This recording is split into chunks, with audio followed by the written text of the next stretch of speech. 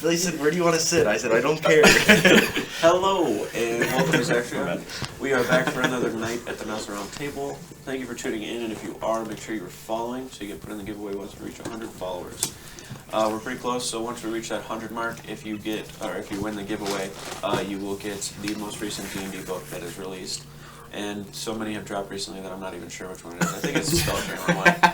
Pretty sure it's a Spelljammer. And then if you are subscribing at that point, you put a giveaway for a custom mini from Hero Forge. Also, make sure you check out our YouTube. There are podcasts on there pertaining to D&D, as well as some VODs for this campaign and some other D&D related stuff and other tabletop RPGs and such. Other than that, though, we are going to jump right back into this.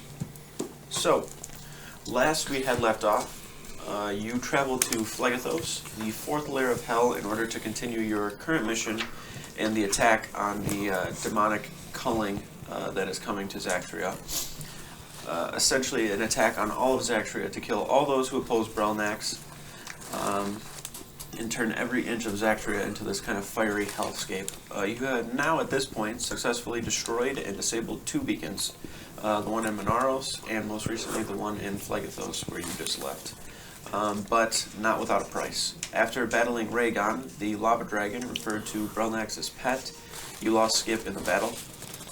And after fleeing Rhaegon, there alive, you used Sayul, which is Chelonia's kind of artifact, to return to Arkanoria and rush to the Magisterium to get aid.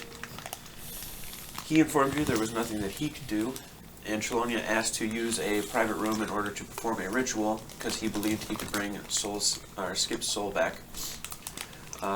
Skip was brought to the meeting room of the Arcane Sect, and a ritual was began.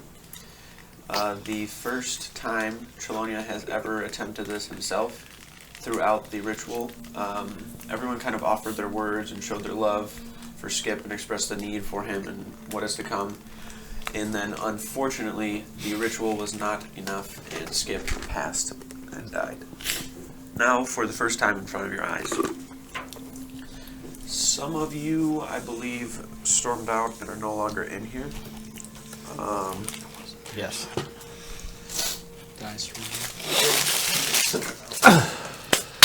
Storm back in. Second thoughts. So, for you guys, the last time Skip died, it was much easier because there was no body. You just kind of had the idea and the thought that he was no longer there. You lost him in that fight in Eandros. Then he left once he returned to fight in the heavens. And now that he was back, it felt like he was going to be back for good, to stick this out till the end. And sadly, Skip met his end sooner than anyone wanted. And this time it feels too real. Much like the loss of Gorak, for those of you who were around during that time. This time, as you look at Skip's body before you and the metal, it's cold to the touch. Now his time has passed, and many of you sit and stand here in disbelief. The room and the place in your heart feels empty and cold. Many of you saddened, some of you angry, others disappointed in yourself, like there was something you could have done or should have. There's no celebration of victory after disabling the beacon. Just silence in this moment.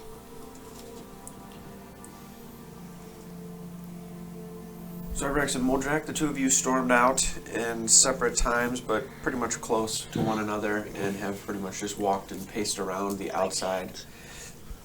I'd say a good hour to hour and a half passes before you guys decide to do return back, unless there's something specifically that you wanted to do.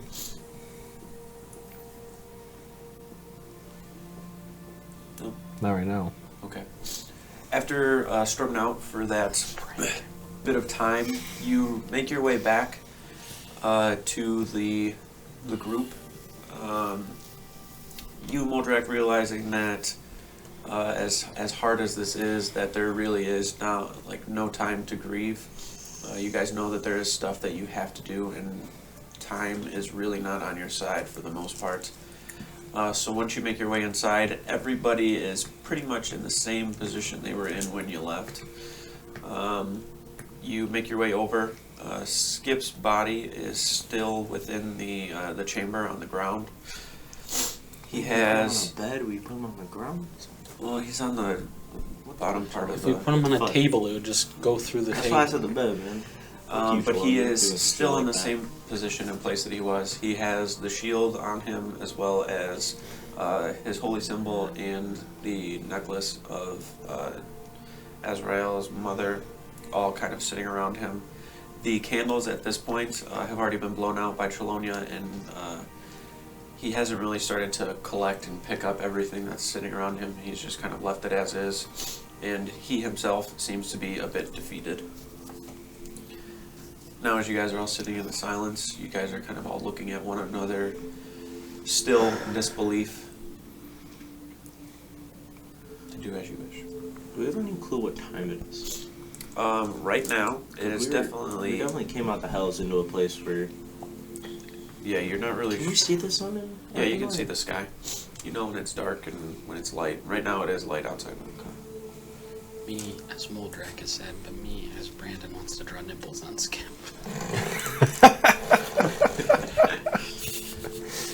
Or like write a little note, here lies a suit of armor. I'm really wondering how much we could get if we scrapped him. But I just. Here you go, turn him into Trauma armor. through comedy.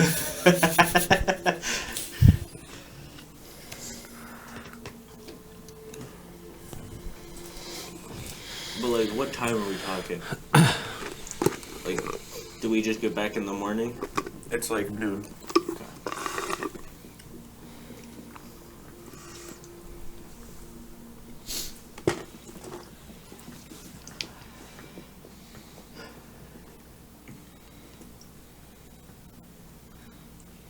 I had 2 weeks to think about this, and I have no idea what the fuck to do with that tail. Oh yeah. Are you just holding it right now? I got it wrapped around my neck like a Blood scarf. everywhere. I thought it was like It's it's Yeah, probably just no, like it's outside kidding. in front of the hall. Yeah. The blood that was kind of drugged through here is just cleaned up by magical means, but the tail is just sitting outside for sure. That's expensive. well,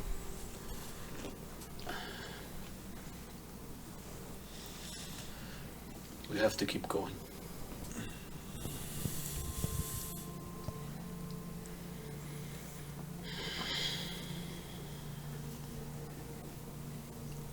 I know this just happened, but there's still much left to do.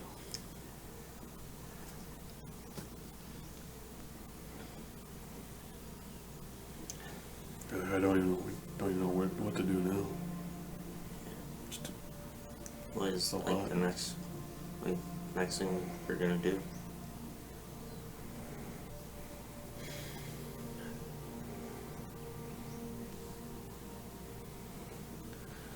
I don't know. We Also, we do still need to do like something about him. Can't just leave him. yeah. We can't really do what we did with Korak. We take him to Bath. That is a good idea. I don't think. Do we take him to our home? Do we take him to the keep?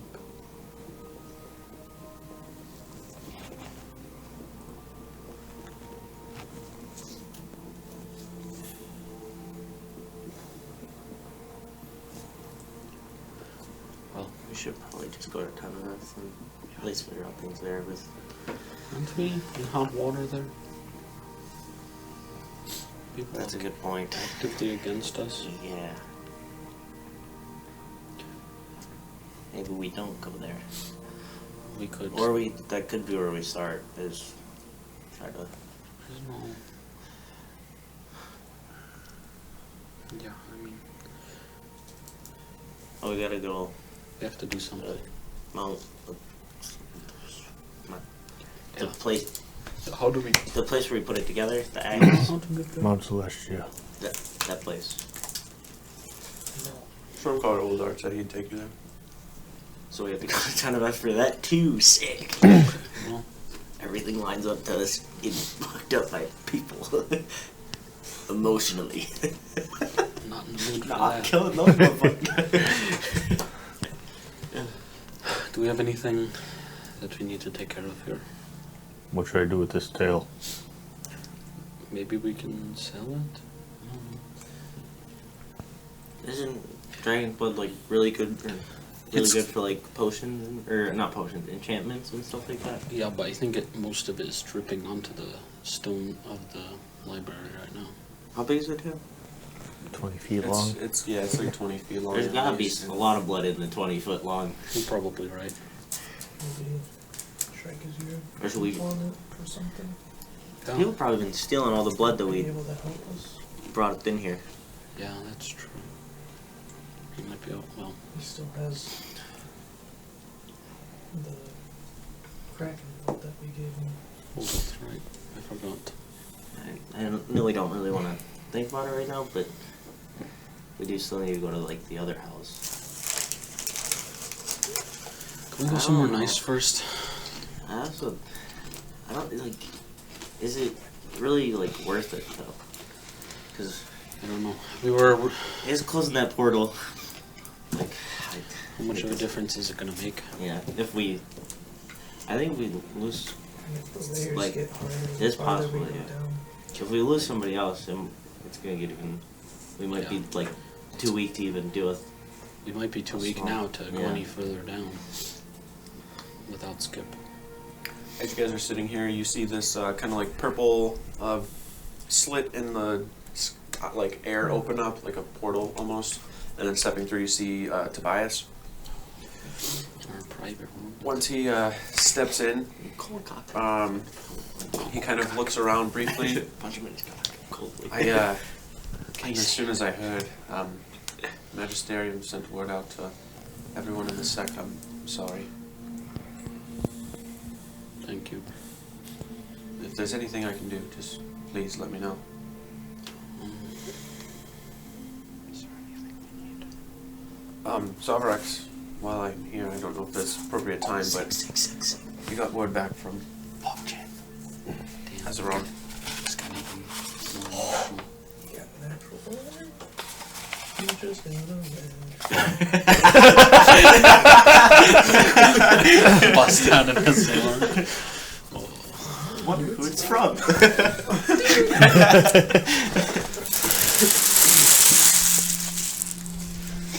The blue clue slap. That was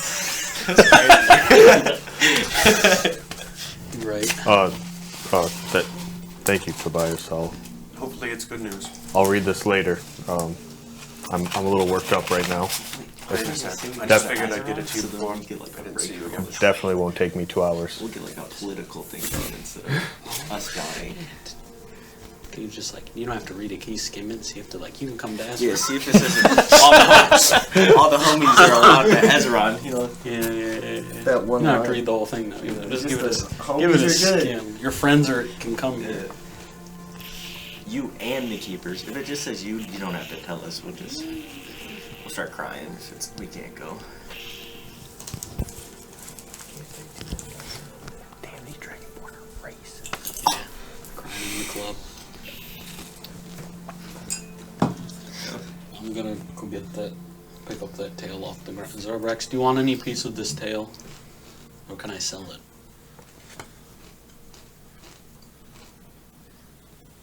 First Skip, and now you want to take my tail from me? That was a little too soon. We have things we need to do. What can we use the tail for? Nothing. Well, we might be able to sell its blood, the blood from it. What about the hide? I don't. Do you want it? Oh, like some. Can we turn We it could into probably armor s- for we could someone or probably something? Skin it. I don't know. I took some dragon hide armor. That sounds cool.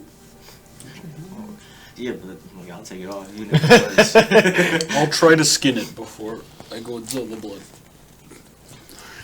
I'm gonna go outside. Are there like spikes or thorns or anything on it? Draco, you're It's trying- got like the, they're not like, It might be like resistant. much to, like the, like plates on fire. like Yeah, I a, don't know.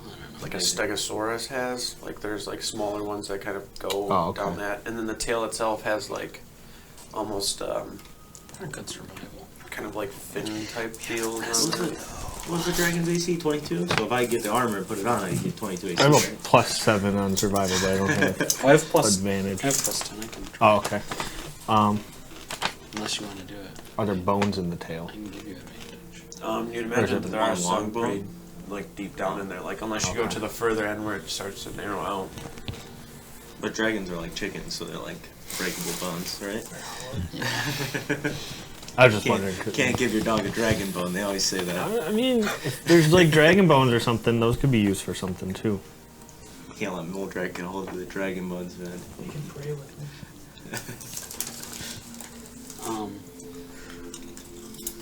What do I do? I'm gonna go outside and. Is the underside of the tail softer? I'm gonna flip it over. I'm gonna cast Enhance Ability for Owl's Wisdom on myself. And then I'm gonna take my claw and start skinning down it. Or like splitting it and then peeling away at the skin. Make a survival check. I had advantage. 26. Is he 30 feet away from him? Is he 30 feet away from him? Did you come with me? No. It's okay. Okay. You start to just kind of like keep your mind busy because like you realize when you first stormed out and started walking around, just thinking about everything made you get more and more upset to the point where like you felt like you really didn't want to do anything but just sit with your thoughts, and then you try to pull yourself out of it and get back and tell everyone like we have to move and do something. So then you started to realize everyone kind of standing around again, trying to figure out what is next, and then you decide to go out. You start working on the tail. You're pretty focused on it too. It's definitely not easy carving the tail with just like a claw. So you kind of tear at it quite a bit. I have, I think I have just like a regular sword in my bag of holding. Can I like Okay. make yeah. it easier? Finding some sort of tools, not like an actual like tool specific to skinning anything, but it's the best you can do. You definitely have some spots where you like poke a hole through the hide itself, just because of the angle of the sword. It doesn't really curve well with everything. Now, 21. But you get into a rhythm once you get a little further down to kind of cut at it. There are definitely sections. It's pretty Where at heavy this point? for even like a foot by foot section of it. It's probably close to like 5 or so pounds. Okay. So you can definitely tell that it's very dense. There is still on some parts of it bits of like lava, not lava, but like lava, like volcanic type rock almost that have been hardened to it. Mm-hmm. It's just lava in it. So it makes it even heavier. The scale or like the hide itself is pretty tough. You definitely would imagine that somebody could make some armor out of it or something to that degree. But you're definitely gonna need to find somebody who would specialize in it or be able to deal in that more. And it's definitely not a blacksmithing element. It's more of a leatherworking type of deal with this, obviously. And you guys really haven't met anybody along those lines that you would think would be able to do that. But What about the one guy? The one guy, you know what I'm talking stop, about? you don't know anybody. That guy? I tried. He instantly shut it down. He didn't even give me like a chance. What guy? I'd say that you could probably get a good 90% of the tail, skinned out. It's a I'm gonna little difficult. Also, while I'm going through it, can I just have like wherever blood might be pouring out of it, just like have jammed a bucket underneath? You have a bucket. I'm in a magical city. I can't procure a bucket. Do you have anything in the bag of holding to like put shit in? Cups. Okay, that might be. I'm okay. Sure, you can use a bucket to get blood.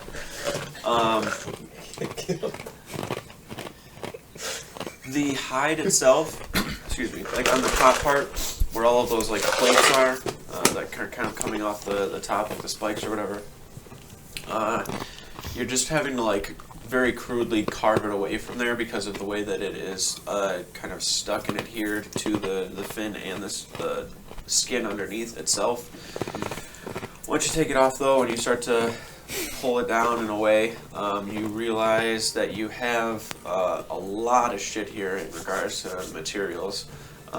You'd imagine that those plates like that are on the tail probably are worth something, or even like display pieces.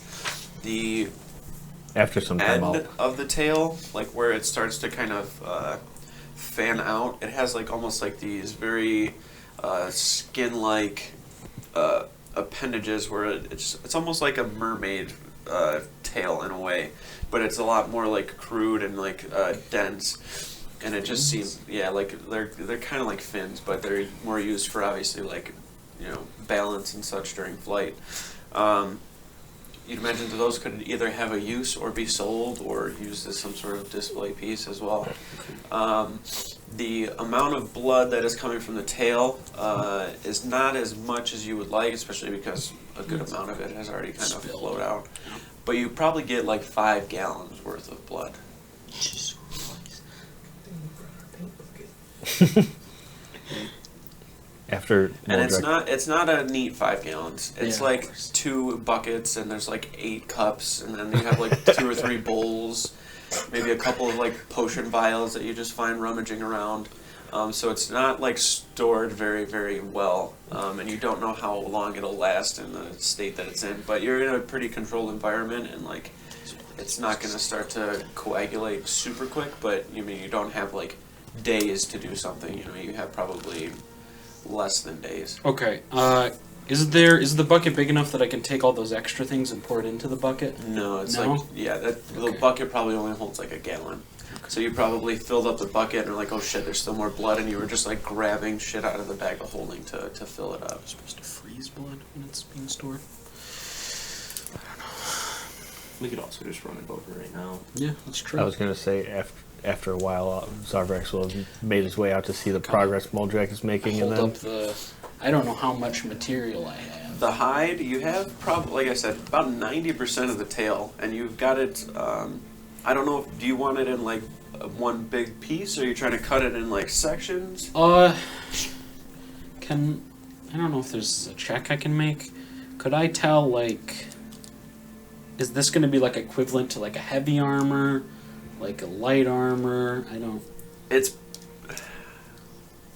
I'd say it's pretty close to like Halfplate, maybe more. Okay. But it doesn't impose as much of a like disadvantage in Okay. regards to stealth. I'm gonna cut. Yeah, I'm gonna split. I'm gonna make a smaller piece that I think will be hopefully sizable enough to make some armor for Ander, and then a larger piece, or 2 large pieces if I have enough space. I don't know if he's gonna want any to save, but I want 1 large piece for him, and then another to try and make some armor for Azrael. Okay. So you definitely have enough to get all of that and Okay. some. I'd say for like the stuff for Ander, for Azrael, and whatever else extra armor that you're trying to have, you can get a little bit extra for those like sets that you're trying to accomplish making, and still have quite a bit left. Like getting the appropriate material that you think would need, and then extra just in case of like, you know, fuck ups or whatever it may be in Yeah. making it. Okay. The rest of the hide, you still have about 105 or so pounds of the hide. You're taking like the rolls of it though, and you're kind of just like as you've cut it and it's in like decent enough sections, just rolling it up and then taking something around it and binding it together. And they're Big old probably 7 or 8 feet long rolls of it, just because of the circumference of the tail in some spots. Like the widest part of it is that big, and if you're cutting it in these like long sections, it doesn't really matter because it's just going to overtake it. So you've got these big sections of it. Did you bring us like a fucking cash cow in here, dude? This fucking it sounds like money.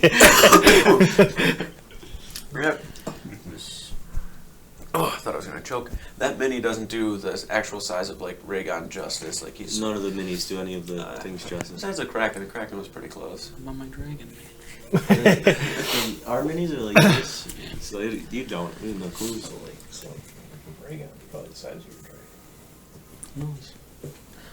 Nice. Would you say that? Yeah, that's more appropriate. Like it was about that big. I'll have to see how the armor pans out because I have low dex, Right. so I don't know if my unarmored defense will be better or not. Once you get to like a certain point, I think it's probably more worth it to. Like once you can afford expensive armor, it's probably more Yeah, worth that's it. why I want to see like Yeah, how it low comes dex, out. it's I'd always also better to check, just like, have heavier if- armor. Usually, I'd also check if 'Cause there's I think anything else that armor like. It might affect your movement speed It too. might affect other shit too. Yeah, So you'd have to look at that and see. I think it's exactly. like as long as I'm not wearing heavy armor or something. Yeah, I just double check. Oh, yeah, It's not gonna be like immediate, just so you know. Yeah, So yeah. You don't have to go through all of the shit just to be like, oh fuck, this is gonna fuck me over wearing this. that's true. You are a barbarian. Right. If I can find barbarian. It's farther. Page 48. Yeah, it's back one. Potions. Unarmored defense. Map. Potions. While you aren't wearing heavy armor. Yeah, it's heavy I armor. still have a decent amount of gold in there.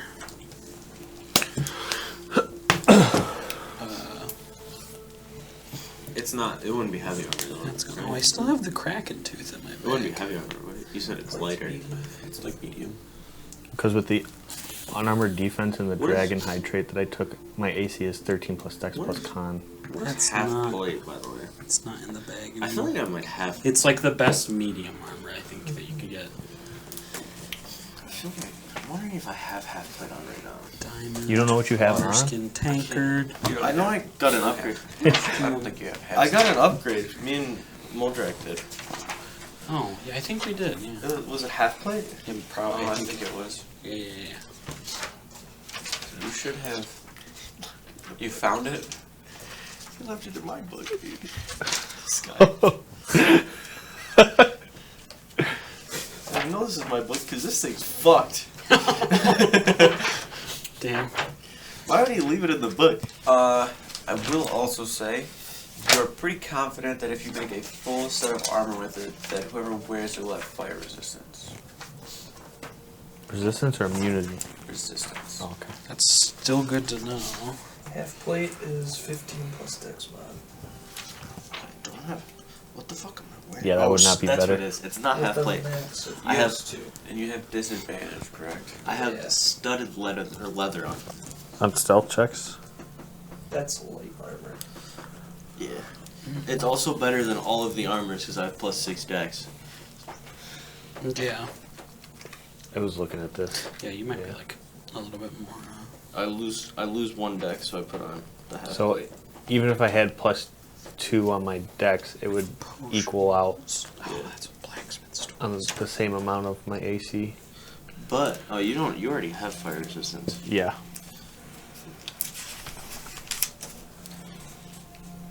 We're gonna dress a turtle up like a dragon. We Dragon. did that. Great dragon.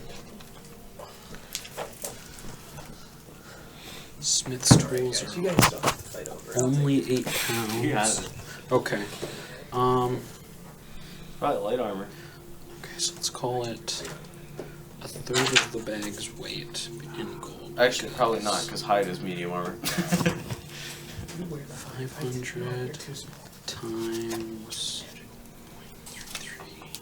165 pounds. I probably should enchant my armor 50 pounds for everything else. to make it so I hit harder. Okay. We can start carting shit to places. Dragon hide should fit in the bag without any problems. All of it? 25. You said it was like 100 pounds, or is it more than that? 105 pounds, not counting the shit for them. Okay. And I kind of hold up like these large rolls. I'm like, these are for you. Okay. It's only fair.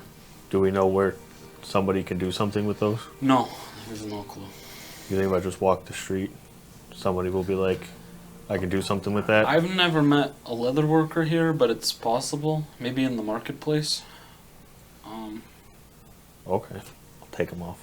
Okay. I'm trying to think of us going to a place, and because we never have actually looked for a leather worker, but I feel like I'm trying to think of one time when Billy's like, "There's a leather worker shop there," and I can't remember a There single. probably was at some point. I'm trying to think of where we got the studded leather. My Probably best just like a guess would be to regular try the blacksmith because I feel like the blacksmith and a leather worker would, talk at least. yeah, have communication. They'd be buddies. So And I'll take the 2 for that and put them in the bag. And that's 105 pounds 105 for that for theirs. not including that. So like everything that you cut and like had all pieced out is 105 pounds. Okay. Not including their stuff. So with their stuff, it's probably like pushing like probably like 120. Okay, it still should fit. I think that only I could puts me also- at like 320 pounds. Also, if we roll it up, I could just throw it on the top of my actual. And for how much of it you have, it's I do really like not buttermilk. that heavy.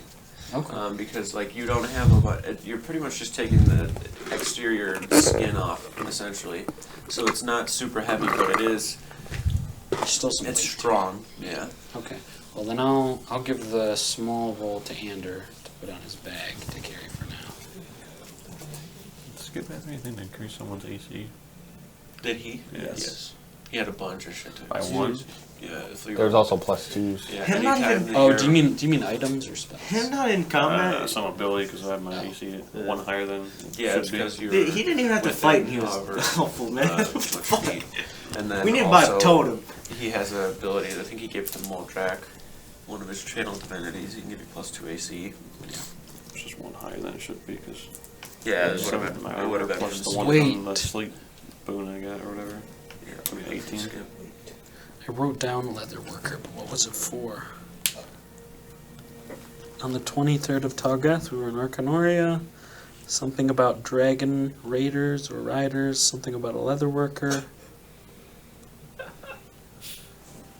So there Sounds might like be someone sounds here like who you mixes can with make a leather. history check. I don't know. Does that ring any bells to you, Willie? Yeah, it does. I know exactly what it is. I don't have any more notes than that. So, What do you have for the day before? See if there's. anything. yeah. Arrival at Tenavath. Studied that ebony chest / trunks and the paladins to defend or destroy the portal to Malvolk. It didn't Give harm him an me. intelligence check to recall. Oh, can I try that? Yeah, it's make like a wisdom check. History check. I don't know. Can we I think make like a- wisdom's better for me. Can we do like a quick run around the shopping district to see if we find someone? Oh, we might not have to. All right. So 'Cause that doesn't ring any bells. the in my dragon brain. riders and the leather worker that you have associated together. The dragon riders are essentially these. You spoke with. God, I can't remember his name. Okay.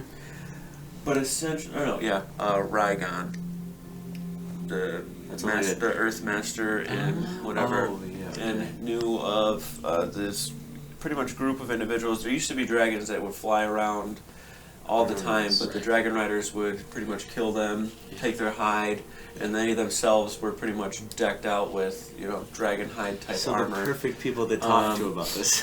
I don't feel comfortable talking to them. In regards to that, We're doing the same thing. there were people within the Dwarven kingdom, like random villages and whatever it may be, that had people who were pretty proficient leather workers. Okay. Where exactly they would be Mhm. now, you're not really too sure. And there's a good chance, just based upon the lifespan of most dwarves, that there could be some of those individuals that would create this armor still be alive. Where they're at exactly, they could be within the city doing different types of leather work. They could be in outlying villages. But in regards to findings, like somebody who's capable of doing this sort of crafting, somewhere within Yolgar is probably going to be your best bet. Okay. I pick up the stuff. I scoop up all my cups and bowls and bucket of dragon's blood. I'll grab 2 cups. Yeah. All right, let's take this over to Wash it. over to Tragadir. Oh wait. Maybe you should just take those 2 cups over to Potions Galore and see if she can do Do you it. do anything? Yeah. Alright. I'll start heading over there. Okay. How filled up are these cups? You probably have like 8 a gallons? quart. 8 gallons. That's a good amount of blood. Dude, I want like a gallon in these 2 cups. Spills out. You're also like carrying them because they're pretty full. Chelonia is definitely staying with Skip. Okay. In regards to what everybody else is doing. Those plates and those fins, Yep. Yeah, they're. You can do whatever. other you than want. selling them, could they be used as some sort of additions on the armor to like help reinforce it at all?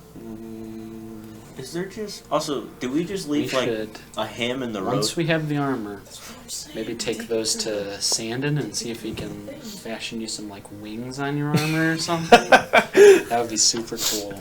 Is there just like a ham sitting in the road right now, but like a dragon ham? I can pretty much. Just fleshed out? Are there people who eat dragon meat? We could Can try we sell it? We can take it. It's Is there an probably exotic very- meat dealer in very Arcanoria? muscly. We can probably take it to the wizard's reprieve. They might cook it for you. That sounds lit. Wanna Sounds take it? slightly cannibalistic, but I'm a little mad at my people right now. So That's fair. Yeah, I left it there. I'm waddling away with these buckets. Waddle, waddle. Waddle away. The fins and like the plates. The fins you probably.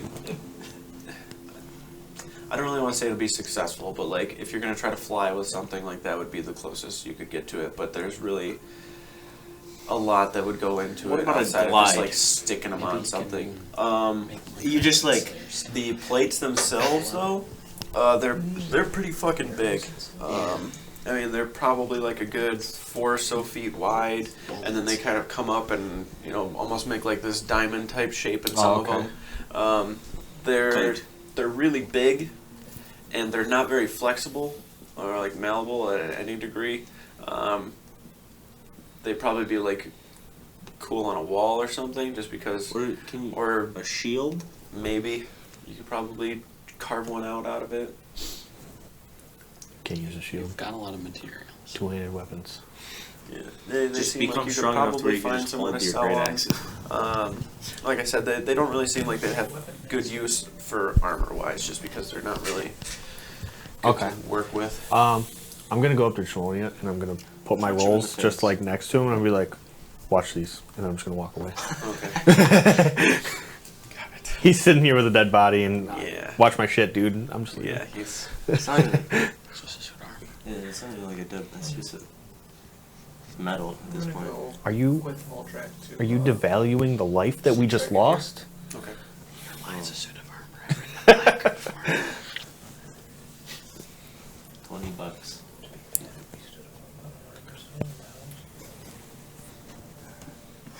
Dude, we don't have to make him a statue. He already is a statue.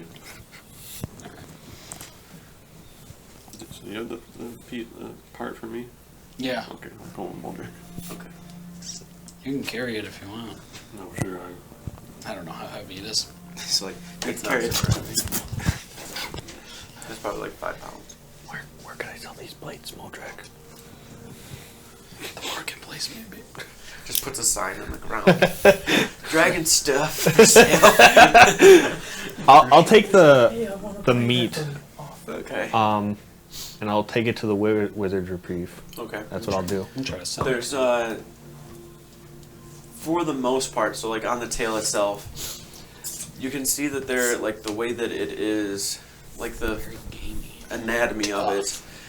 Everything on like the top part, the base of it that was attached to the body is very tough. There's a lot of musculature up there that kind of like slowly rolls down with some like kind of. I guess they're the tendons a little bit. No, more like a ligament. More like ligaments that are attaching to like a fattier part underneath, where like the bottom part of the like stomach and everything attaches to. So once you get like further, like the top part of it, is just not gonna be good to just like eat. Like Yeah. more towards that, like where you have like that muscle along with the fat kind of attached to each other. Like you can start just kind of carving out that way. Okay. And there's also like a bone that goes through like pretty much right where that portion is too. So you kind of have this line of where you can cut away at everything. you find it easier to just kind of like roll the tail and flip it around and then just start like hacking away at whatever. We did probably get the cheap cut of the dragon. Depends on how much of it you're cutting. Hamburger. If you want to do the whole thing, you can do the whole thing. I don't really see why So, not. yeah, it's a lot of meat. You're probably like pushing 200 or so pounds of it by the I time thought you you're were just done going to cutting it. drag the tail over Well, there yeah, and that's then my go plan. through. Yeah. I'm just gonna take, Oh, okay. but I want them to utilize as much that's like gonna be worth. Right, okay. He changes his headband Maybe into a maybe chef you hat just and give starts them telling a him how to whole thing cook. and be like, hey, here's some food, cook it up. Yeah, that's kind of the idea. Okay. We go to 10 events. Except then with we'd be the like, tail. don't do that We part. give the 'cause that dragon part's tail nasty. to the people. I can They're smell like it. shit food. All right. And we're in Be like, good why weren't you here? graces. Aren't you here protecting us? Bringing We food, will. motherfucker. We'll just go over do their thing right now. Once you make Yeah. your way into the reprieve, you are covered in soot and blood. You are cut up. There's like little like char marks on your shoulders. You still haven't rested. You have wounds like everywhere, and you're just kind of like walking around. Walk right up to the bar casually, like whatever. Just drop some sample of meat on the counter. Jordy kind of turns around and, hello, is there something I can do for you? Can you cook this? Most certainly. How would you like it cooked? Good. Very well. Grabs like a platter, he just kind of handful, like sets it on there, turns around and starts to walk back. You see inside here too. You've seen it before. The way that like shit is cooked and prepared and like served, everything is magical to some degree. There is like a kind of wood burning type stove over to the side, where once it starts to get low, like you can see that wood just kind of like floats up and into the reservoir where it is, and then up at the top part where there's like this oven type degree. And then coming off the sides of it as well, like fire kind of goes over to where there's like this almost like grill type area. And he just like slaps it onto the grill portion of it. And then once he does that, you can see that there are like some spatulas that just start to like pick shit up and like flip it around and move it. Mages are so lazy. Holy shit. The back portion as well, once you're kind of just standing here, he turns around. Looks at what spell they hit. Did you want a room, maybe? A bath or so? Might do you good? Or maybe if I just clean you up really quick? I can. Just so you're more presentable within the bar. Don't want to Oh, upset anyone else. you guys have that trough out back still? Yes. I'll just go splash some water on myself. Alright, sounds good. This will probably be done by the time you get in. Any chance that you could take like half of it and salt it and package it so it stays good for a long period of time for our travels, and then you guys can just like have half of that, Half of what? all the meat. Where is it? Oh, did you not see the tail I dragged in here? Oh! It goes all the way to the door. What is that from? It's A dragon. Dripping blood. Dragon. Never served dragon meat. I'll see what I can do. And he just kind of waves his hands over towards it. You watch a couple of blades start to like go over and like carve at the top, like the top muscly part of it, and you can see the blades are like kind of struggling to cut through. And he kind of like moves his hand out of the way. Well, we'll see what we can do with that. Did you want me to cut more of it off for you, or will that be enough? If you just half and half it, All right. package half, you keep half for cooking it and packaging it and all that. All right.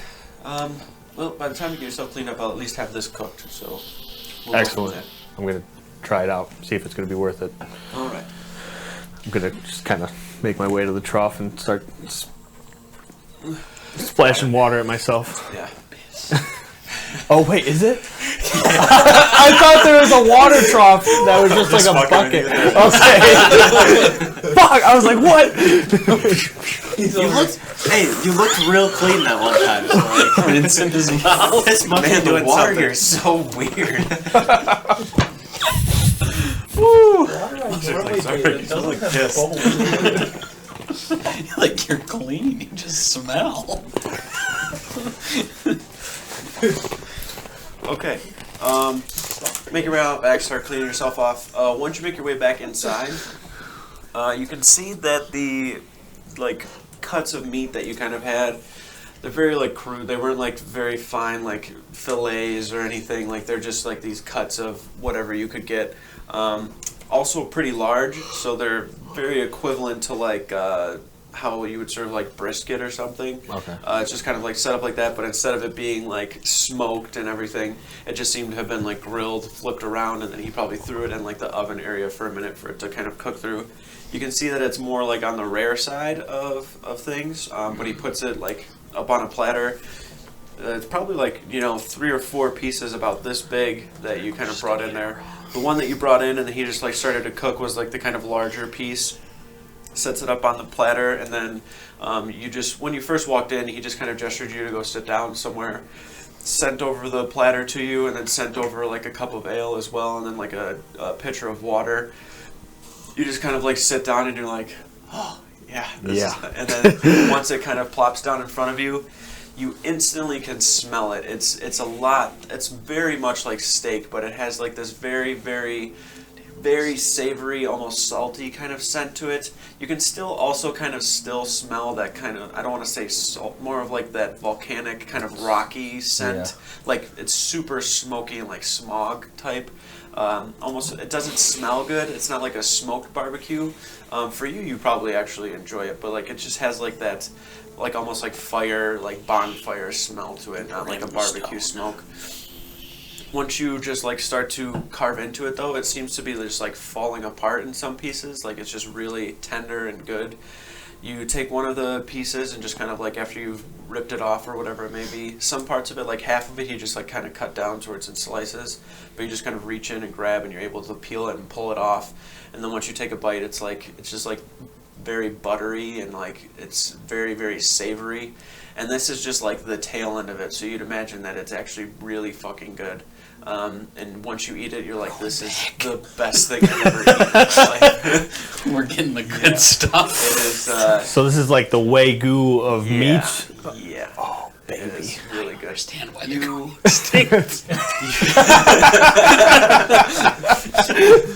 You, you scarf half of it down, no problem. It's super filling too. The fat content in it just really fills you up really quick. And this is like actually the first time that you've started to eat something and like felt that fullness in your stomach, and you're like, oh fuck, like I don't know if I feel that right now. That's cool. But there's a couple of those like just slices that are already done, and then he sends over to you about 4 or 5 of these like paper, like thin paper bag, like almost like deli type paper, like wax paper in a way, that are all sent over and then like tied up with twine in these like bundles. Each one of them is probably like a good 3 or 4 pounds of meat that are all salted and kind of cured that he sends over to you. And then there's still like you can see that he's got like blades that are carving into it, and then there's like a couple of other people that he's just kind of requested to come in. They have they probably would have asked you to help them drag the tail like outside and like out of the way, but once it's out of the way and everything, they're just like carving away at it, getting just pounds and pounds of meat. So did you try this, Jordy? I did not. Is it any good? You gotta try this shit, man. He kind of reaches over and you can definitely see he's like hesitant, but he's like, smells If you want to terrible. save some raw stuff, I can freeze it. Oh, okay. Takes a bite. Wow, that is probably the best thing I've ever eaten. Charging 10 gold a pound. Yeah, I feel the same way. I Well, haven't start eaten finding anything dragon like this eggs so we before. can start fucking breeding now. So, Michelin star well, restaurant.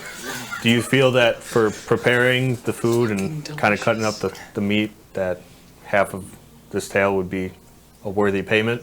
Oh, most certainly, yes. Okay. I don't know that. I'm dumb. I've never paid for Yeah, he doesn't anything. actually pay for it. So, if you just, what you've already cooked is fine. If you could just cut some large chunks, we can probably figure out some way to preserve it for the long term. All right. But I'm really excited to share this with the rest of my keeper friends. So All right, yeah, I can do that most certainly. I- There's actually- probably some already cut. I gotta sit back down. Hold on. It's one of those steaks. You gotta sit that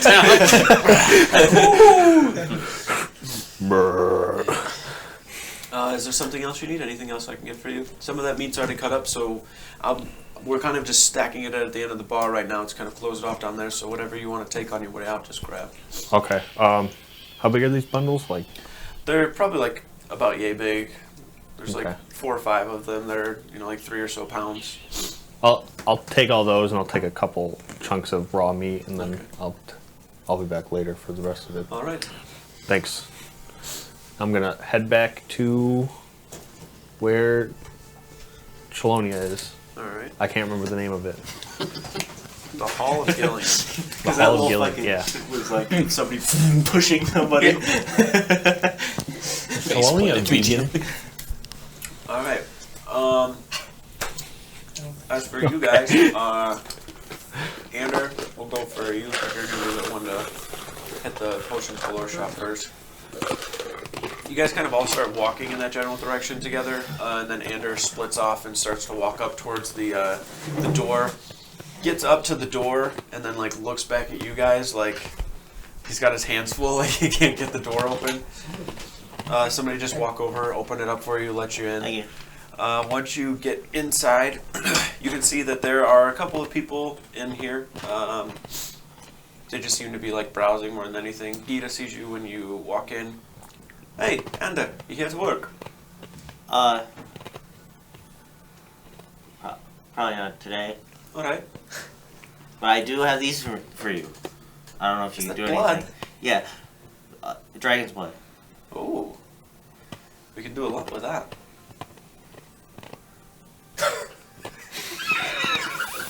You can set it on the counter if you want.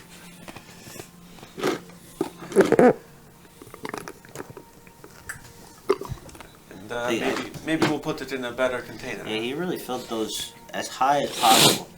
You got like a little bit of blood like on your hands.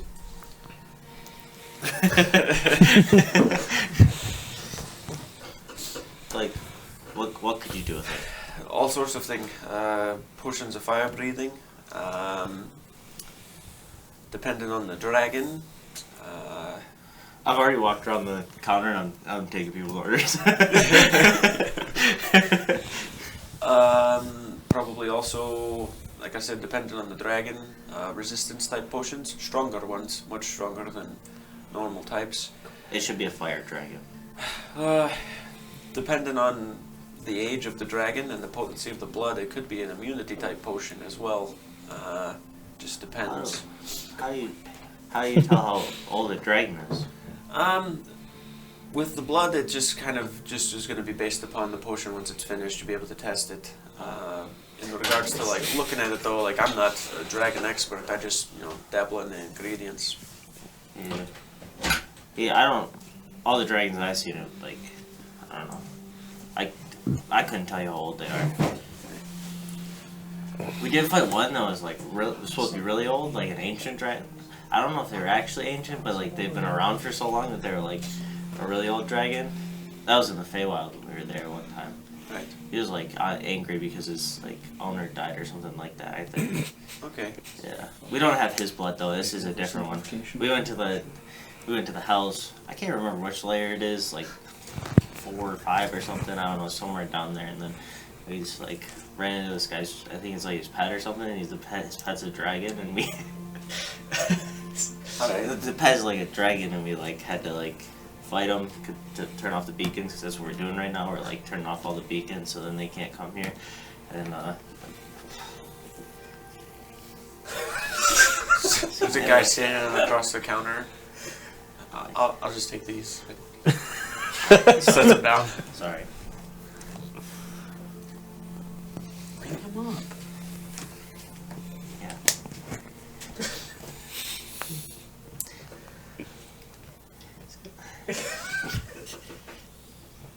He was crying now. Sorry. You're good to go. Actually, I need the gold first. How much? It's here. I wrote it down. Completely Grabs the gold, sets it over, and turns around. He didn't make anything. He drew a picture of his skin. Gita puts her hand like on your back. You know you don't have to work today. You can go. I'm just asking because you were here. Alright. You'll be done. How long you think you might be able to do something with the potions? It's been a while since I dabbled with dragon's blood, so I don't know. Give me some time, and then when you're here, I'll just save whatever I make. Okay. How about Sorry, you? good work. It's okay. Just go. Head down, walk out of the place, crying. Yeah.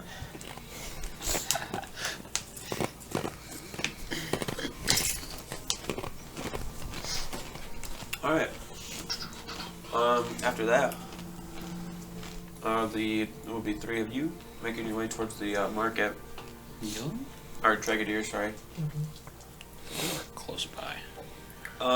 So you gave Ander like a quart, pretty much. So you still have like pretty much 4 gallons, right? Gallons, alright. Something fell off. Once you make your way over, you can see Zilwick is standing kind of towards the front of the shop. He seems to be like taking his like little lunch break. He's got like a small like wooden bowl and some salad and stuff. Eating. Hey, what's up? Oh, hi guys. What's, you having lunch? Yeah. It's like a spring salad. How much time you got left on your lunch break? I mean, as long as it takes me to finish the salad. Did you need something? Yeah. Just pour some blood on the salad. Then I just kind of show him the inside of the container. What is that? It's dragon's blood. Oh, wow. I don't know how long it's good for, so. He takes the bowl and sets it down. Bring it inside. Okay. He opens the door up and kind of walks in. Master Dragadier, Muldrak, and Connor, and That's Azrael. Azrael, thank you. And Azrael are all here. They Alright. have some dragon's blood. He turns around. Dragon's blood, eh? You just went full Yeah. fucking. Yeah, we just got done fighting it like 10 minutes. 25 minutes ago. It's like 4 gallons here. What do you want for it? I don't know. Can you $1 make it into? million gold. Can you use it for? Enchanting? Well, sure. Enchanting, Most okay. certainly. Okay. What are the typical properties you can get from it? I mean, it depends on what you're looking for, but most of the time it's used to just bolster and enhance any sort of enchantment you're doing. Oh. You can make some specific with the dragon's blood, depending on the dragon, resistance types, damages, whatever it may be, but for the most part, they're very, very potent enhancers when it comes to enchanting. Okay. Get your dragonhide armor and then enhance the enchantment you put on the dragonhide armor with dragon's blood. That may be the plan. Damn, I should have given you my roll. I guess we have. Really? Doesn't matter. We have to We still have to go put it get together. Yeah. Well, we may be looking to get, and I kind of point to him, we may be looking to get some armor made and possibly enchanted with your services. So if you might be able to utilize that, and then whatever's left over you can take for your own business. So you're saying you just give me the blood here, and whatever you need done, I do with it, and then the rest is mine? Unless, you want to throw us some gold, but I mean, I'd rather get it for free. yeah. Yeah, so just enough to do some enchanting. The rest, I'm not going to do anything with it, so. Maybe just like points in the direction of someone that can What if we forge this in, or What if we need work some this in armor. potions? He is a dwarf, he might know. I mean, the best crafters you're gonna find will be in the old guard. Outside of that, I'm not too sure. Might get lucky and find somebody here on the market, but I highly doubt it. We don't really get the leatherworking types around here for purposes of vendors. Zilwick, preserve all of this. We'll keep a gallon to the side at least for whatever you may need. It'll be more than enough. It'll take me years to go through the rest of it, so. Okay. It's a drop. Yeah. To plan this drop really. So anyway, you would be able to preserve the hide that we have now, just so it lasts probably longer than a few days. I can put the minor enchantment on it. Were you ever able to do anything with the Kraken's blood that we brought you? I worked on it for a little while. Definitely seems Strange. odd. Yes. Haven't been able to do too much with it, but I know I'll be able to. No, I'm just kidding. There's a lot of energy within the blood itself, almost like a current. Electrically charged, if you would. Something along those lines will probably be the best use of an enchantment with it. Maybe better though if Geeta just got it and used it for a potion, but I think I'd rather dabble with it a bit longer. Yeah. So we brought it to you.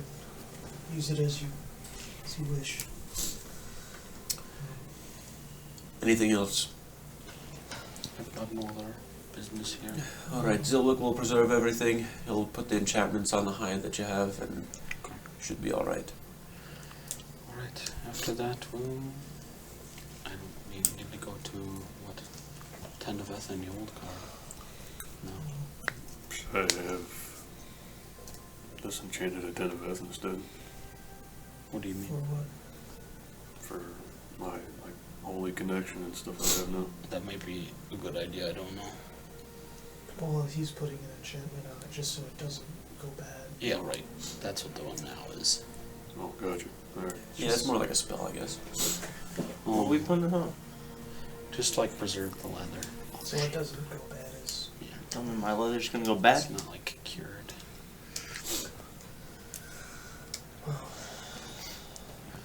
Okay, I don't have any other business here. Let's go.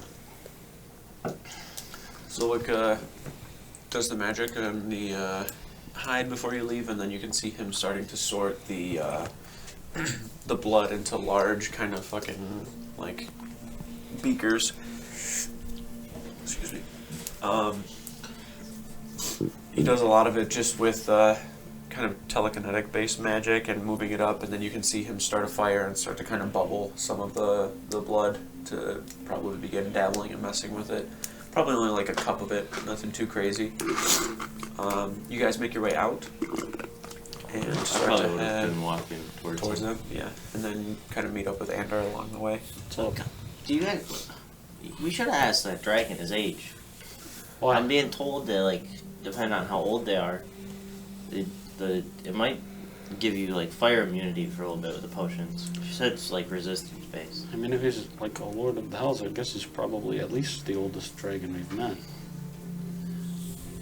How old was the one in the Feywild?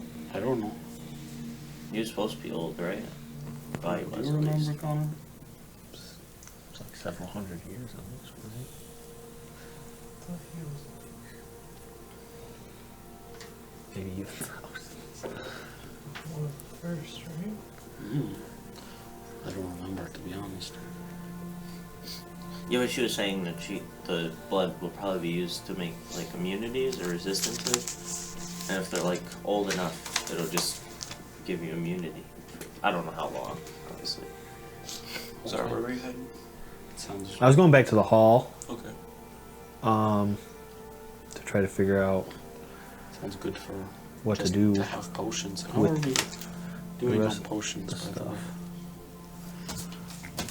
How are you for potions? When I get to the hall, I'm gonna like Achalonia. That's You gotta try 12 this. Superior, 12 12 superior. superiors. And I'm gonna ask him to help me read my letter. I read the letter, so I know what it says. But for in-game reasons. Got 3 superiors, 1 supreme, and 1 rejuve. Okay, I think I have 5 darts I think currently I- still filled. both my rejuvenations. I have an invisibility pot written down. Did you use that? I did take one. Okay, that probably was. -1. Oh, minus. Yeah, that's what that Okay. was. It was -1. You're right. Because I couldn't Understood. find it in the book. Okay, I think it's. Are you guys just walking back to the hall right now? Yeah, I think unless there's somewhere else we had to go, I think we would just try to find the No, group. I didn't take it. Did I throw it to you? You did. Yeah, that's right. So do you have one? I do have one. Okay, I should still have one left. Then I didn't use it. So I have 2 that I bought last time we got potions. Yeah. That's why I couldn't find it in the book, but I was for sure that we bought invisibility potions. So I was like, I'll just write it. We did. I don't know. I only have 4, but if you have 12, I think we're okay for what we're doing right now. Plus, I have rejuvenation potions and stuff. We also. Are we going to the old guard next? We could. I think there's a portal to the old guard. I thought there was. Didn't we use it to warn the king about Yeah, what was coming? but I don't think that it's. Oh, it might be outside the old No, guard. I think it's in Tregadier's. Oh, that's right. Let me double check. Didn't we Let's- sneak in there It last goes time? into like his house or whatever, right? Yeah, his Yeah, is and then the one placed time- there. We'll talk about it. Maybe. I've got it all written down. We can just go back and tell him, hey, we're using your portal. We just gave him 3 gallons of Dragon's Blood, probably with like 30,000 gold or something.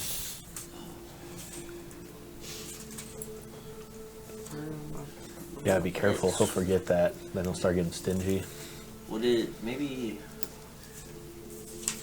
Because we do have to go to Tenebeth. Maybe Okay. like 1 or 2 of us go. I Like could- whoever needs to go, and they could just like let's go in disguise.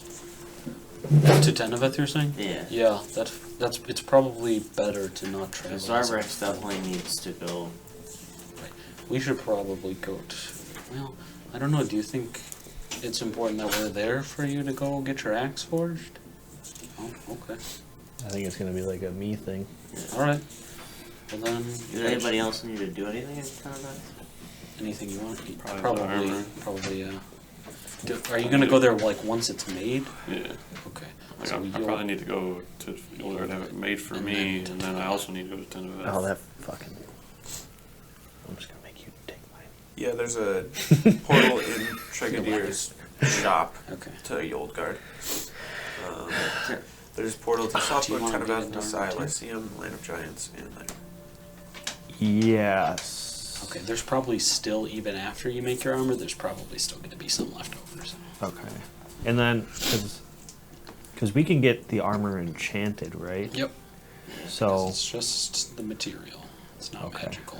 Or we can all go to Yolgard, get the armor in, Yeah, because come back, all of it's get going to have to be enchanted, made and then you. anyways. It's up to you how you want to get the axe, I guess. Well, we If you want to do it could. right now. You could go to Tenebeth and do the axe thing. We could go to Yoldgard, use the Yeah, coin, also- come back, and then go back to Tenebeth. I hate to keep bringing it up, but we do need to do something about You should That's. just like probably be taken to Tenebeth. I don't know. Either we take him to Tenebeth and we. I don't know about the burial rites of followers of FEL. what do they even do? I don't know. We can take him to the temple, or we can take him to our house and say our goodbyes. Maybe we. What do I know about the customs of FEL? I guess we could leave him where he's at, and Well, then. you buried your own mother, Oh, and you had her book, which has like the rites and what have you. But just based on that knowledge, you think that it's pretty much just like a pretty simple burial with like a ceremony attached to it. It's nothing like super involved. Just like a certain passage that is said. Maybe. You probably would have remembered. Just Whoever's going to Tenebeth, we take him there, we leave him in the temple, and then when we all meet back in Tenebeth, we do the ceremony. Yeah, it's nothing complex from what I remember. Okay. Yeah, I just mean so we can all be there. But Well, they might have like a special place where they bury like I don't know, like how we could take religious- him. You know, I don't know. like a high. I don't. Would it be like high ranking or level of? How does that work with I the don't know. religion thing? Because he was high up there, right? Like. He was Is like, there rankings? I don't know. Not that I'm aware Normally, of. I feel like. What are they like? That feels like night or something. Something along. I can't remember. I don't know. I'm not the religion guy. I have no clue. I don't know. We can figure out when we go to time that anyway. Okay, so I can take your stuff and have it made into armor. Yeah, we can go get the armor made. So I think the plan is go to Yoldgard, get the armor made. He's gonna go to Teneveth. Maybe you take Skip with you. Bring him to the temple. It's gonna be really hard to do without anyone noticing. Well, you're big. You can push your way through If people. I get harassed while I'm holding a dead body, I'm gonna get pissed. Alright, just try not to kill anyone. Who's gonna? Somebody should probably go with him. Are we meeting? Do you want to know? I guess you could go by himself. I just. He I could feel go like with normally we Trelawney. always go with like somebody always goes with somebody, but He could go with Yes. Trelawney. Are we You- meeting back there? Yeah, I think the plan is to. He has to go back to Teneveth to do something. To get his armor enchanted. But you gotta make it first, right? Yeah. You're getting it. so we're That's going to Yolgard. so the plan- Get the armor made. Go to Come back Yoldgard, here. get the armor made. Probably. I might try to get mine enchanted here. Discussing. I gotta run to the bathroom. He gets his armor enchanted here. He gets his armor enchanted in Teneveth, I believe, just because If I'm not back, just do the be right back. I don't think Tragedier does, you know, We're religious- planning. Yeah, you'll probably come back and we'll still be planning. religious enchantment.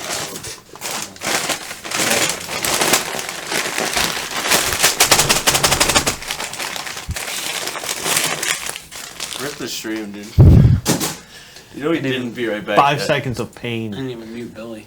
Yeah. Oh, should we do Be Right Back? I think we're still figuring things out. We're good. Fuck the stream. So yeah. Right, just said. 5 seconds of pain, okay? You have anything you need to do? You want some dragonhide armor? As cool as it sounds, I don't think I can wear it. Like a cape made out of dragonhide? Ooh. That would be cool. It's very heavy. I don't think I could wear it. No. Okay, so that's probably like. You wear like bracers? No, that's probably counts as armor.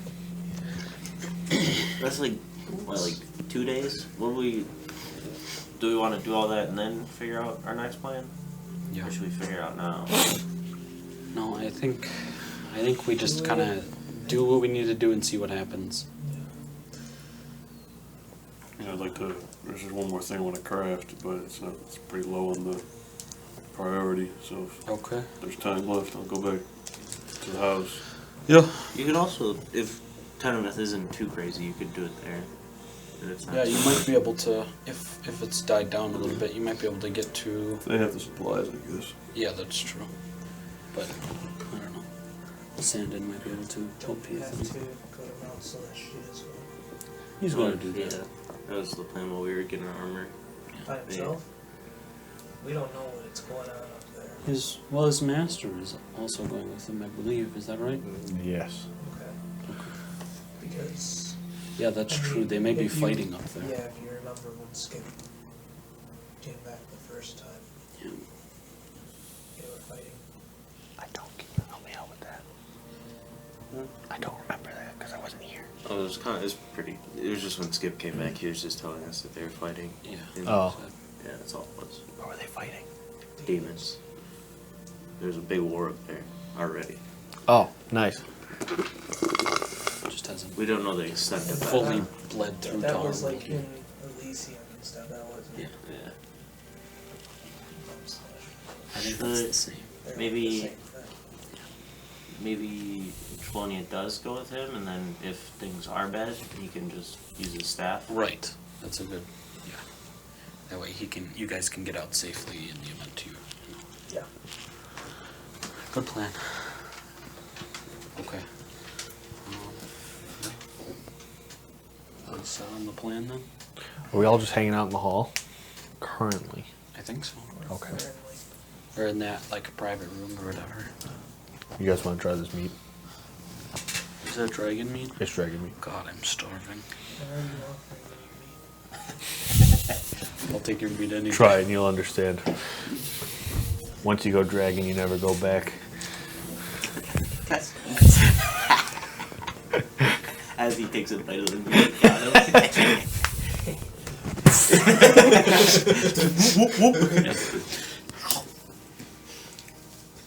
Actually, we fucking cartoon through a wall. That shit is delicious. Is it pretty good? It's real. It's. I don't think I've had anything better. He eats spoiled meat. That's a good point. I don't. And this is the best thing I've ever had. That's fair. That's fair. You should try no it though. point in letting it go to waste though. I got, Have the stomach for it. this is all made already. If you want to put it in the bag just to carry This- for some This is meals. the preserved ones. Yeah. And then I brought some of the raw meat. Can you do something with that? I encase it in ice. That was a Okay, gross well, ass noise. Yeah, I don't. back at the Wizard's Reprieve, he's they're cutting up like half the tail. Oh, To that's a lot of meat. I gave them half Okay. just because of all the work it's going to be, you know. Already gave I away figured all it the was good. dragon's blood, so. Good payment, so I feel like if we can give him that much dragon's blood, these enchantments better be Free. Fully free. He's just like, here's a drop of blood for your enchantment. We just give him like 4 He gallons. said it would for, take like- years to go through it all. He's really out here using drops of blood. And we give him that much. For so free. we can get our shit enchanted and then he enhances the enchantment. Yeah, the blood is supposed to make the enchantment stronger, I believe. So is it like We from a suck +1 at to a blood. +2? Is that how that works? Grabbing shit? I'm about to fight those now. What's he grabbing? While you guys are in Arkanoria, 5 dragons. Tia, man. Watching the stream. Why is there not quiet when I walk in here? Because we thought you were bringing 5 dragons in. Yeah, or a 5-headed dragon. Yeah. You were gonna bring Zasir's brother into the Yeah. Arkanoria. He's got also- 4 heads. We Yeah. also came up with a really sneaky plan that you can't know of. Yeah. I'll just watch the stream later. Damn. We muted it. Everyone likes Zarvarax's meat, so Yeah, that's true. We're all trying Zevrax and we're gone.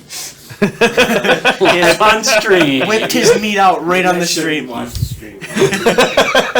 Yeah. All right. At this time, though, you guys have a plan. is there so I'm gonna Good go plan. to Stormcaller Uldar, and then he can take me Yes. to Mount Celestia. Yes. Am I gonna need to be prepared for fighting? Because You don't know. I don't know. Okay. Literally, pretty much all you know is like he told you when we have all of the pieces, he's going to take you to Mount Celestia All for right. the final one. Shlomi is coming with me. Yeah. Trollonia, Zarbrax. Going to Tenevet. You're taking with Skip. With Skip. Spotty. Okay. I don't know if they're actually going disguised, but that was the plan. Yeah. And then Other- Moldrek, here, if you can take these. The rest of the party, you'll guard. Is these the leather? Yeah. What are we gonna do with those plates and wing-like things? Make I don't- plates out of them. I don't know. I'm just, I don't know, I'm pushing the bag still has probably enough capacity. Just put them in there. I say it's only like up to like 350 pounds before the plates and the wings, so.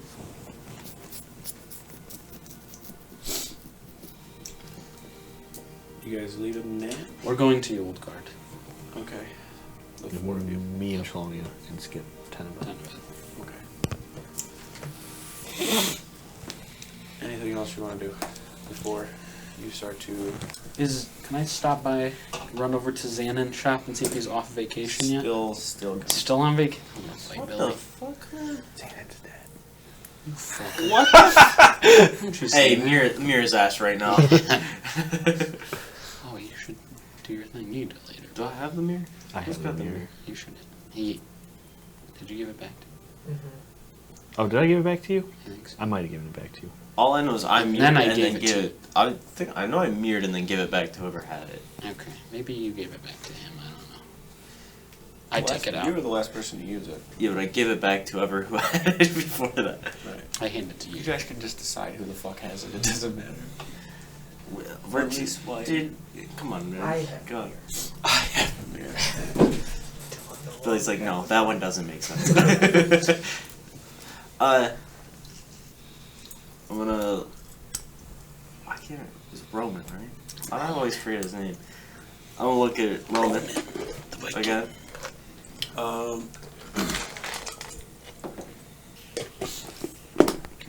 Always trying to make me not be able to scry on him, dude. Scrying on Roman.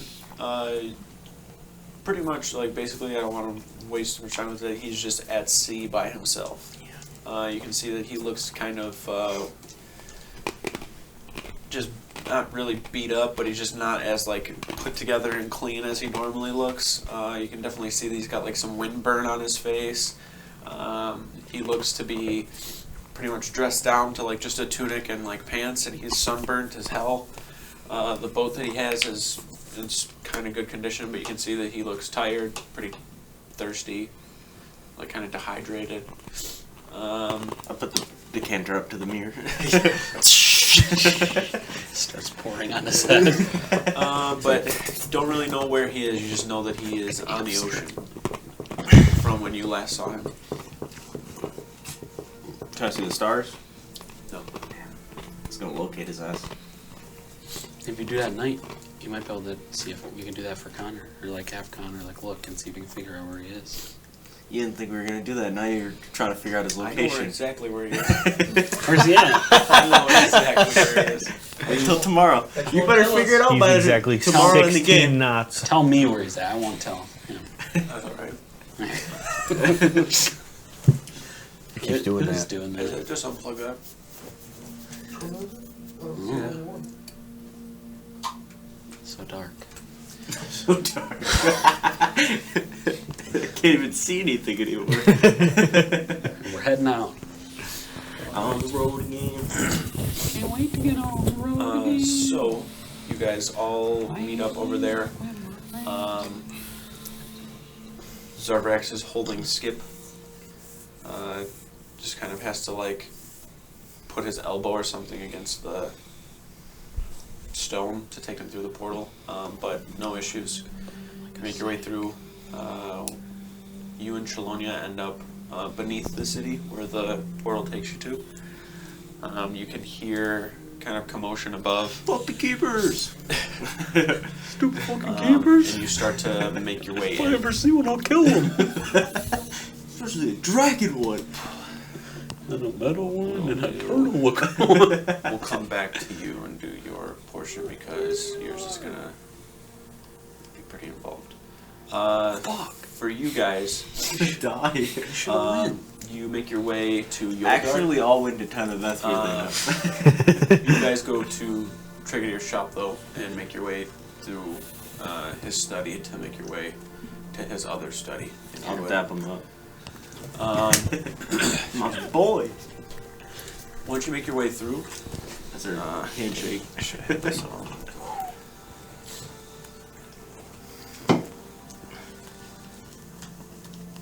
To be honest, I do not like teleporting. I always feel weird after.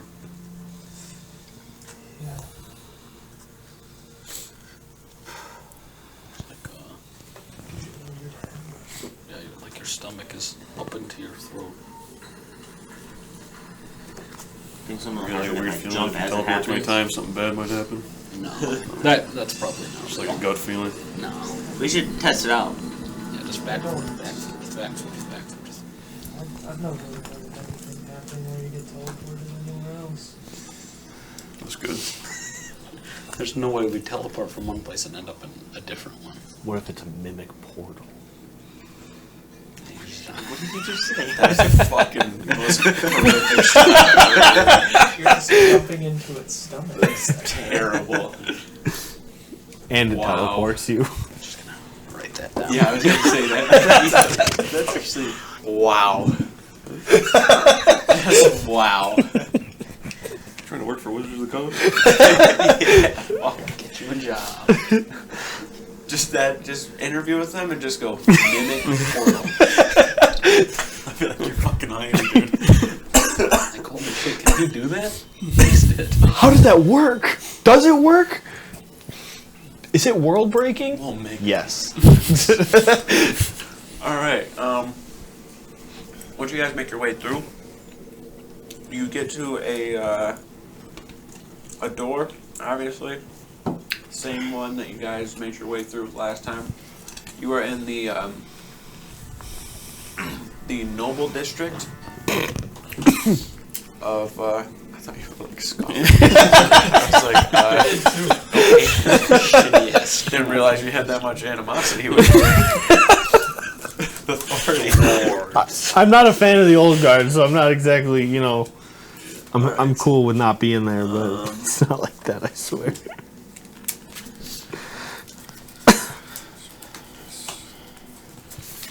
Pretty sure I have Try the to map. catch me.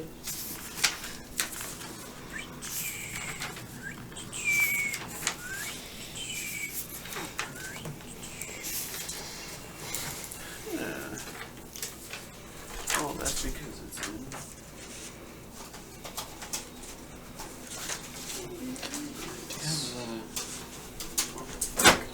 Do you have the current date, shop? It was 24th. 24th of... Locust. Yeah, right here. Also, Right before apparently you. Brandon is very extremely What? loud compared to everyone else. What did Should I turn them down? Just the level part on there shouldn't be too difficult. 2? Yeah, Do there's you three think of like the them. ice eating, the bag smashing, Well, laughing? I don't know. You did that while your mic was extra loud. Now I feel bad. You're fine. That's okay. I mumble sometimes, and then sometimes I'm just really loud. There's like not an in between for me most of the time. Okay. I thought I 24th. had. Oh, is this it? This is it. Holy shit! I'm I not haven't sorry had this that I in a woke while. up. No, that's not it. Fucking A. That's a Tosh. We can go there too. What is What is that? We're gonna do a whole world trip What? in this What is one that? day and see if we can This is teleport to my, a random like- location. Original notebook for this campaign. Oh. It's got like all sorts of good shit in here. Anyways, you ever hear of trypophobia? No. It's when you're afraid of circles and patterns made out of circles. Now look at this. Yeah, I'm chilling, dude. It doesn't bother me most of the time, but sometimes it like makes me physically nauseous. That's wild. Yeah. I have this picture of my cat. We took a bunch of ponytails and she was laying on her side. And we just put a bunch of ponytails all over the side of her, so it looks like she has black circles all over. And one time I looked at it, I could not control it. It was the weirdest thing.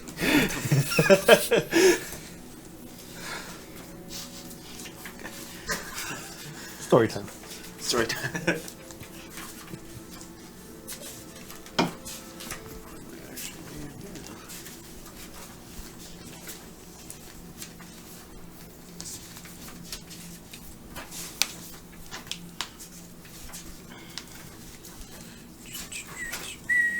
Okay, I am sorry if I woke her up if she's sleep deprived. Okay. Only if she's sleep deprived.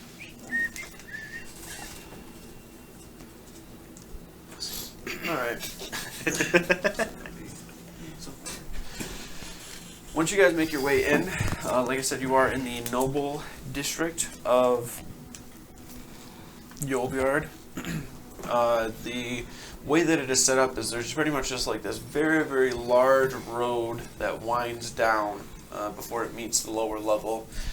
There are a lot of homes that are just built into the face of the mountain itself, and these are more of the kind of prestigious royal type or noble homes. It's really not the fact that they look like great, it's just that they have a ton of room inside that has been kind of carved out over time.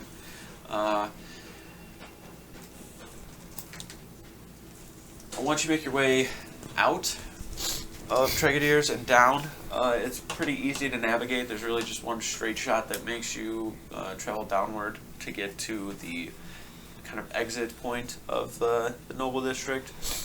There's really nobody there keeping you from kind of coming out. It's more like the going in. So as you're approaching from the out portion of it, you just kind of like push the gate and walk past, and the guards that are there really don't say or pay you any mind.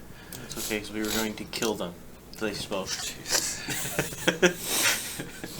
Actually, kill them without provocation. What are you guys doing from here? Walking over to the sounds of the ting, ting. But also the sounds of the, you know, Yes. them cutting the leather. Alright, These so, sounds. These are Yeah. you guys can make investigation checks. Ah, shit. when you say you guys, what do you mean? All four of Everybody us? who's here, yes. What do you mean, you guys? You guys are all looking for the same thing. Natural one. Can I read one? Into an 18. 21. 11. 15. Hey, we rolled the Alright. same thing. Fine. 19. So, you guys start kind of looking around, trying to find some sort of leather worker, and it really doesn't take you too much time. You just kind of follow the sounds of the hammers and get to the central kind of market area where you make your way into. You can see that Yolgard right now seems to be thriving and doing pretty well. It's probably the busiest that you've seen it, and you would imagine that they probably make a good chunk of the weapons that get sent out to other kingdoms and such, so they are very busy, and there are tons of crates that are set up with ram-pulled wagons that are being loaded with crates of swords, crates of shields. Each of them have separate stamps upon them. You can see that there are like 2 or 3 of these wagons that have Southbrook, the symbol of Southbrook upon them. It's also the old symbol, like you guys know, the one that's now like the democracy of like the Golden Tide or the Republic of the Golden Tide. I guess before it was more centric to a monarchy type of deal. But beside the point, all of the shipments seem to be being stacked up. You can see that there are a few blacksmiths that are working, probably like more than, it's probably like close to a dozen or so that are all in this area where they seem to have made some sort of hodgepodge forge that's just kind of like out in the open. The ventilation that they have going isn't very good though, so it's a little bit smoky in the area of where the market is. And then once you get down and over there, you see the blacksmiths, you see them working pretty diligently, and really they also don't really pay you any mind as they're working very intently on what they're doing. You can see a couple of them are kind of sitting down. As you're starting to approach, you see towards the kind of like the back end, there's maybe like 2 or 3 of them kind of stood on their face. You can see they're very calloused and beat up hands, very, very swollen biceps and forearms on both of them. They're just kind of like sitting down. The one of them a man, the other a woman, both dwarven, having this kind of deeper brown hair. As they're sitting there, you're not really 100% sure exactly which direction you're heading, but you can see that you're in some sort of like central, like, or not central, but like market area of Yolgard, and you've kind of been over and around here before. You've seen the jeweler, couldn't say that right, but the individuals that were, the shop was pretty much ran by Orum's family, like the Hammerfells. You can see that that seems to pretty much be the same, but it doesn't seem to be open. However, there are a bunch of other shops. Much of the script and stuff that is above is in Dwarvish, so it's kind of hard to actually read what you're looking at unless there's like some sort of kind of pictogram associated with it, like the the anvil and the hammer and the people smithing outside make it very obvious as to what it is. and then you only know the Hammerfell shop because you can see Orm's family crest on it. Everything else is just runic kind of dwarven script upon I'll it. cast comprehend language on myself. Okay, that works. As you're starting to look around, you can see that there are other kind of random type shops, but shops that kind of also make sense for within here. There's people that are specifically like armorers, people that are specifically like blade masters, people that kind of deal in just like tools and like mining equipment. There's a general goods area. You can see that there's also a Dragon's Belly Tavern. You guys have actually been to that. It's the one that kind of just like goes underneath the ground. It's not really like level. There's kind of steps and stairs that lead down to go down into it. And then a couple of shops over to the right, you find, but you can see that there is a kind of, I don't want to say run down, but in comparison to all of the other buildings, it's really not as prestigious looking or large as the others. You do see a leatherworker shop over to the side.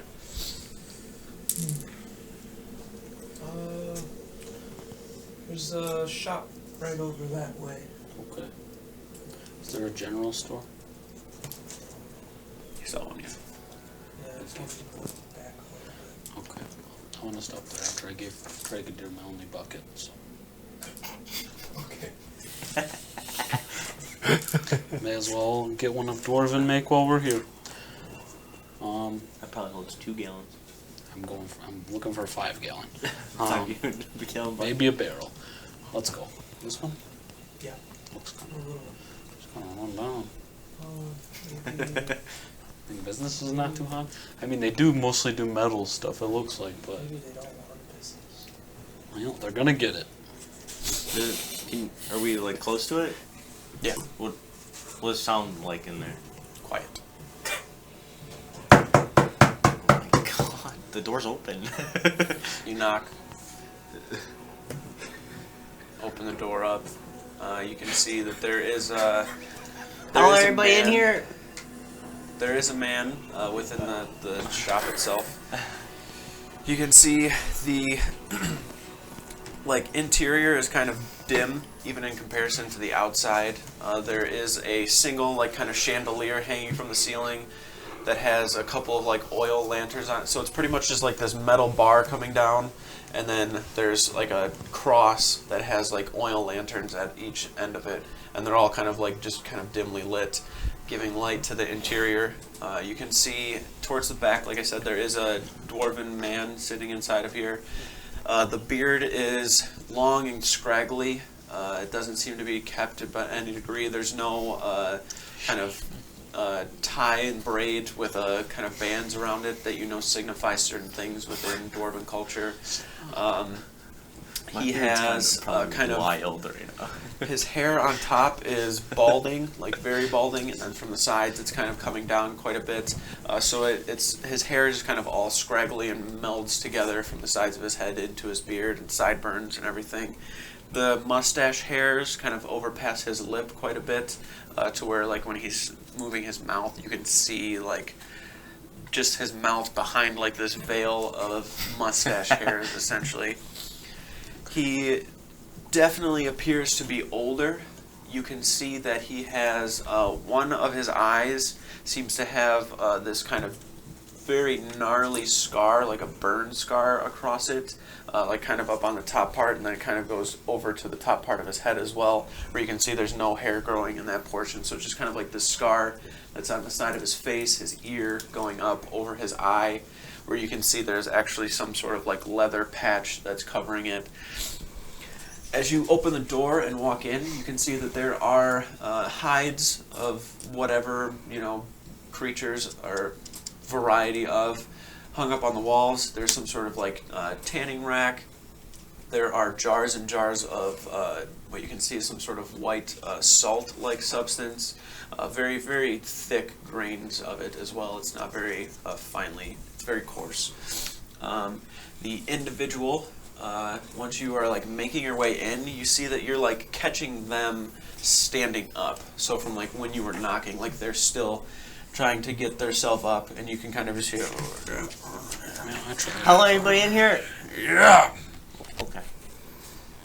Just give me a minute. Starts slowly making his way up. You can see the chair that he's holding like shaking back and forth as he's like using it to get up. Once he stands and is fully standing, you can see that he is not really like frail. He still seems to have some muscle to some degree. Definitely a little bit of like a belly. It's not like distended. It's just kind of like hanging over. The skin itself is a little flabbier and kind of just free-flowing, if you would. It's not very tight to the skin anymore. Once he gets himself up, he reaches over and grabs what you can see is some sort of very, very large piece of, it's kind of like a metal rod that's a little bit twisted, and then at the bottom part of it, you can see that there's like a flat plate almost, and then at the top part, there's like a little wooden handle with like leather that's put over the top of that and kind of sewn in well. He starts like moving forward, and with every step, there's this loud like. Do you do leather working? You're in a leather shop, aren't you? That makes sense. It smells good in here. Sorry, I can't really read like Dwarven things, so I wasn't 100% sure. Connor just told us. Don't see any Dwarven text in here. Outside. Never mind. It doesn't matter. Why, you need work done? Yes. Yeah. How are you with, like, you ever do anything with, like, dragon leather? Or hide? I guess it would be not leather, it'd be hide, dragon hide, anything, like...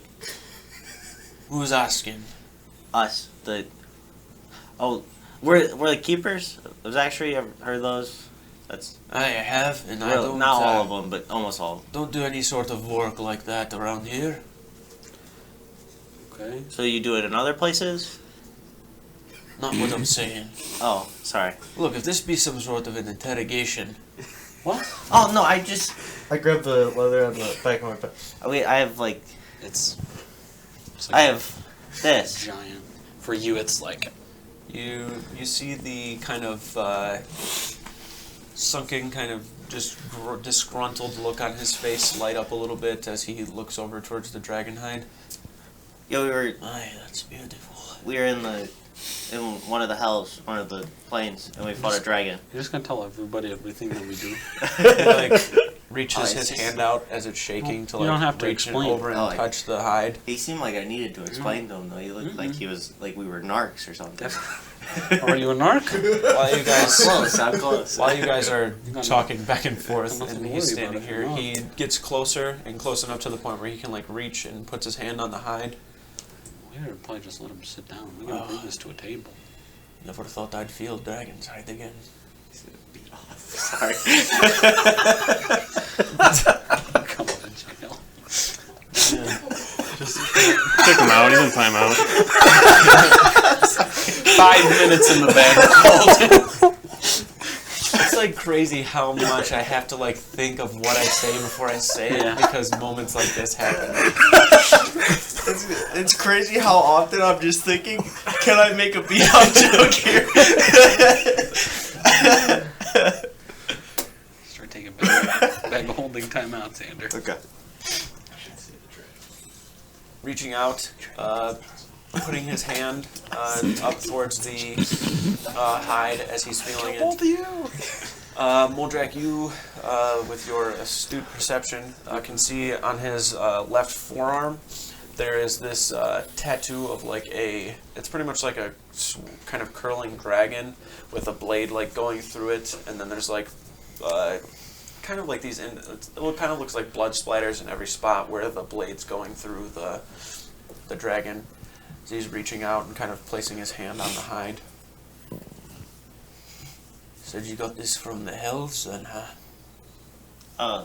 Maybe. You already told them. What? Yeah, we did. Thought there were no more dragons. This is like the third one we've found. No, that one keeps to yourself. This is like the first one. You take me for a fool. I don't. I would just like my half plate crafted. If you wouldn't mind, we can pay you if you need. Definitely will cost you. No. You have more of this hide. Why? I think that will be my payment. How much? How much do you have? Enough for 2 sets of full-sized armor. Enough for his set of armor. And maybe some extra. How much do you want?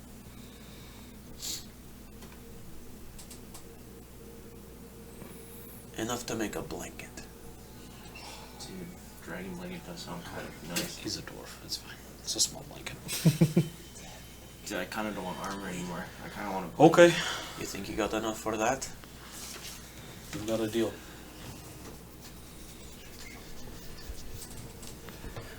I'll be needing the hide here with me. It'll take me some time to make it. Reach into my bag and...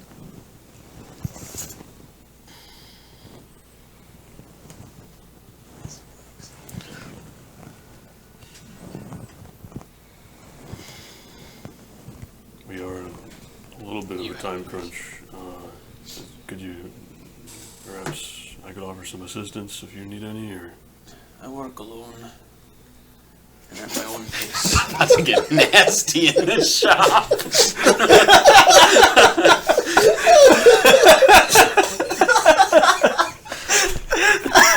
Wasn't this a red dragonite when we brought it in? Why is it white now? I was trying so hard not to just make another joke. And I look over at Jared and you said that he's a.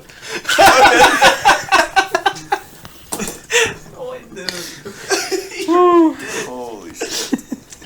It lit up, dude. He's prepared. It will take me some time to get the work done. You need 3 sets? Full? I don't... The equivalent Kind of... of just like what I'm wearing right now. Alright. One... So, equivalent of what he's wearing, maybe a full set, and a set big enough for him. I'll need a month. Okay. Anyway, you could do it faster. I work at the pace I work at. There's... Double blanket. Oh.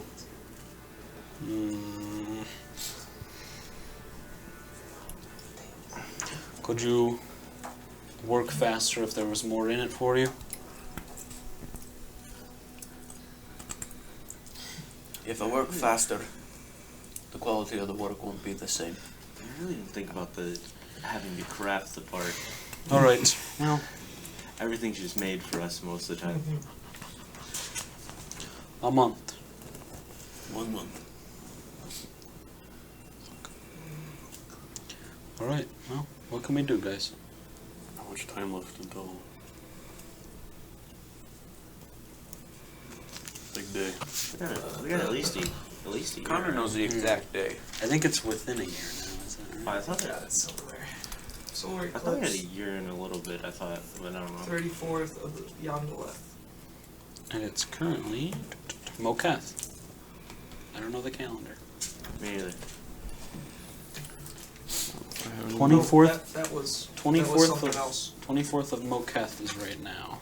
No, that was something else. I sort of looked at it a little bit ago and we figured out it was like a year and like a little bit. But I'm not I sure. got a bunch of stuff written down. You probably have it too. Yeah, no, that would be 2 months. That was something else. We have 2 months. 1 month. Blood Moon, 80th year. Anything else? We're in the 79th year, right? Or 78th, Billy? We just started the 80th year, I think. Did we? Not yet. Not yet? No. Oh my god, fuck. We're so much farther ahead than I thought we were. I don't have the exact date. I just have Blood Moon. Blood Moon of the 80th year, I taking don't think scenes on we're making that one. I Daxria. think we're good. Daxria, Okay. Erebos. Yeah, all I have is I don't think we have an exact day. I'm pretty sure it's like first or like second blood moon or first blood moon or something. Yeah, the blood moon of the 80th Like- year. That's what we were told. Yeah. But I don't know if we know that actual. And then they like knew where the blood moon was. I thought maybe. Isn't I don't Connor know. like a magical astronomer? Yeah. Figure it out, Connor. Just tell me this type of thing. It's a No, you're supposed to know it. Isn't it like, it's like a, an annual event, isn't it? like a calendar? Can you kind of work it out by looking at? Dude, use the stars. Oh, come on, figure it out. We're just in this guy's shop while he's just like flipping through his notebook. Yeah. You don't have a rundown? All I have is blood moon on the 80th year. Okay, I'll give you the day. Obviously, Connor would know when the blood moon is. It'd be weird if he didn't. Yeah. Let me know when you're ready. Blood moon on the 80th year page. I got it. Got several of them for some reason. Alright, it will be the 20th day in Avareth.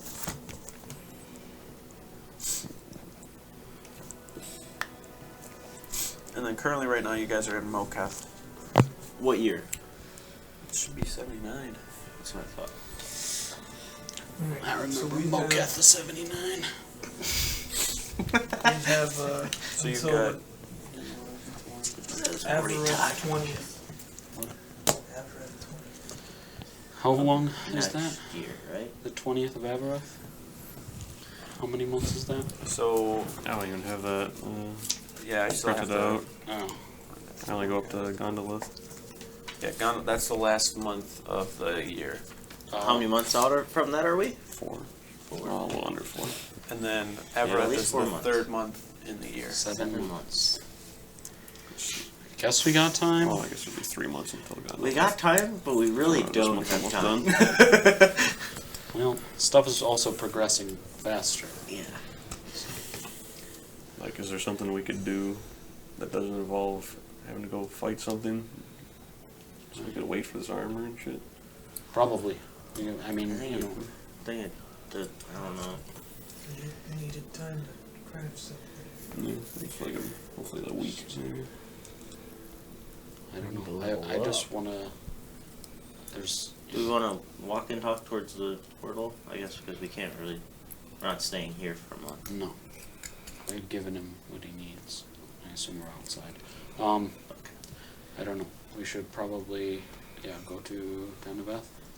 I also think we Find should some way like to help people. figure out whether or not we want to actually go to another hell. Because it's actually worth it. Yeah, I think we need the other guys before we figure that out. I But guess it is true. Yeah, we should do it as a pool party. what?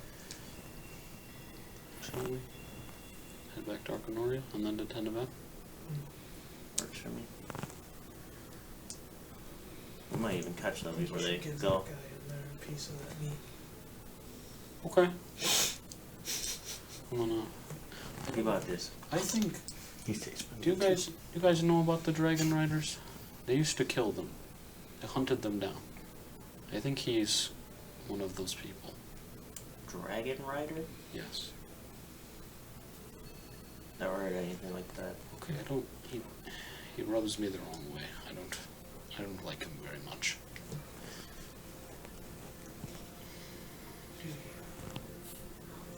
Should we go? Should we bring our business somewhere else? I don't know. I don't think he's particularly dangerous. I'm pretty sure I could take him out. I think we could. I honestly think I could push his leg and he'd be helpful. I just hope we come back in a month and he's not like dead or something. But Hopefully the armor's at least made.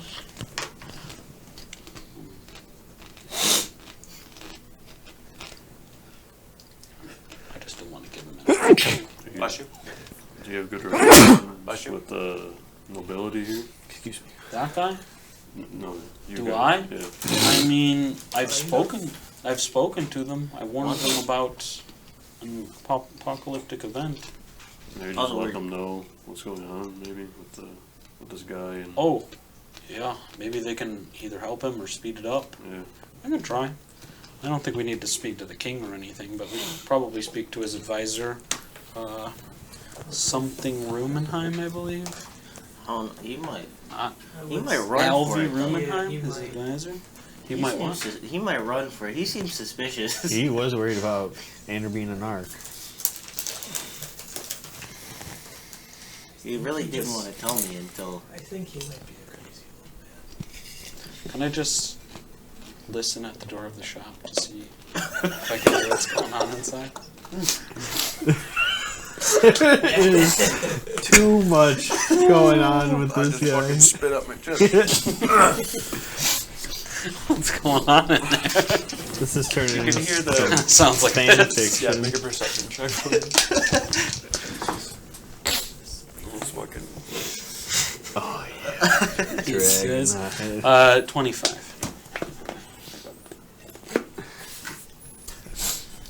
The same like sound you were hearing when he was walking with the like metal plate clicking on the stone. That's pretty much all you're hearing, and then like moments of silence, and then you can hear like the like like the cutting of like something. Okay. Then do some weird shit in there. It's working. I still want to. I don't know. We could, if they're not too busy, we should go speak to Alvi Rumenheim. Just let him know. Also, when we go to Teneva, should we go in like? I guess it doesn't. In we'll just hop up disguise. in the sewer, so we can figure it all out there. Yeah. Well, we should probably be in disguise. Back to the Noble District. That's where the palace is, right? No, it's beyond it. Okay. You just kind of have to walk around, and then there's a court. Okay.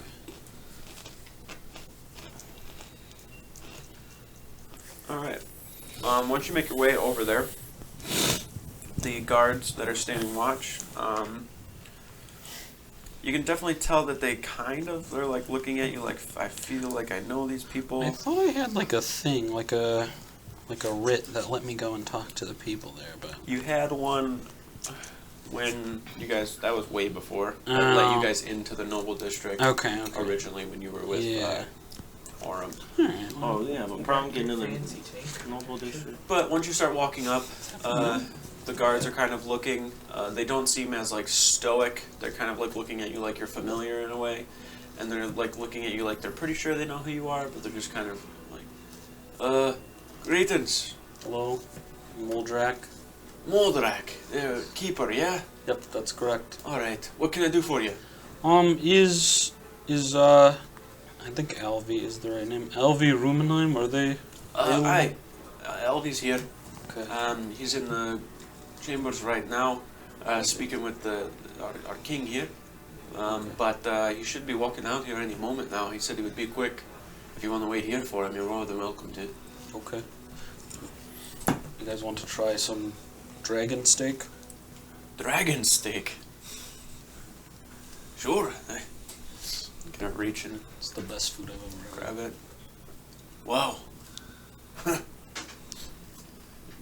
Grabs another piece and puts it in there. So what have the keepers been up to? Trying to help everyone.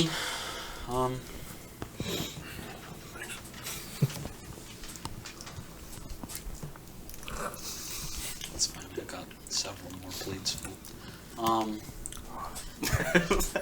This guy's staring at There's me. like 90 more pounds at the reprieve. Yeah. It's okay.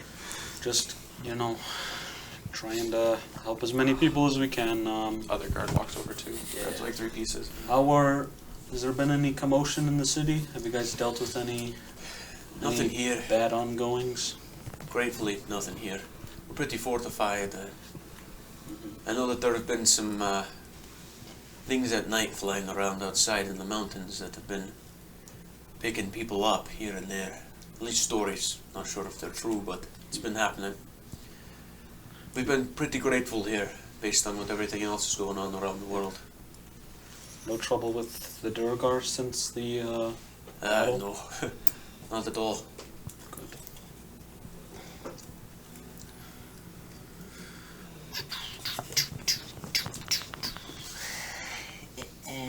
Yeah.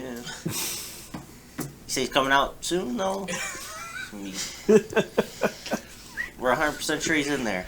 Yeah, he was just in there a moment ago. He didn't like sneak out like the back entrance or nothing? I don't think there's a back way. No? Is it like a back way that you don't know about? It's the only way I know in and out. Okay. You should always have backup exits. I'm sure they do. I just You don't know them. don't need to know of it. So there is a chance that he went out a back entrance. I mean, if there was something going on in there, then yeah, but everything is all free and clear. What if it was like a quicker route to his house? That doesn't make sense because his house is that way. What if it's a tunnel? Got a point. You said you got more of that. Your hand's empty at this point. Oh, yeah. Just kind of set the plate down. As you're like setting it down to like grab another one, the door kind of begins to open up. Oh, okay, there he is. I'm like Squatted squatted over stands with up. a bundle of He meat. stands up. Elvie, as he's making his way out, shorter dwarven individual, older, has no hair on top, kind of long, well-kept beard, with the kind of 2 or 3 rings on it. One of them, you know, for him being a council member. The other, but like advisor to the king. The other one, his clan one, and then the other one's just kind of like a ring of significance, signifying that he's married or whatever. Then, as you guys are standing here, he looks up and, "Keepers, good to see you." Hello again, Elvie. We are just briefly here. We don't want to take up much of your time. We've commissioned some armor from. Did we ever learn his name? Nobody else. From I don't know. Random guy in there? Yeah. Keep your eye on him. We've commissioned some leather work from. I don't know, a crazy old man, I guess. Did all of us notice the dragon tattoo, or is it just? Just small tracks. Okay. Oh, I was just gonna tell him that he had that. Yeah. And we just, wanted to let you know, like, I don't know why we wanted to let you know. I lost my train of thought. Sorry. We You just- want some dragon meat? We just want to make sure that he's not scamming us. Pretty much. Yeah. I'm sure whoever you've commissioned is trustworthy enough. Do you know, he's like a crazy old man. Do you know about the Dragon Riders? Yes, it's part of our history, sadly enough. But Okay, I think whoever we commissioned bears the mark of one. must have been Gimbal. Gimbal. Has a bit of a limp scar on the side of his face. That is the one. We are pretty sure he's one of the last ones living that we know of. We're well aware. Oh, Dragon was that's good. He thinks we don't know, but we're well aware. That's kind of why we came up, because when Yeah. we walked in there, he was a little weird, like about Why us. did you say sadly? Dragons pretty much going extinct was mainly in part to the Dragon Riders, all of them being of Dwarven heritage. Yep, just their fault, not ours. We haven't done anything in that direction. Okay, well, Do you have any other workers in Yulgard? all right. He said he works alone, but really, we kind of need this done as quickly as possible. When it comes to leather work, I mean, I'm sure some of the villages that outlie us have some pretty handy people, but I mean, it just depends on what you're having done. Armor. About a small, medium, and a large set of armor. That's basically true. Material-wise, I think it's small, What? medium, extra what large. material? Dragon leather. I mean, at that point, you're probably giving it to the best person who could make it. Yeah, I thought that might be the case. Mostly, he's harmless. I mean, I definitely wouldn't trust him with too much, but things he's capable of doing, I'm sure that would be one of them. Okay, as long as he gets an okay thing to do. Right, well, we don't need to take up any more of your time. I'm sure you're- If he gives you any issues, though, Okay. don't hesitate to ask. And well, I have you here, I guess. Of course. I'll add as well. Just trying to get a good idea of what's going on. We received word from Southbrook that they were sending ships. They were doing it in exchange for some weaponry. We also, were there cannons sent here already, or no? Yeah. You guys should also, I think, got some cannons, maybe? We did receive some strange mechanisms. Did nobody explain them to you? They were explained. Okay, We're just making well sure. aware of how we can use them. Alright. We actually used one the other day. Worked pretty well. That was also what I was going to bring up to you. Okay. I'm not sure if you heard or not, but there have been creatures, definitely demonic in nature, or fiendish at least, roaming around the mountains, Flying. flying. Aye. You guys. I look at the guards. You guys didn't tell us they were demonic. You just. I just knew there were creatures flying around. I figured. That's okay. Sorry. Like, it's okay. Anyway. It's no secret, so that's why I'm telling you. Yeah. We shot it down. It's pretty beat up, but if you wanted to look at it, you're more than welcome to. It's alive. It is not alive. Oh. We just have its body. Oh. We were going to send it to Tenebeth, but they said they don't want it, so we just Is kind of that- have it. Is that anything you want to take a look at? I can look at it. I don't know I don't Probably- know. what you can do about it. It's probably also a good idea to Could look at it, so you maybe we can figure Figure out out. where it came from, or can you do your your magical thing where you Not particularly. they gotta be no. like alive? It's like a place. Oh. It's if you want to look at it, I figured it probably wouldn't Is hurt. there a portal in the mountains? Yes. Yeah, I think so. Yes. Is it open still? I don't. It was encased in ice the last time. The ice was melting when we finished. Correct. Yeah, and it's that it's going to be melting for a while. Okay. Is this the? This is the white dragon. Didn't we send people up there? We did. So, So It should at least be guarded. I feel like if it was that, then we would have at least. But been notified, what I was getting at maybe? before we get off topic on that, Right. Southbrook. I mean, they seem pretty genuine in what they were agreeing trade-wise. You think they're going to follow through? We just haven't seen the ships, is all. I'm sure it takes a while to get here, but they're sending those ships along with a cargo ship to bring back what we're sending. Well, they should be Oh. genuine. They're. I don't know if you've heard. We saw in the marketplace the symbol. It's still the outdated one. They're no longer under one ruler, but a collective. I had heard rumor of it. I didn't know if it was true, but all right. Yeah, called the Golden Tide.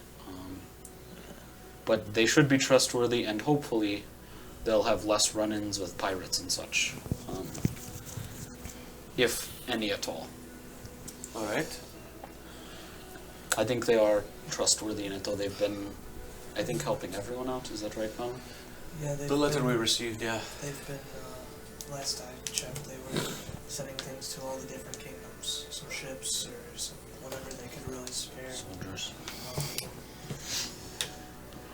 It is a little bit of a journey to get from over there to over here. So, let's say, it was at least a few months. Yeah. Yeah, 'cause you have to They, sail they sent all word a over. while ago, so Okay. it should be fairly soon, I guess. Hopefully. Is that body near around here? Or is it? Yes, actually, we'll have to go up into the barracks over there. I'll walk you over. Yeah, we may as well at least take a look while we're here. Yeah. Wasn't like give us an idea of something we could be fighting. Right. That's a good point as well. After you. Certainly. Actually, I have some business I need attending to. I will have one of these gentlemen walk you over that way, and someone will come relieve them. Okay. It was good seeing you, though. Again, if you ever Thank need you. anything, don't hesitate to come and ask. Kingdom of the Old God is here for the keepers. They're here for you. He nods and starts to walk over towards the noble district. The individual, one of them that were standing at the gate there, begin to walk you over to the barracks. I have two, just standard sized steaks. I hand one to the guard standing. It's like a raw one. It's gotta Yeah. be cooked, but. Thank you, appreciate that. It's a Just bite. kind of fix it. Yeah. Oh, it's fully wrapped up. Yeah. It's He just paper wrapped. unwrapped it, looked Yeah. at it, closed it, and then put it away. So, you staying here long or just passing through? Passing. Probably just taking a peek at this body and then getting out of here. All right. It's pretty gnarly. Yeah. Yeah. Have you guys had any encounters aside from using the cannons? Had to actually fight one? No, Everything, like I said, they just kind of just been flying around, and sometimes it's hard to tell if they're just a very big Lamaran or if they're maybe some sort of larger, like bird. I don't know. I don't know if you would know this, but, or if you would have paid attention enough to know this. Have they seemed to be becoming, more aggressive, moving closer to the city? I wouldn't say more aggressive or moving towards the city. Definitely more stories of hearing about them. Okay. I remember probably a month or two ago, somebody had said something along the lines of, a creature came and stole their livestock or something, and then, a few days had passed, more people were coming, bringing in stories after stories. Okay. But I'm not really too sure how to make of everything that's been going on, just trying to do my job. That's fair. He, at this point, has walked you down through the barracks and kind of more towards the back where they have some cells that are set up, like jail cells. You can see that there is one that is just full. It's full because there's just this black, like deep, leathery black creature that's kind of balled up and jammed inside of it. He kind of goes to his side, grabs a set of keys, and then like undoes it and opens it. As he does, you can see there's like a claw-like foot on the gate that, as he opens it, just kind of like pushes it just from it being like jammed in there. Oh, thought he was jumping out at us for a second. Take your time. When you're done, just shove it right back in there and close the door. Okay. All right, let's take a look. See what this thing is all about. Alright, immediately looking at it, it is probably a good 12 feet in length, like wingspan-wise, and probably stands about 6 or so feet tall. Once you kind of pull it out of there, you can hear this kind of like crunching noise. It almost just sounds like grating bone.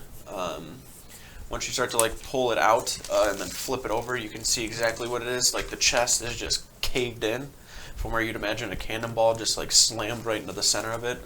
Pretty lucky shot, you're assuming, but nonetheless a shot.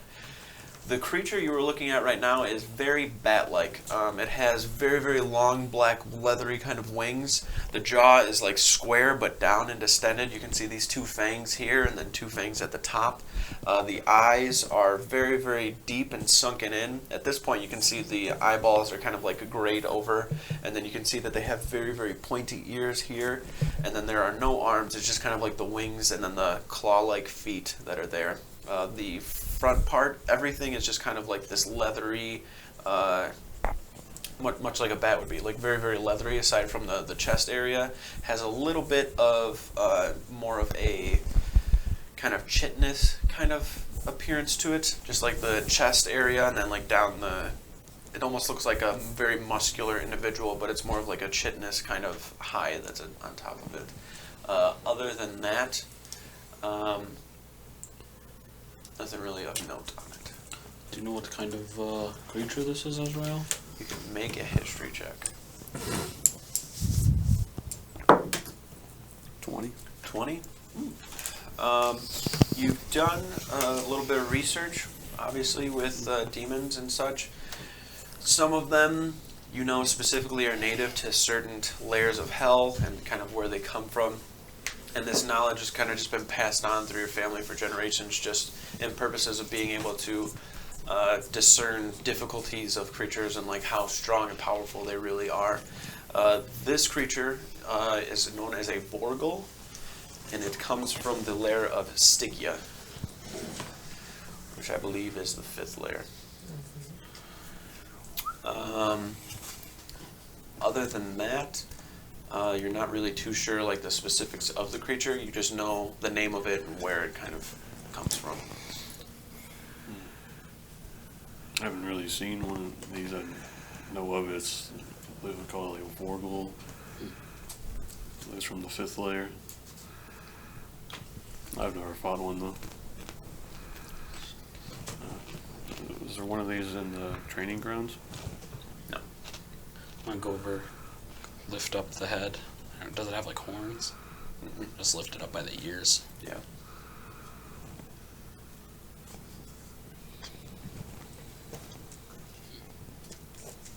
I don't know. It just seems like a random minion demon. Okay.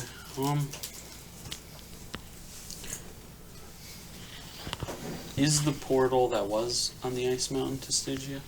No. No. Okay. That's No bulk. Okay.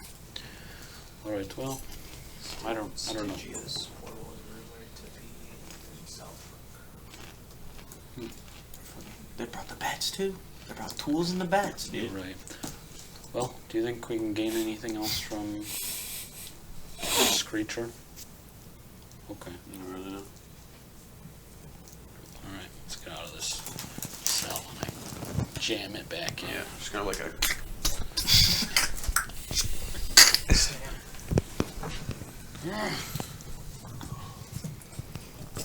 Bend the arm back.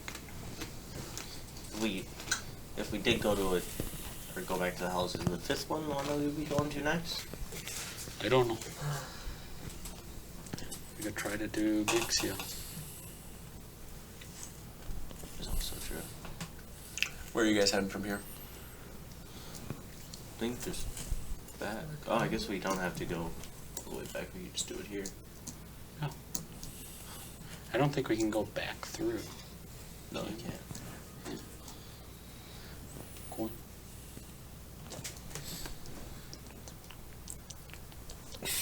You wasting water? Yeah. Canter. I take some of the water from yours and put it into mine. Refilled. And then after 20? Oh, we actually win, Billy. Yeah. He's fucking. We've unlocked the coin's Yeah. properties. Yeah. You are going back to Arcanoia. Yep. Yeah. And we're going to 10 of I that. think it's just like a quick run through. Lots of teleporting. Nothing goes wrong when you teleport Yeah, a no, we're bunch. good. We're fine. Need It's all only- four of you make con saves. Hell yeah. I'm gonna luck. Oh, I don't have luck. We didn't Luck. sleep. We've just been fucking running today. 12. I'm not using hero points. I'm just going to see what happens. I don't have hero points. We haven't rested since we got Wait, back, hang on, have we? nobody tell him yet. I want to decide if I'm going to use hero points. We haven't rested at all, no. I'm just going to see what happens. Hopefully I don't get sent to a random place. I don't have hero points. I don't have luck. So Oh, it's we're an failing 8. failing together. I rolled, I think it was a 6. Wait, where's my D? No, it was lower than a 6. It's actually a 5. Okay. So as for the four of you, Just give me a headache. flip the coin, the portal opens up. You guys all step through. Azrael and Connor, you guys make it through fine. As for Moldrak and Ander, the two of you, once you step through, there's just like this blinding light across your face, and you have a migraine instantly. You reach your head down, and then as your like head turns down, you get instantly nauseous and just start to throw up on the ground. So you're like underneath Teneveth right now, just like vomiting under. Oh, we like, did get to Teneveth though? Yes. Okay. Good thing we're already in the zoo. Guys, teleporting a bunch, I think, is a bad idea. Oh, is this the? I thought it was the steak. I'm glad to know that it was the teleporting. There's steak in here, so for sure. Do not chew your food, Ander. Yep, like a little bit. All that food is wasted. Oh, man, it smells. I'm going. I'm going up. You got any more of that steak? Yep, I do. Okay, good. You should have some water first, though. Canter. All right. So you guys are going to be a little bit behind of where Zarbrax is here. So for you, Zarbrax, you and Chelonia arrive to Teneveth underneath. You holding Skip's body. It's still difficult, like looking at him, but you know that you're trying to do the right thing, bringing him here for whatever needs to be done. You make your way up and out to, I'm assuming, just walk through the front gate and kind of bring him up. Yeah. Because you're not really going to be able to be discreet, so you're just going to start walking up and through. A lot of people are here. There's still a lot of people, refugee-wise and what have you. And as you're making your way through, none of them really seem angry. A lot of them are just kind of like looking up. A lot of them have, you can definitely tell some sympathy. They're being pretty empathetic to what's going on, and they're just kind of stepping out of the way, because when you originally walk in, there's just like this huge crowd of people, and you're just like holding Skip there, and you can see that you're like yourself holding back, you know, emotion. Every now and then, like as you're holding Skip, you can see like the tips of your fingers kind of electrify every now and then when you feel yourself starting to get kind of worked up, but you're able to just kind of calm yourself down a little bit, but you can still feel that, like, you know, anger and like that sadness as you're pushing through, and you're kind of lined up. All these people are standing in front of you, and a slight part of you is like, somebody please, like just try me, please. And you'd imagine some people can see it in your face, because even though some people move out of the way out of respect, you can see some people are a little bit like frightened and just kind of push over to the sides, to where there's almost like this opening of people that are like making your way towards the Goldlit Sanctum where you're walking through. It's very quiet. You can hear people kind of talking and like you know, murmuring to themselves, but it ends up being pretty quiet for the most part from when you originally walked in, and all of the commotion of the city itself. Starting to make your way up towards the Goldlit Sanctum, you can see the High Priestess is standing at the top of the steps. She's standing upright. You can see her with her hands in front of her, kind of clasped like down even with her waist. She's like taking deep breaths and like slowly trying to like calm herself down. As you make your way up, you're just holding Skip before her, and she's kind of standing there, silent. Oh, Skip. She takes her hand out and like kind of places it onto his chest. There's like this kind of dull glow of energy that comes out from her hand, and then as it kind of glows outward, you can see it kind of dissipate and fade. At that point, she takes her hand up to her face and begins to wipe away at some tears. This isn't right. It wasn't his time. Everything's all wrong now. Bring him inside. She turns and begins to walk in.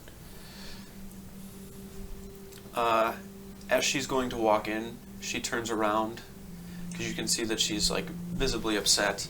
And for the most part, you have always seen her pretty calm, collected. Before, like when everybody was getting really rowdy with everyone, she spoke up then and could, you know, she was trying to like speak on your guys' behalf.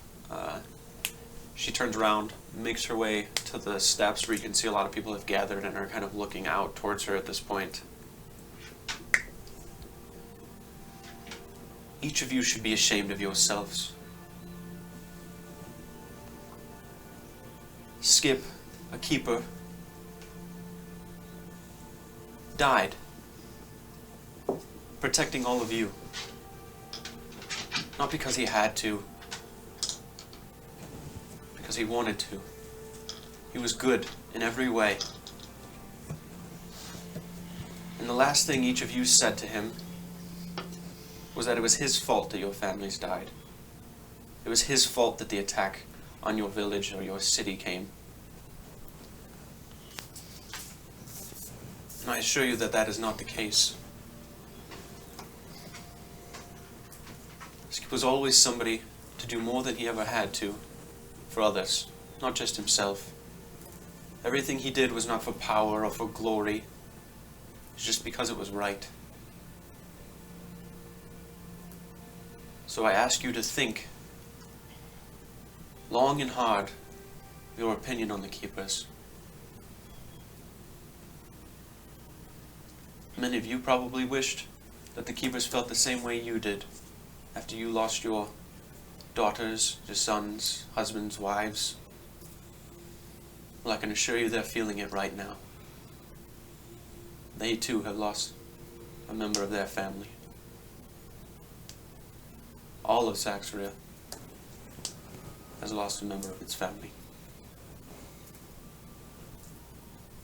So the next time you see a keeper, maybe a friendly wave or a smile instead of your misguided anger. These are not the times to be against each other. Afio, bless you all. She turns around and makes her way into the gold-lit sanctum. Once inside, she doesn't really break down, but she is visibly like crying and not able to hold tears back at all.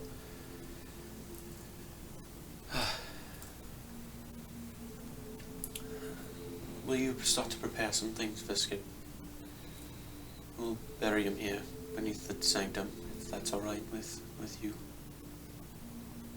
I think that's what he would have wanted.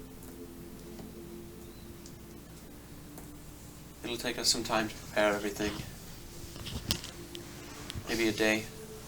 I don't know if the rest of your friends are coming or the rest of the keepers, but if we want to, due to Skip's condition, he will not deteriorate or anything, so we have time. I'll have everything prepared, and whenever you're ready, if you so wish to be a part of the ceremony, just come and get me. If not, I will go ahead and do it without you. They should be here within a day or so, so we'll all come together. All right. At this point, she just kind of asks you if you would. There are a lot of people here, not of your stature. If you could just bring him down for us, we'll do the rest. No problem. Trelonia, I'll wait here. He just stands over towards the front. You start making your way down, being guided by her.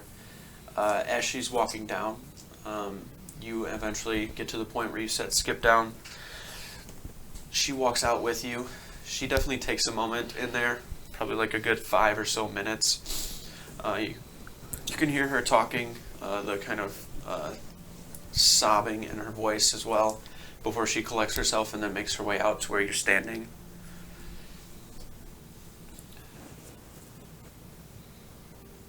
Was it in Venore that it happened?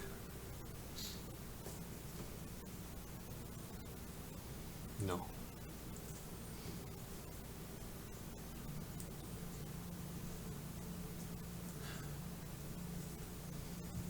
Then it was in the Hells? Yes.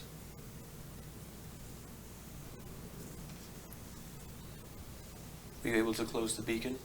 I'm assuming you were. Yes. You must not have heard then.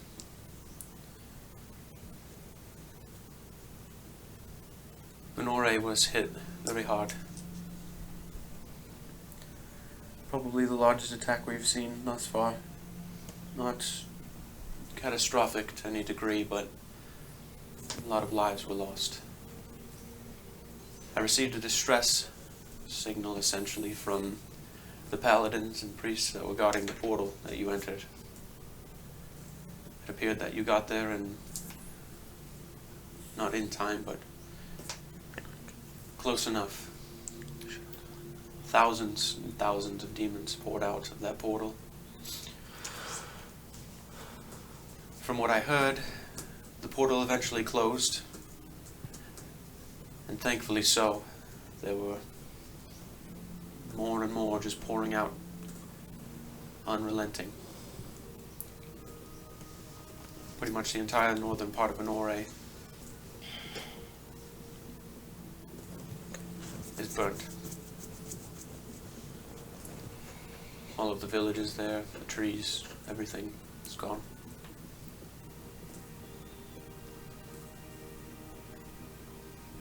We also received word that the Dean, along with whoever he was traveling with, were a part of the fray and the fight.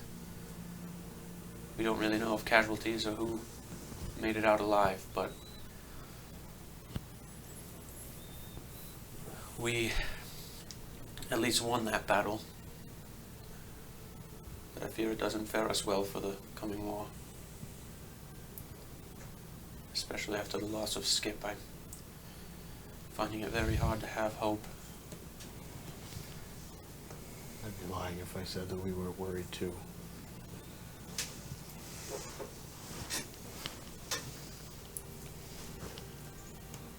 Are there any refugees from Venore? No, it just happened recently. Very recently. If anything, it would take them a few days to get here. not really sure what we can do besides wait for them to come to us, so we're just preparing for it. Some of the refugees here are planning on going south to Yendel to lessen everything that we're dealing with here. I've already reached out to a few people there. They said that they're more than happy to take people in.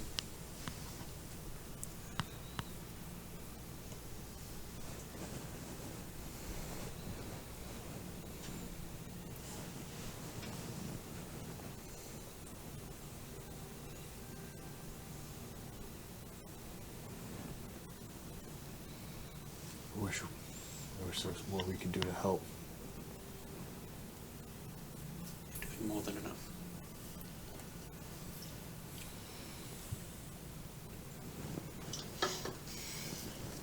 If at any time anybody wants to come down here and see him before we're done preparing, you know where he is. Thank you. I will head to my chambers for a little while, collect myself, and I'll probably see you soon. I'll pass along that information to the rest of the keepers. She walks away slowly before making her way out and away for you to do as you wish.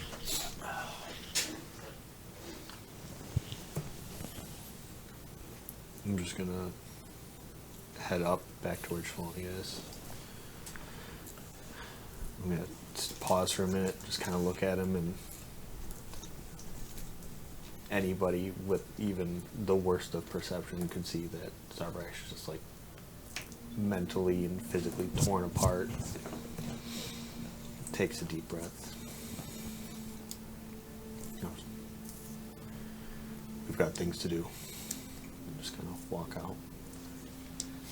I'm going to stay here with Skip. That way he's not alone. Okay. If you need me, I'll be there.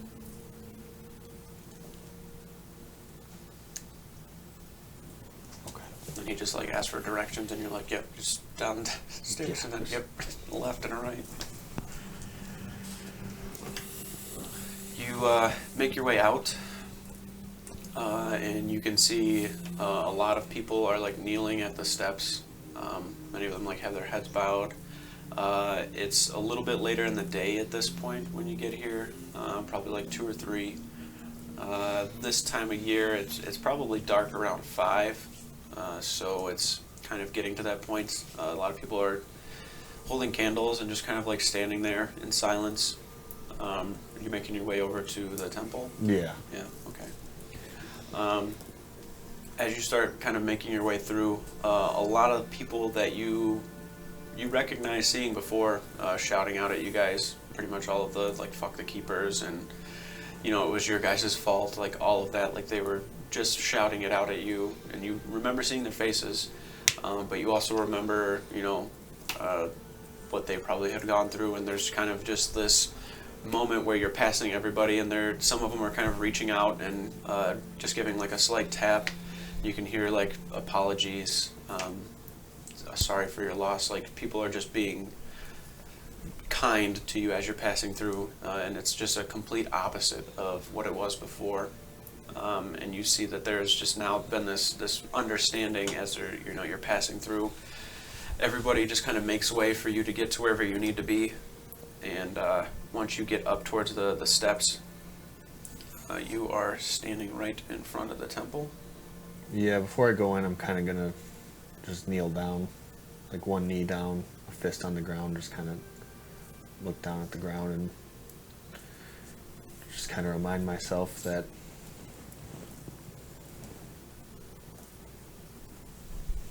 no matter how difficult it gets, I gotta just keep chugging forward. It's been a long fucking day for Zarvarax and everybody else, and Still haven't rested. yeah, and I'm just kind of thinking like I'll be able to rest as soon as this is over with, but it's important. It's got to get done. So get back up and head inside. Okay.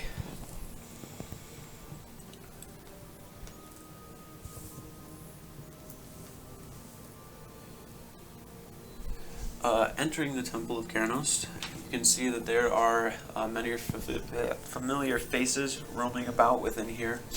One of them nod and kind of places their fist against their hand, making a bowing-like gesture towards you as you pass.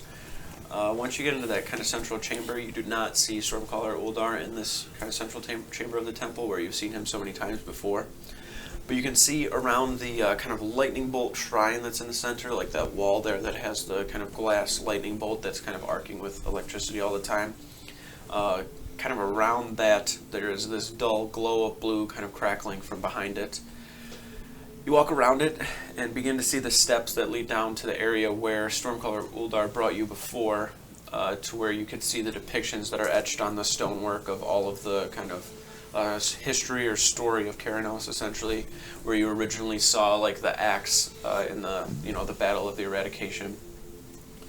The dull glow is kind of emanating from the scripts that are down here, and you can feel just kind of great power and energy is surging through the walls of the temple right now and flowing through you. And you've always felt this energy and presence when you are within the temple, but nothing ever quite like this, aside from when you brought the handle here as well.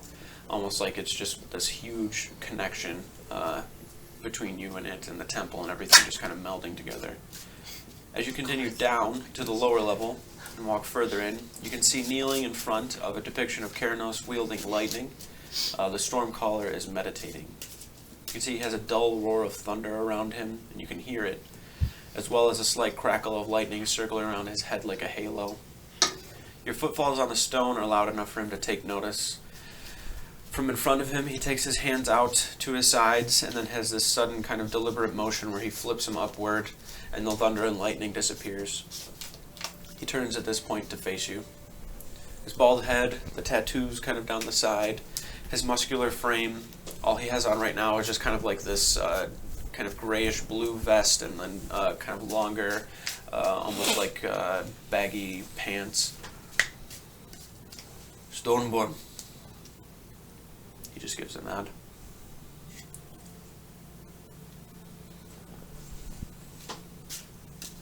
I've brought the handle and the axe head.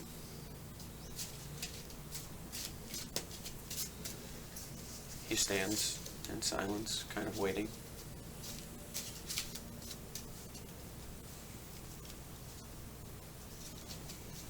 You see his eyes kind of widen,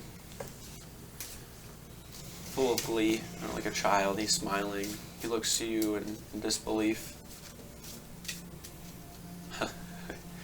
Never thought I'd be in the presence of such a powerful and direct artifact of Keranos. You can feel a storm resonating within this axe head, more so than it was in the handle. He starts to kind of wave his hand across it in this kind of gentle, doting manner, almost like caressing it. You can see lightning crackle between his hand and the axe head, like static. He takes his hand back. Such power can surely be tempting. You must show more reservation and control than you ever had before, Zavrax. When Storm's rage is complete, there's no telling what sort of power it will hold. One wrong move and this power will be your undoing, I'm sure of it. The only one who ever wielded it other than you was Keranos himself. There has been no other mortal ever to wield this. It'll be such an honor to have that granted upon me to do such a thing. In time. For the day, though, why don't you let me prepare for the journey and you clean yourself up and rest. You look like shit. Thank God.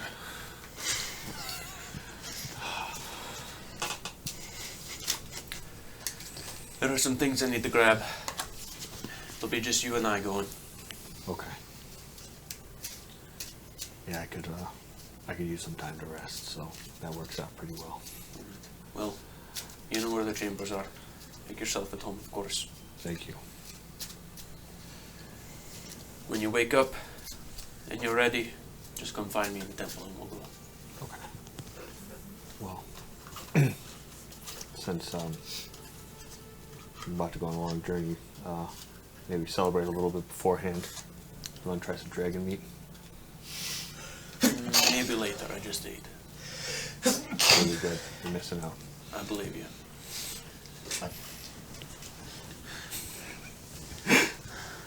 I need to go to the Lyceum. I'll be quick though. Okay. Watch him take his hands, put them together, roll his fist over, and then in an arc of lightning, he disappears. What the fuck? Bro, get cooler, man. Get cooler. Cooler. You should do Start that. teleporting with lightning and shit, dude. Yeah, jeez. What are you doing? Well, you say that, and I'm like, that's gonna be like multiple days, and then he does that. I'm just like, You're like, all right, I'm going to sleep. It's a lesson for another day. You learn how to do that, and I'll learn how to ride on the carts, and it'll be so cool. I'm going the fuck to sleep. Yeah. As for the rest of you, you make your way through and have started to exit and go out. Make your way over and to the gates. How are you guys walking in? I have my mask, and my mask is up. I don't know how else I disguise myself. I have this big floofy hat and a jacket that I always have. I'm wearing like a full suit of armor now. We're like what am I gonna so hide? bad at hiding. The only time we were able to hide from people is because we literally turned into different people. I just have my face played down and I get so hood up. I don't know what I can do. I'm a 7 foot tall suit of armor. Yeah. Your tail sticking out of your ears. So he's also the carry, just walking forward. Yeah. How do we go? Let's say, be prepared for the worst and whatever they throw at us. Alright. Are we out of the sewer? Yeah, you're at the front gate now. Is it open gate or is it closed? It's open. Okay. Let's just Do go. feel a little less nauseous out of the gross sewer. So, Go see the high priestess, I Armor guess. screen. See what's going on. Alright, let's head to the sanctum. Okay. Let's go. What can these people do that we haven't already done to ourselves? I just don't want to have to hurt anybody. I'm not just gonna walk through. Yeah, I can't really do that. Plug your ears, they might just say a bunch of mean things. Once you guys make your way Or they into try to beat us up. the city itself, it is dark at this point. You guys probably would have got here 5 or 6-ish, so it's dark. You can see a lot of light, but you're just assuming it's fires and whatever to keep people warm. And it is super cold this time of year, just to kind of put you more in the environment, immerse you a little better. So people are kind of bundled up, people are around fires. So for some of you, like, you have bulkier kind of winter-like clothing on, so you're, not super obvious. But especially pushing through in the dark too, it's a little harder to see you guys. But it gets to a point where once you get up to the sanctum, you can see that there are, pretty close to 100 or so people who are sitting in front of it with lights kind of holding them up. You're not really 100% sure of what it is. But once you guys get up onto the steps and are more in the central line of eye of where everybody's kind of looking, just based on your group, it's really not hard to pick you guys out and tell who exactly you are. Okay, just fucking tell You us we hear, suck. you hear somebody kind of... Let's kill him! Yeah, you hear somebody kind of speak up a little bit. It's them. It's the keepers. Oh shit. And you guys are like, oh, fuck. We're sorry. What you say? You watch somebody kind of standing up and stepping forward. We're sorry. Everything we said. I'm sure I speak on behalf of everyone as he's looking back and everyone's kind of nodding, holding the small candles that they're holding. We heard about Skip. We're sorry. We're sorry too.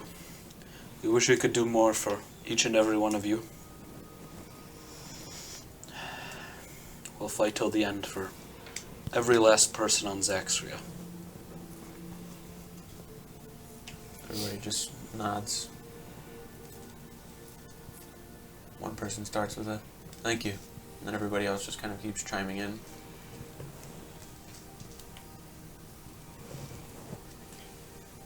You guys make your way into the sanctum.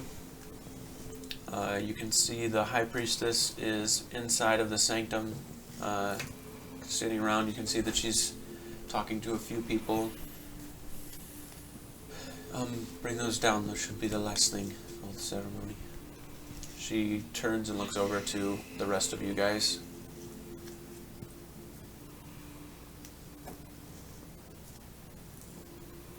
Hello, everyone.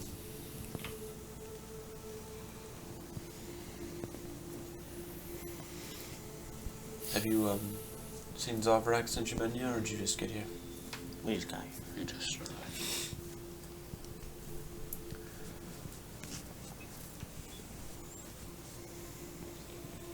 You all look tired. Been a long day. Well, for now we'll make do without the formalities of everything, and no need to address anything right now. Just get some rest. Take a little bit of time. Figure everything out in the morning. Finishing up prepping everything for Skip, so.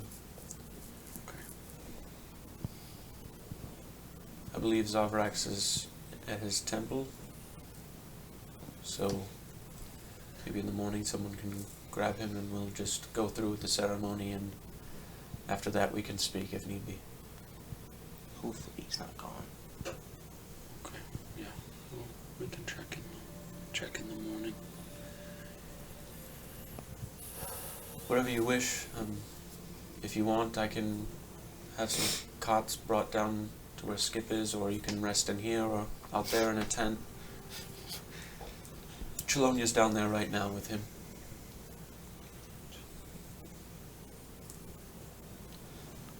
I'm just gonna find a spot in the tent. Alright. Yeah, probably.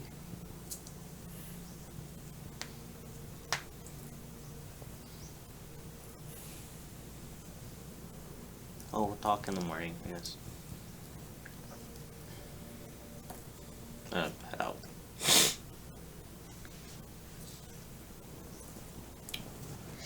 Alrighty. Go back to the temple. Okay. You guys all find appropriate places to rest and kind of sleep for the day? Or night, rather. You find that you are exhausted, but still having trouble sleeping. Just with everything that's going on and what have you. I'm gonna take several of the large portions of meat I have, and I'm gonna portion them out to people. Okay. Once you make your way over to the temple, you can see that it's still pretty much like nobody's there still. Like everybody's still left, and you'd imagine probably would have been there in that fight in at Benore. I don't know what happened yet. Alright, but yeah, that's right, my bad. Anyways, they're not here, and you're just kind of like looking around and trying to figure out, when they could possibly be back.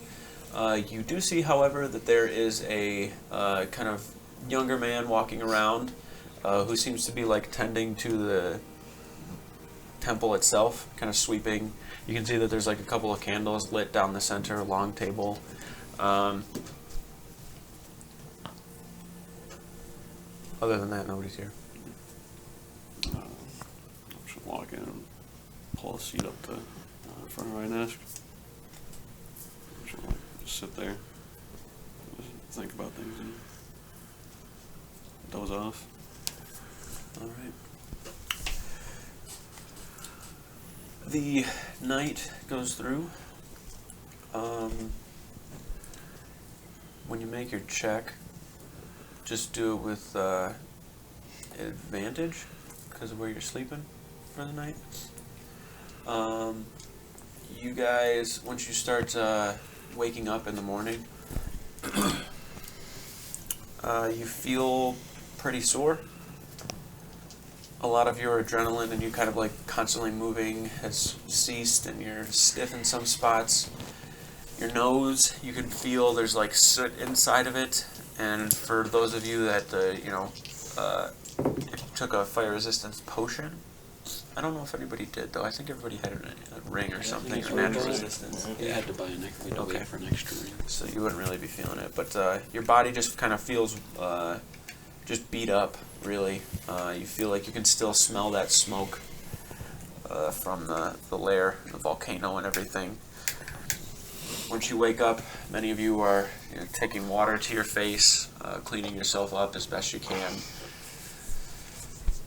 Your wounds are tended to if need be, whether it be from Modrak or Chelonia, or just kind of like a self-aid, or even some of the medicine workers that are walking around. Some of you have bandages kind of across your midsection from deep gash wounds from the claws of Rhaegon, burns on you that would have been way worse had you not had the resistance you do.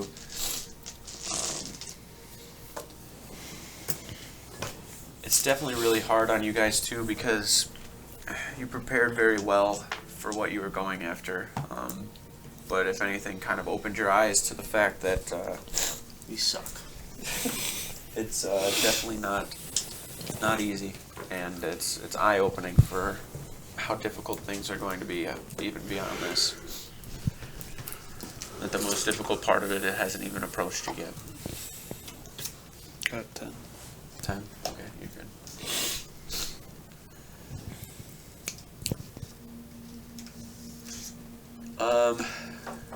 Moldrak, I'd say you would probably be up earlier than the rest of everyone, because you're just better health right now than everyone else due to the abilities with fire.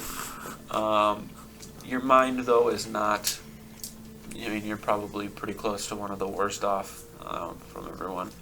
But you go and find Zarbrax to, let him know that everybody's going to be waking up soon. Hey, Is it time to go? no, it's me. We're here. Oh, I think what day is it? it's the day after you went to sleep. Okay, that's good. I think we're going to be waking up and doing Skip's ceremony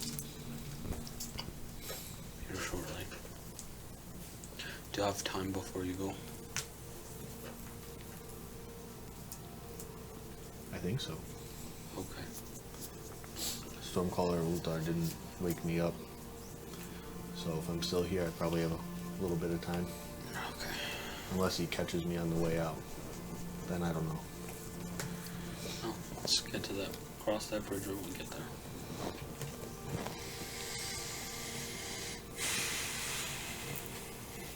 I'll just gather my stuff and start to head out.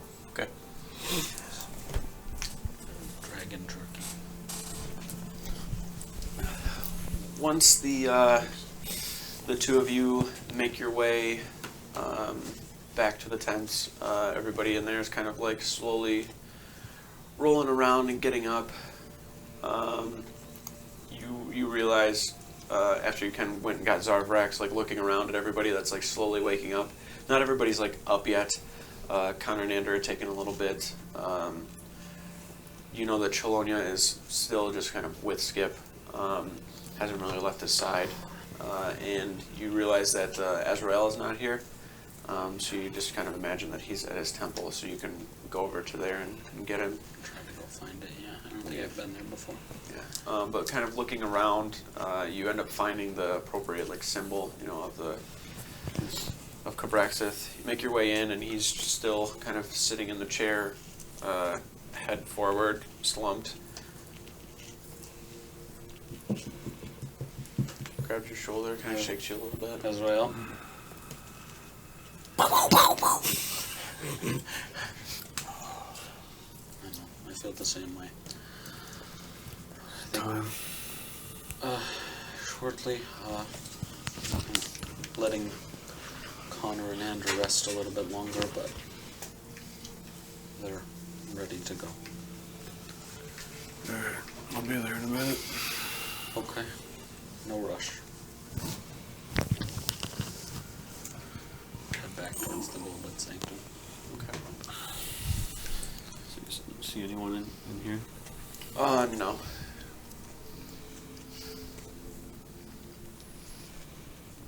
Is Rhinus holding a weapon in this statue? No. There's one in his tomb beneath the keep, but not one here. I would probably remember what it was. Yeah, he just carried a long sword.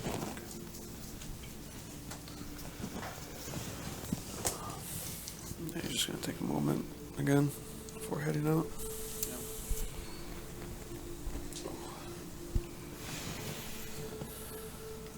Okay, one by one, and two by two, however you guys approach and get to the Gold-lit Sanctum, you eventually all make your way inside. The High Priestess sees you out, kind of standing in the central area of the Gold-lit Sanctum.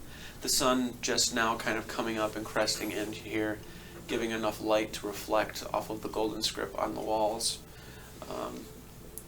It's a little warmer in here than it is outside, but it's still kind of a brief, bit of a chill every time the door opens, or there's just kind of a draft from somewhere. But looking out at all of you, she doesn't really speak. She just turns and begins to walk, and you follow.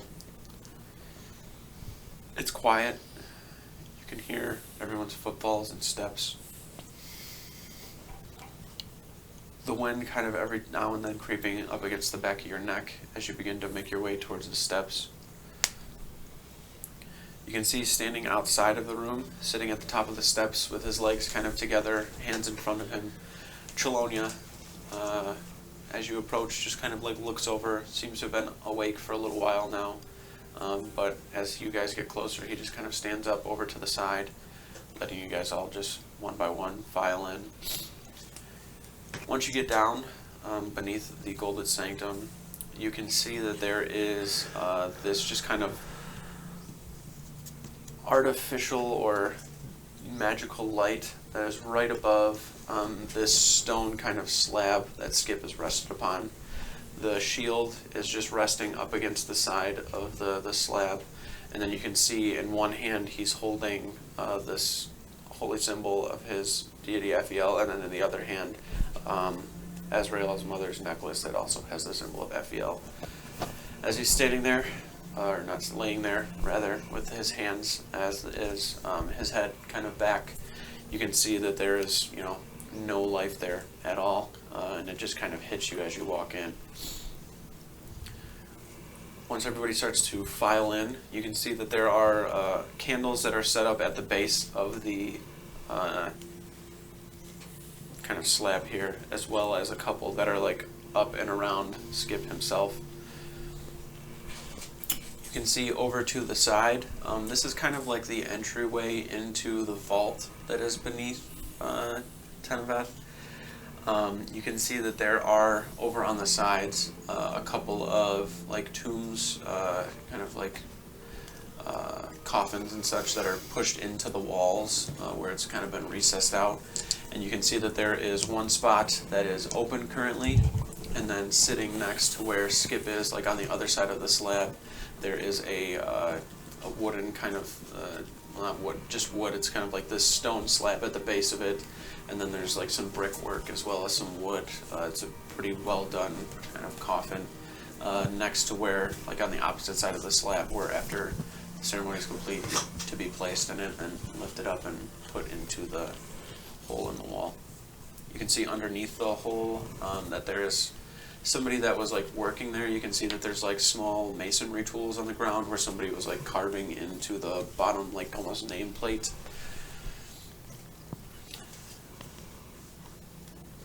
Really all this ceremony will compose is a brief scripture on my end, and then Skip will be placed into the coffin and lifted up into the hole to be put to rest. But if there's anything anybody wants to say, you're more than welcome to now.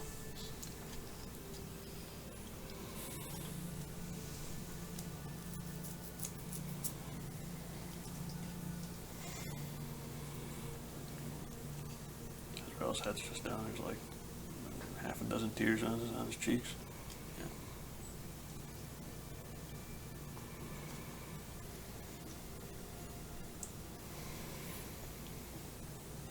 Just gonna step up, put my hand on him. I'll see you again. We all will. And I'll step back.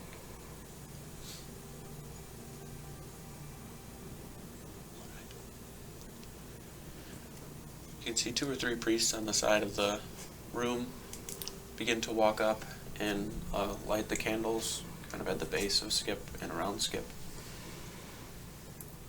Ephiel goes around and stands on the other side of the slab and coffin, kind of looking out towards you guys. Blessed be the body the Mother of Life give us. Blessed be the soul full of love and life. More so now than it ever was here on the material plane. Love and light shine through and send our fallen brother to the fields of Elysium.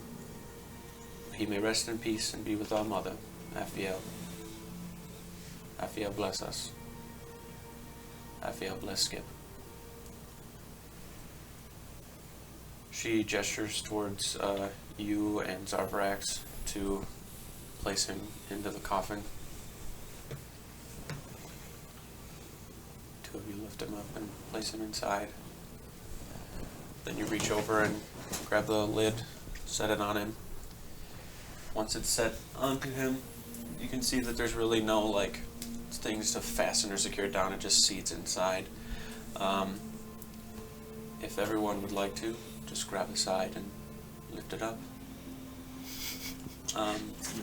As you guys start to lift, the 2 of you pretty much just like grab most of the weight on both sides, and then, you know, Connor, you reach in and just kind of like put your hand on the side, Ezreal, like you on one underneath side, it, and then Ander just kind of has his hand up on the back, and that's like placing it there. In sync, you guys begin to walk over towards the hole that's in the wall, and then slowly slide the coffin in. One last push to seat it up into the wall to put Skip to rest, finally and fully. It's silent. You actually almost feel like that last bit of life that you would imagine would be there for him has left and kind of escaped, fully severing that connection from his body and soul.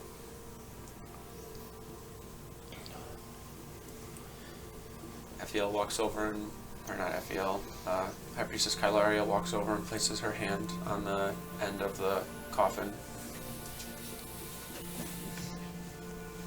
Doesn't say anything. Just kind of like puts it there, and then you can see her hand like on the ridges, like she's squeezing it a little bit before she loosens up her grip. Wipes at her face, turns and exits the room.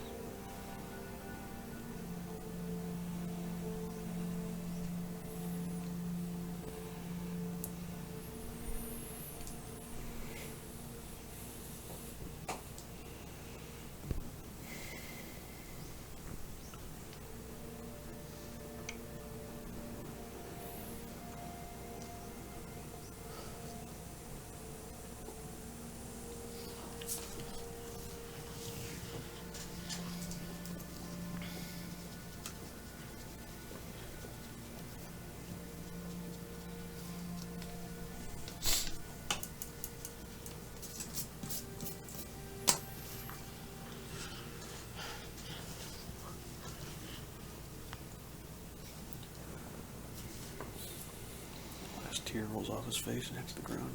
He turned around and walked out.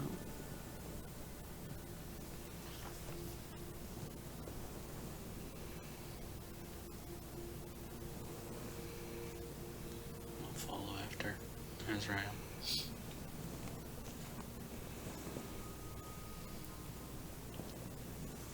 Ander's probably just gonna sit there for quite a while.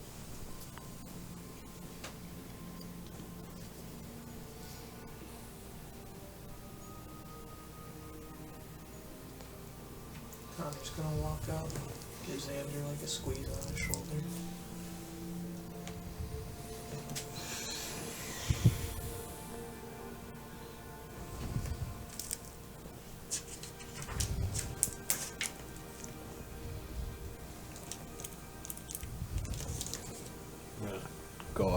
find Moldrick. Yeah, once you make your way out, he's standing at the kind of tops of the steps, the entryway there. Hey, Moldrick. Yeah. Have you spoken with the High Priestess yet? I spoke with her briefly when we got here, but not really, no. There was some bad news. More bad news? You weren't fast enough. What happened? Lenora was attacked.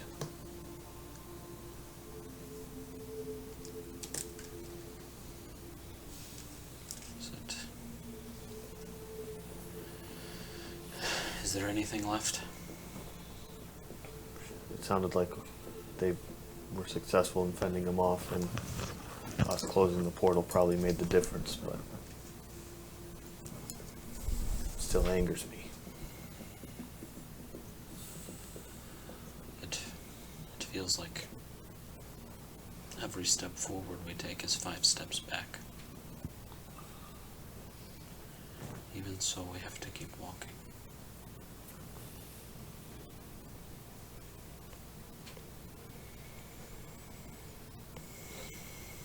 I get it. I feel like I want to explode with anger and just let it all out.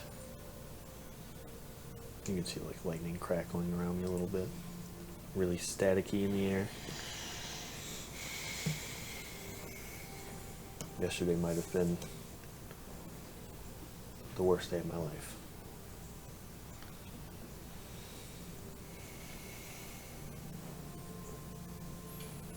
You know what they say. Once you have the worst day of your life, it's only up from there.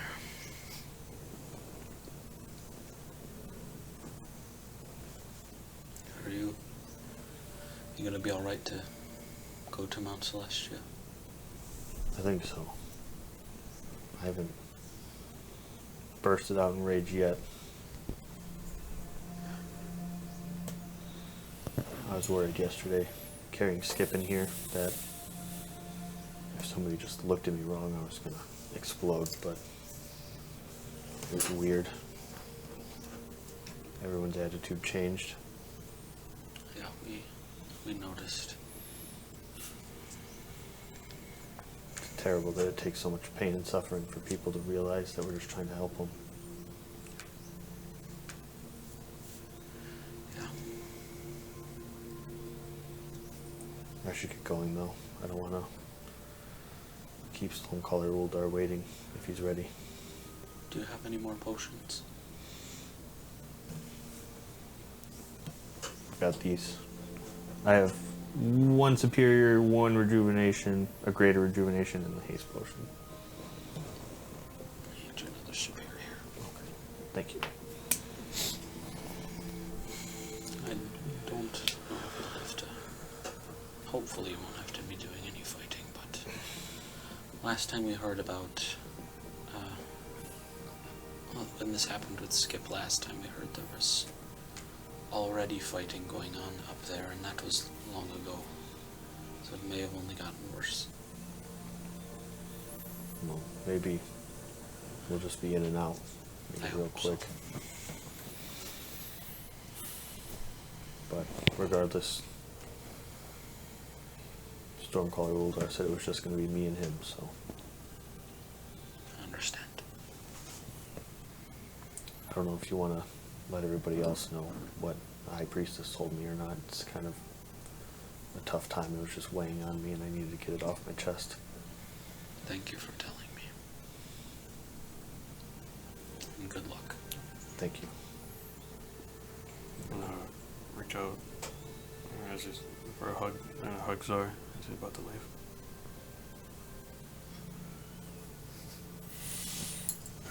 Come back in one piece, alright? We don't need another one gone missing. Seconded. If anything, I'll bring back a piece of something else like I did last time. Please do. That would be impressive. Gonna bring back a piece of the I know. mountain. I don't know if we've really said it much at all, but I don't think I have. But I love you guys. I love all of you too. Visible confusion. I love you guys too. That's not like a romantic. It's like brotherhood. I'm just not used to that kind of emotion. That's fair. It's nice though.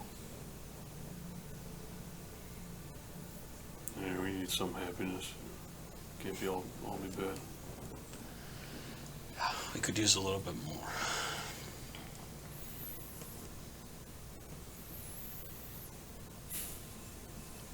I'm gonna spend some more time at the temple.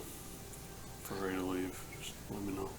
Well, I think we simply have to wait for him to return at this point, so if it ends up taking a while, we could head back to the estate and you can work on whatever you need.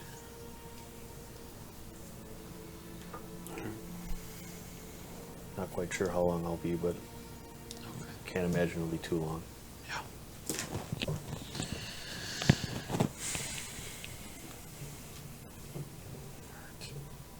just gonna head off. Don't need any more I love yous with the homies, you know.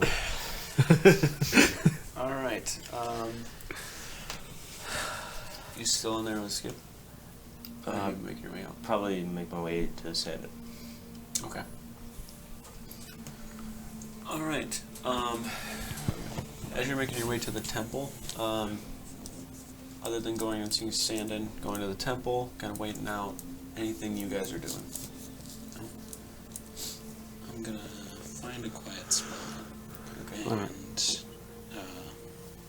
start to meditate and listen to the elements and try and connect with Primaris Elementus in some way.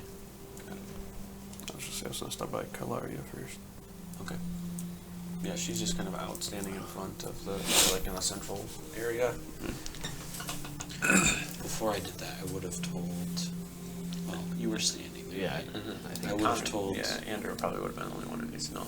Well, all right. So Andrew, I probably would have just left alone because he went to go talk to Santa. But I would have told Connor about what happened in Minorai. Got it.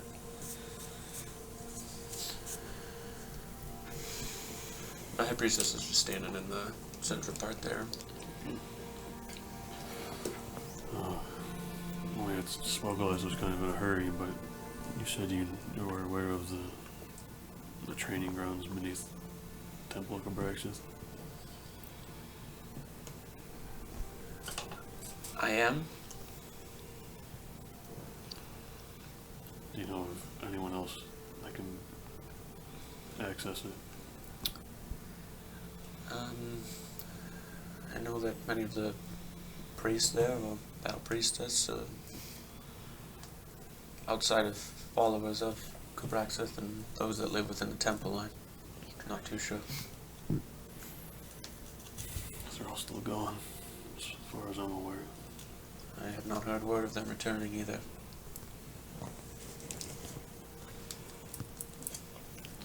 Would really like to access it. I just don't know how. You have some connection with him now. You may be able to do it yourself. Yeah. Alright. See what I can do then. Alright. And, Ander. You make your way over to the Temple of Perforos, which is essentially just a big blacksmithing forge. You can see smoke rolling out, even at 7 a.m. or 8 a.m. bright and early. Smoke rolling out of the top vents that are inside of it. It's kind of built like a cathedral church with a bunch of vents at the top. Like it has a very Gothic kind of architecture to it. And then all the forges are just inside, and there's a couple of seats and whatever. But once you make your way inside, you can see a good amount of the same individuals that have been in here before, forging away and whatever. And then that central table that was kind of just haphazardly set up for Sandon to sit at. He is sitting at it. You can see that he has like a cup of some sort of steaming liquid next to him that he's like drinking, and then kind of sets down, starts to like look, and he's like writing on some paper.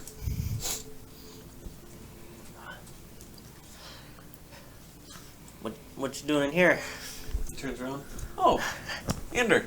Just woke up, got some good old coffee. Starting to make my way around, seeing what everyone's doing status-wise. We got this rolling. Cannons got sent out. I'm trying to make more cannons. This stuff up on the ramp, like the ramparts here is all set. Like I don't know if you saw it when you're outside. There's like all of the stuff that's set up like up on top, like all the defensive stuff. Yeah, it's okay if you didn't see it. If you didn't, it's there. So we're all good here. Everything's all squared away here. We should be set here. In regards to everywhere else, stuff got sent out. I think Yolgar got their stuff. They're sitting good over there. We shipped some stuff out. Venore took a couple of things. Trying to kill Jerry.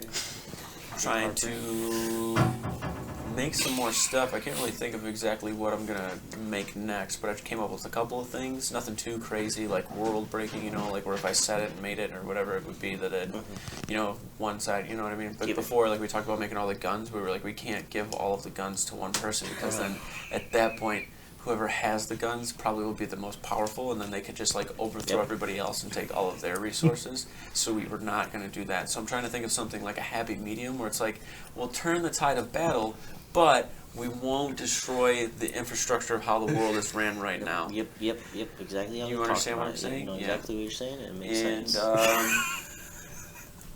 other than that, I think I'm pretty set here. What are you up to?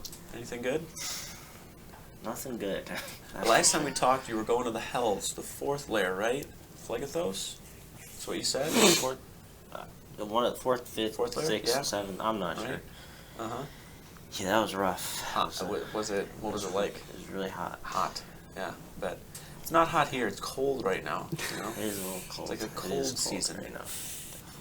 Definitely cold. Yeah. You don't look alright. Are you sick? You want some coffee? It's pretty good. Coffee? Oh, Imported from Massage. he's got. Did you guys get coffee when that started happening? I have no idea. Somebody was like, hey, are you tired? And I was like, yeah, a little bit. And they were like, well, I mean, if you want to stay up and do more because you look like you were so busy. I was like, yeah, sure. I mean, I could do that for sure. So they gave me this cup of whatever this black gold is here, and I took a sip of it, and I have been pretty much up since yesterday morning.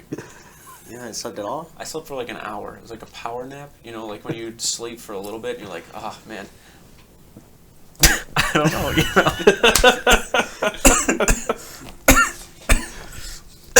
Hard, man. Well,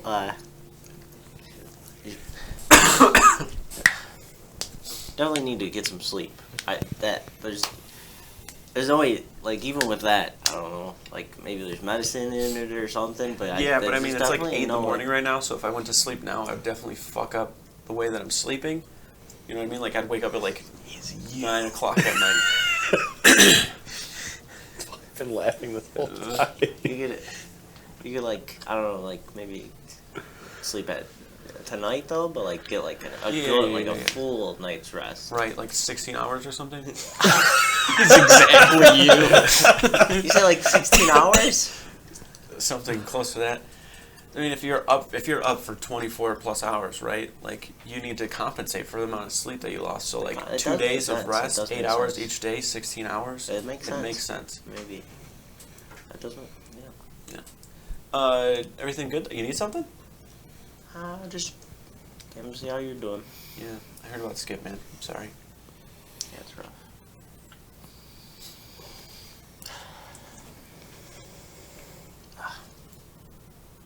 Do you want like a hug or something? I think I'm good. I'm sorry. I'm like, my emotions right now are really weird because of this coffee. Like, I can't really, It's okay. can't really focus. I'm just gonna. No more.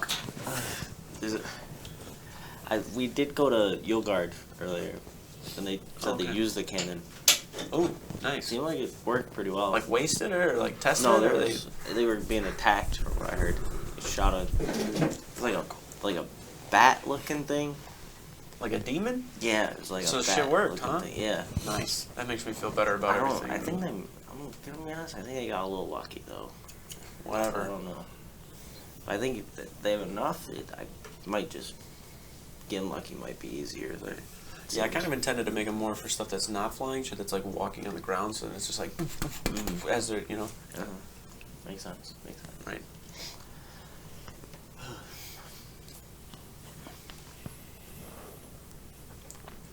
I was just gonna hang out here for a while if that's. Oh yeah, okay, all right. Yeah, I Nice. just didn't know if you wanted something or do something. But you Watching can you sit work. there. I gotta Yeah. get more coffee. Somebody's bringing me breakfast too. You want some I'll take some breakfast. breakfast? Okay, This yeah. I probably won't thing- eat all of The it. coffee thing seems a little scary. I don't know if I want to deal with any of that. That's all right. I mean, it's not that bad. I need to sleep though. Yeah, no, I'll sleep at some point. He's gonna die. You need to take the coffee away. Let him dead, you know. I'll see. It's like the whole time his leg has just been like kind of going up and down, and then every now and then he's just like writing on the paper in front of him. I just He's not if I'm gonna even get some looking, sleep he's tonight, fully and engaged. I'd He's calm just down on writing that. at the same All right. At time. least Are a little bit. you gonna be here tonight? I don't Maybe know. like a little family dinner thing. Relax, you know, chill Oh out. yeah, for sure. Should be here. Everything should. Play games or something. You got games? Some games. Start up the You play like some card games or something. Am I allowed to cheat? I mean, what Dad always say, man. If you ain't cheating, you're not trying. Right. That's right. Oh no!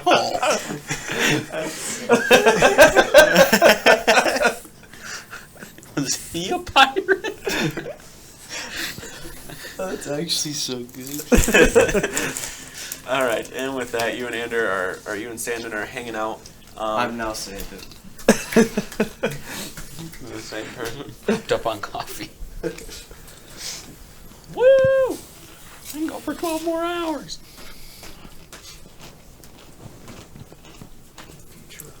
Caffeine is worse for the D&D All right. world than guns. Zarvarax. We were just talking and talking and talking, and I finally caught on to what was going on, and I just could not stop laughing. Okay. Once you make your way back to the temple. Yes. Sorry. Dragon guy's name was Gimbal, right? Yes. Okay, sorry to interrupt. Yep. Gimbal. Got it. Making your way back to the temple.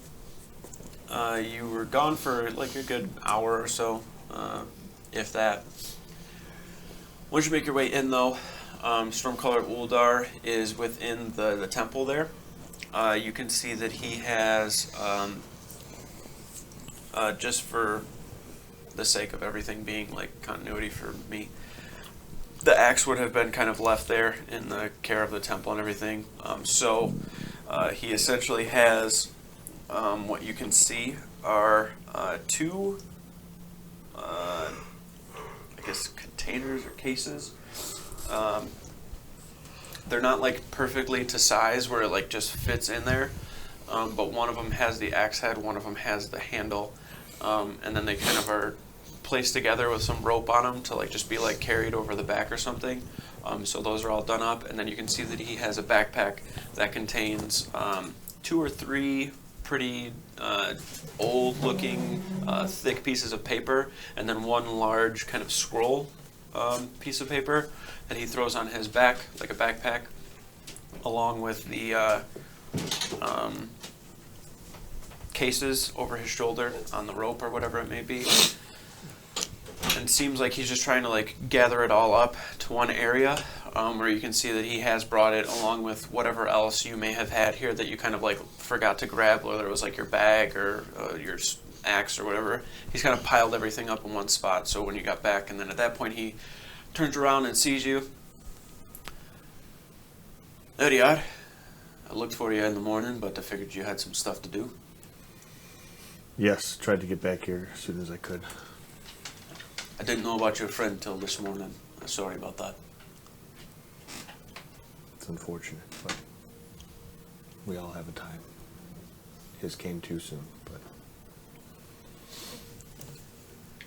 Well, if you're not ready, I understand, but it's entirely up to you. I think after what I endured yesterday, I could probably take on anything, so. I believe you can too. Are you ready then? Alright. He's like picking stuff up and handing you some stuff as he's talking. We will travel to Mount Celestia. You will reforge Storm's Rage once more, so you may wield it in the coming battle of good versus evil, and bring the storm upon the enemies of Keranos and his allies. Let's do this.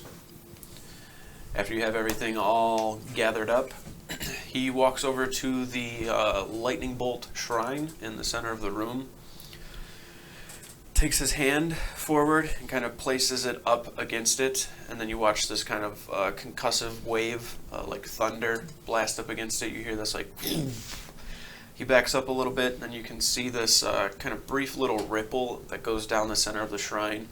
He takes his fist and like rocks it back and then punches forward to where this bolt of lightning arcs forward, slamming into that center point, causing it to ripple and kind of open up more. He does it again, probably 2 or 3 more times before it fully opens up, and you can see on the other side, like a doorway, what is some sort of like large green valley.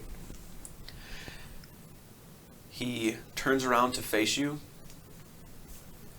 Before we go in, all I am doing is guiding you. I will guide you on your journey and descend the mountain with you, and I will be just that, a guide and nothing more. Any interference from me, and you will not be deemed worthy. You will be tested, and whatever doubt you have in yourself, you wipe it clean.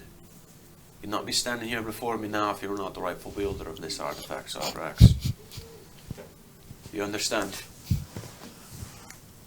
Good. Then let us go. Real quick, He turns around and kind of, Aye, are we gonna have to fight anything? I don't know. Oh shit. Okay. You good with that?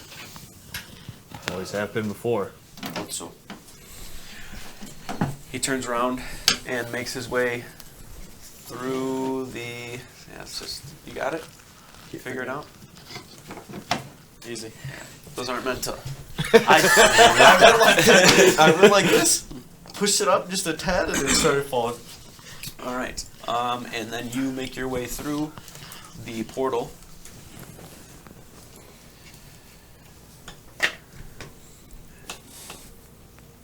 Are you smiling? You're gonna die.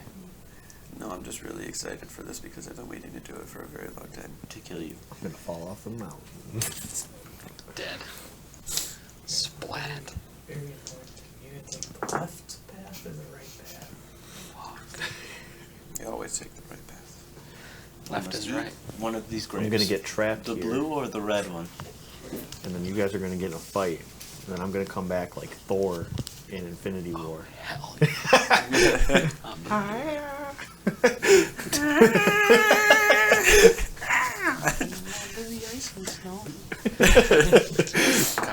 And then you and Moldrak throw the fucking axes and hammers back and forth.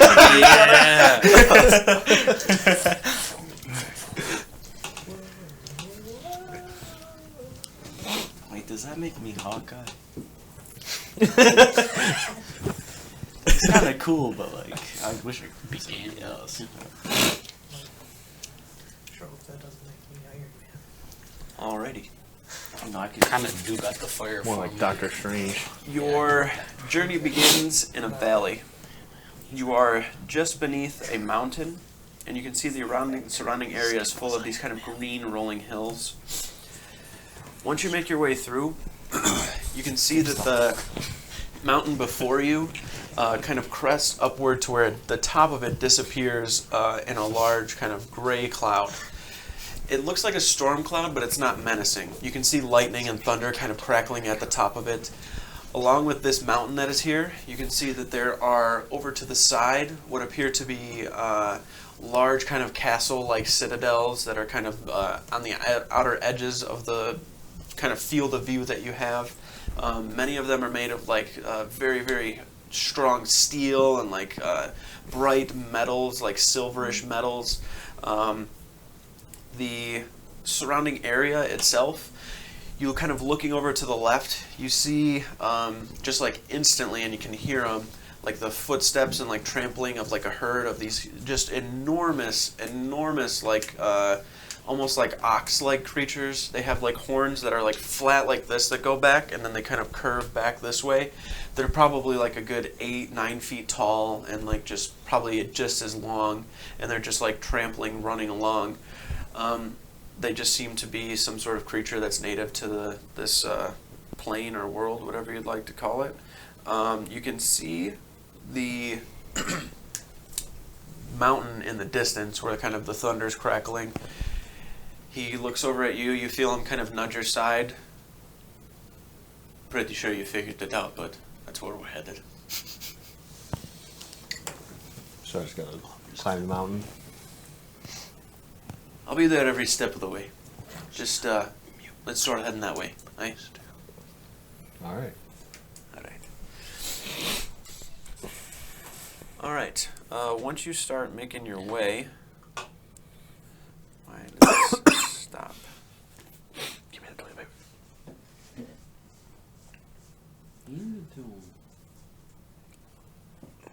Please. Thanks. Just gotta be polite, man. All right. Once you begin to start walking that way,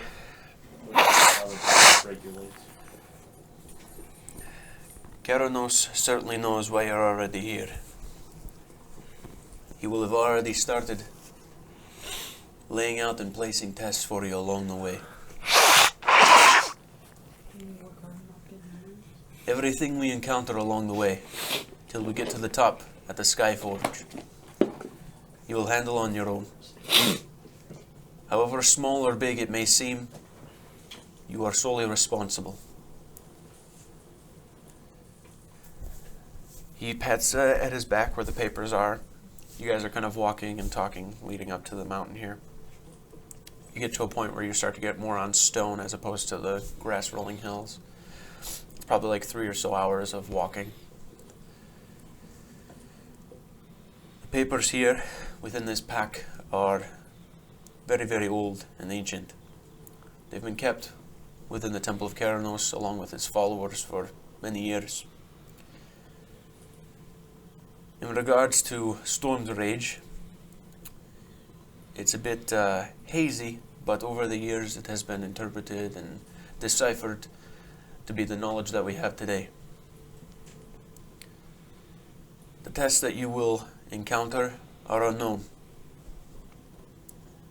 I have no idea what they could be, but they're set in place to deem you worthy enough to wield the axe. If you so try to forge the axe and are not worthy, well, let's just hope that doesn't happen. Once you get to the bottom of the mountain here, you haven't really seen, you've seen people just kind of like off in the distance, riding on horseback, traveling through carriages, whatever it may be. You've seen small like encampments that are over to the side where it seems like there's some sort of festivities going on. And it's very strange because it's not like they're a part of like villages or anything, or they seem to be traveling to somewhere specifically. They're just kind of there, just roaming around. So seeing somebody, like seeing a person isn't really out of the norm for where you are right now because you've already seen them, so you're kind of familiar with like, okay, there's other people here to some degree. Once you start to get to the base of the mountain, you can see there are 2 or 3 people that are making their way down from the mountain. As they're kind of walking down, you can see that one of them is a human man and the other 2 are dwarven, both female. All of them as they're making their way down. A couple of them just kind of like put their fists together and do like a quick nod. You're very familiar with this being like a symbol of like a bow from like a Keranos follower. The other individual kind of has like a, it's not really like a, it's like a flat kind of cowboy type hat, just kind of like grabs it and pulls it over towards you before he puts it back onto his head. And then you start to make your way to the base of the mountain where you can see you and, excuse me, you and Stormcaller Uldar kind of discussing back and forth as he's still iterating all of this stuff and feeding you as much knowledge as he possibly can. Tucked over to the side, you hear a voice kind of like speak out a little bit. "Excuse me, sir." You like look over and then like look at him and like look over again, and he's just standing there kind of looking at you. "You, the big fella." Yes? "Sorry to bother you. Just had a question for you." Sure. And you're familiar to me. I feel like I've seen you before. I was in Brunswick when it got attacked. The demons came. My family and I, we lived there in Brunswick. They died, and I can't seem to find them. Even if I do find them, I don't have anything to care for them with. No food, no water, nothing. Can you help me? Find them? Anything will do.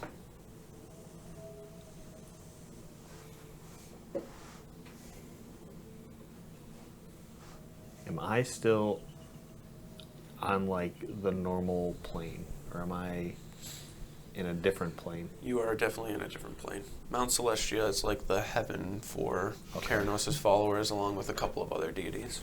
So is this guy dead? For sure. Just going again. Permanent. Dragon. The fact that he can't find his family, does that mean that they didn't make it to heaven? Does he know that he's dead? Just wants food for Okay. Even some food or some drink, Well- anything. Yeah, I can keep an eye out for your family. What do they look like? My wife, Isabella, she's probably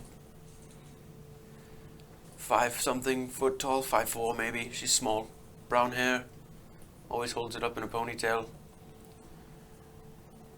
And my son, William, he's maybe about 7 years old.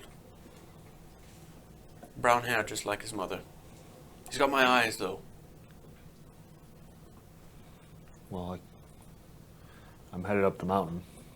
If I happen to come across them, I will give them aid, and here, I'll give you this now.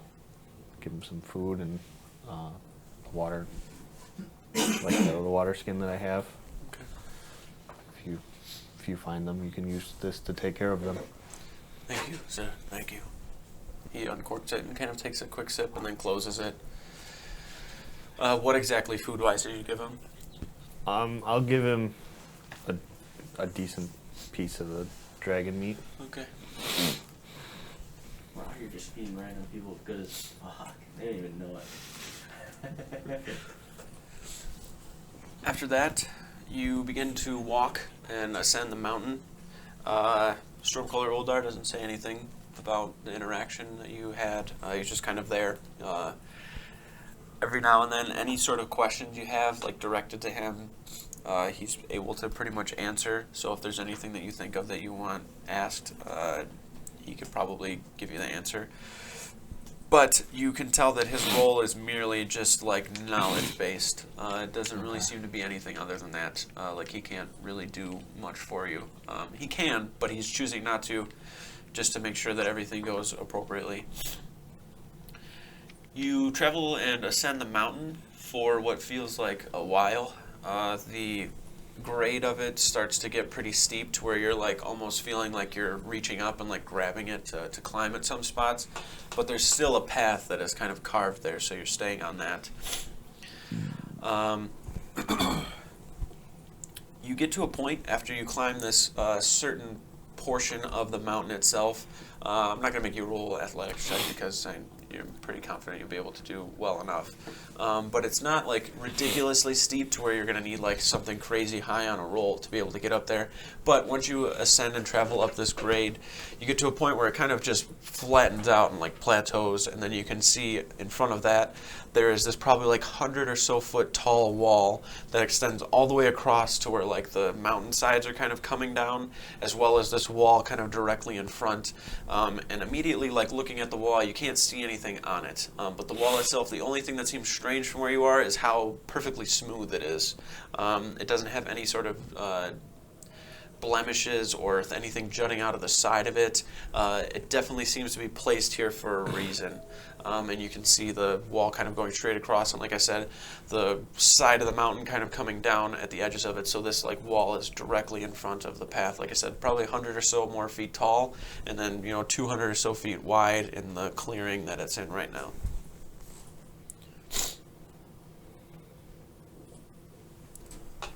So it is a wall, like it is just blocking me from continuing forward. Yeah. So I'm supposed to like get to the other side, I'm guessing, somehow. Seems like your only way.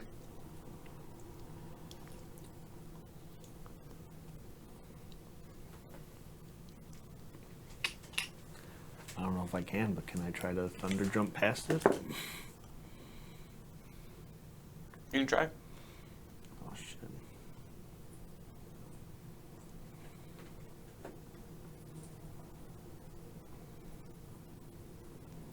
You're probably like right now. You're probably like 200 or 300 feet away from it too. Yeah. So yeah. you haven't got up to it yet. I'm gonna approach it and kind of assess how like tall it is, I guess. Okay. Make a investigation check. Yee, intelligence.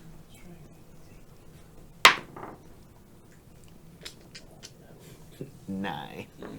Okay. Roll.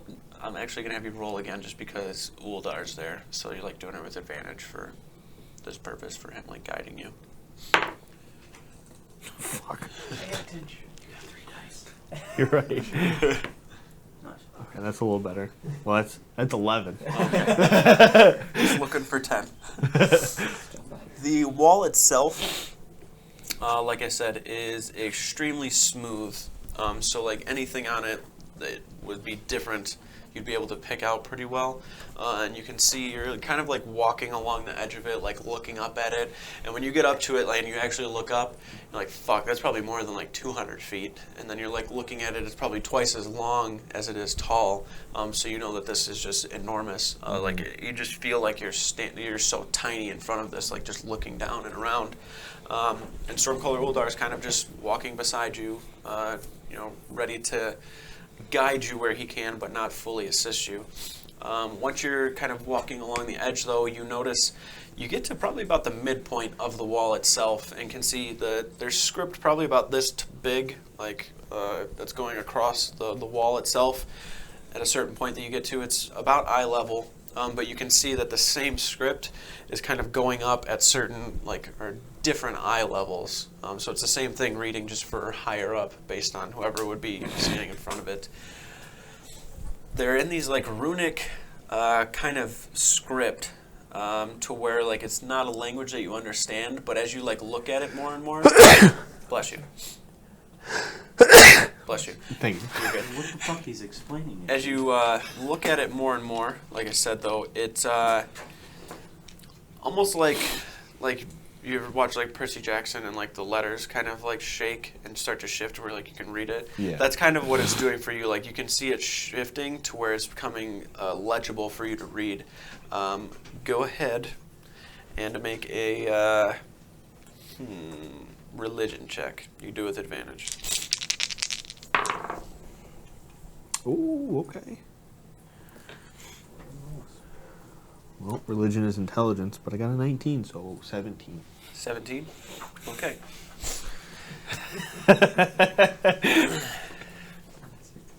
All it reads on there is only the mighty may ascend, and only the mighty shall be worthy. Then, just beneath the runes, as you fully are able to decipher it and read it, as it shifts to what you need to see, right beneath that there is a symbol, the symbol of Keranos, right on the wall, Other than that, nothing. The wall is smooth.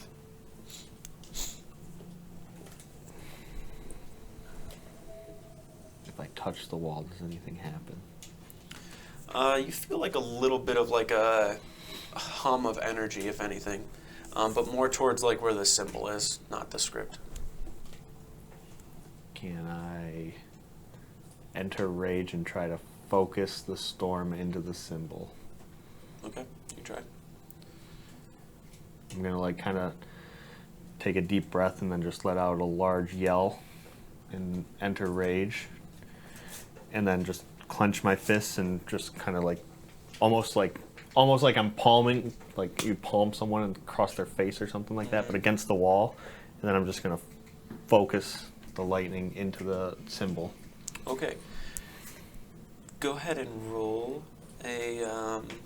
Let's see what I'm gonna do with this, because that wouldn't really work with that. So roll a d20 and add your proficiency. 13.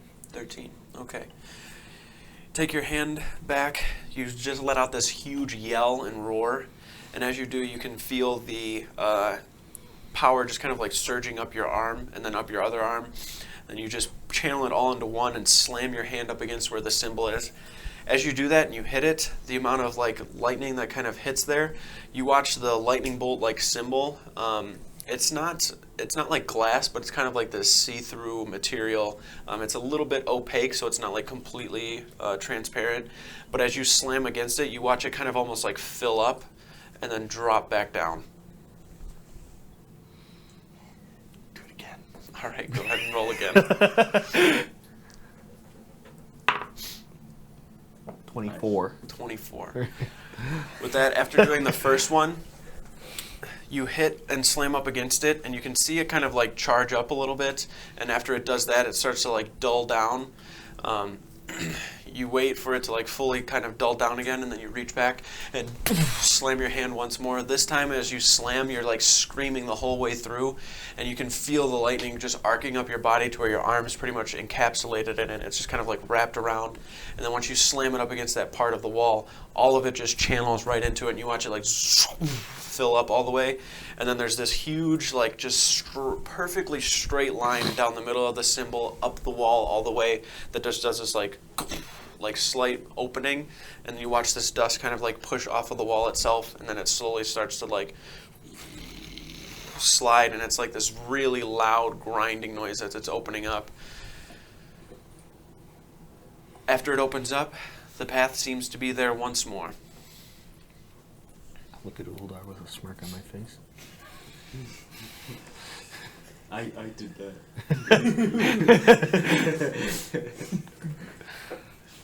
And this is when he punches me and tells me to be humble. Idiot.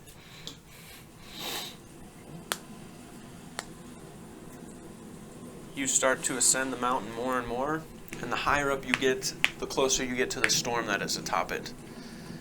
2 hours pass, 4 hours pass, nearly 6 hours pass of you walking up this mountain. You feel fatigued, you feel tired, kind of irritated, because you're just walking and walking up this mountain in the rain. The thunder and the lightning doesn't bother you, but the rain is annoying. It's causing this kind of veil in front of your face. You can feel the ground beneath you kind of slipping every now and then. As you begin to step and walk, you can hear kind of rumbling, and it's not thunder. You feel it beneath your feet as well, like the rumble that's there. You look forward, and you can see kind of like splashing in front of you is water that's like coming down the mountainside as well, like right down the path. It's like almost like this landslide, essentially.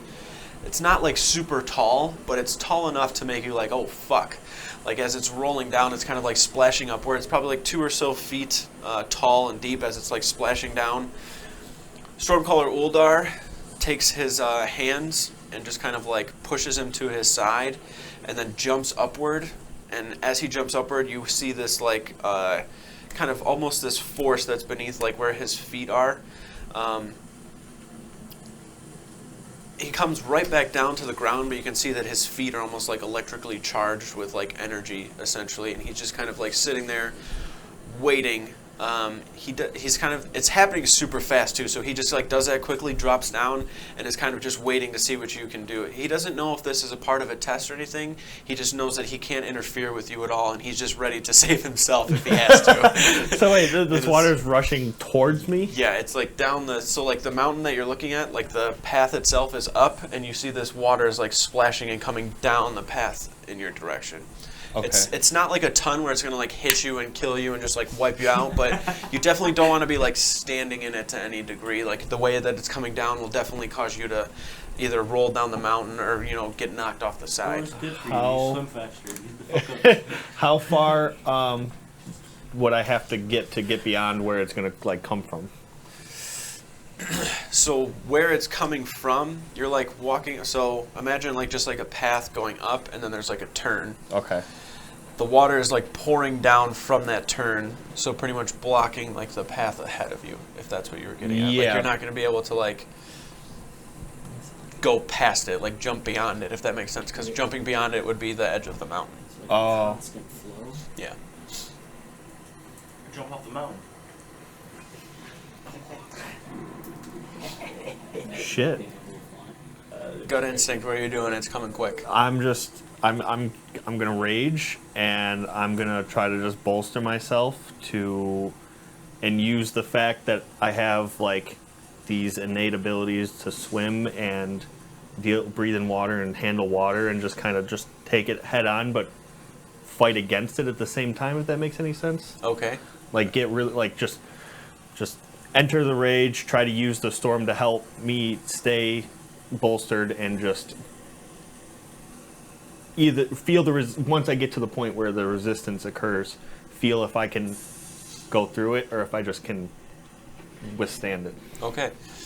It starts to like splash up, and you're probably 10 feet away from it when you let out this like scream, like bring it pretty much, and it just slams into you. The first hit kind of knocks you back a little bit, and you're like, oh shit, and then you just anchor down more and kind of like put your shoulder into it as it's splashing towards you. Lightning is kind of arcing off of you. Stormcaller Uldar, you don't even have the ability right now to like look around and see if he's okay. Like it just like hits you and it's just chaotic. There's water splashing up. It's low enough to where it's like at your knees, but every time like it hits a rock or like some sort of lip, it's picking up and sloshing around. Like it's not like just this gentle stream rolling down. It's like splashing up and all over the place. There's bits of mud and rock there inside of it, and it's like splashing up at your face. So you're kind of like shouldering away from all of that debris and shit that's splashing up towards you. Go ahead and make a strength saving throw. You can make football players do it. Can't climb up mountains. That's a natural 20. Fucking shoulders of Okay. water. I'm gonna be honest with you, outside of that, I was gonna fuck you up. Did you say natural 20? I did.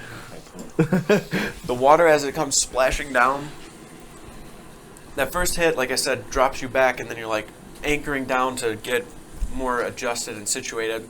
The next wave of water hits like your midsection, and instead of just letting it keep like hitting you down, you take a step against it as the water's like pushing, and then you take one more step.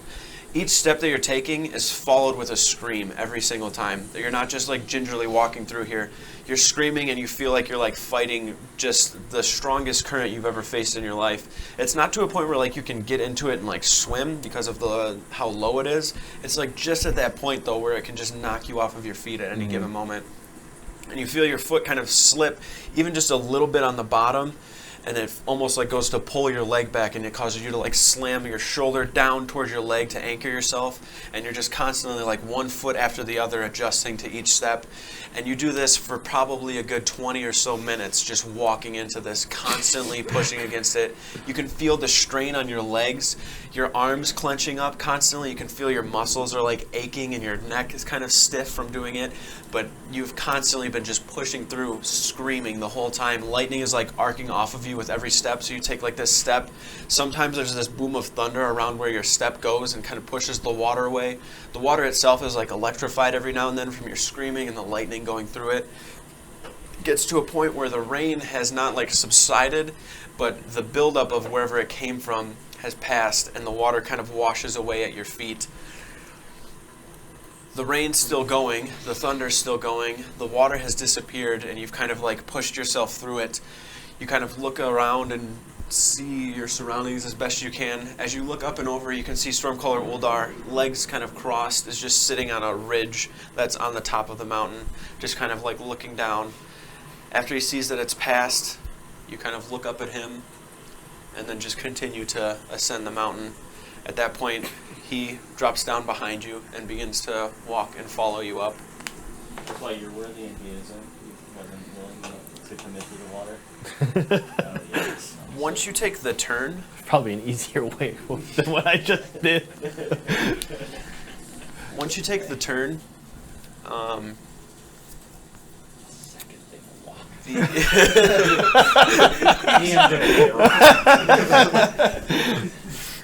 15 stages of the water. you can see there is this kind of it's not like dull blue lightning, it's like bright white, like hot looking lightning that's like shocking down at the top of the mountain. You can see the top of the mountain now. You're not far from it. You're probably only 10 minutes at a good pace getting up there. Seeing it causes you to kind of invigorate yourself a little bit, like, okay, I have to walk, I have to push, here we go, this is the final trek up. You start to walk and ascend up that way.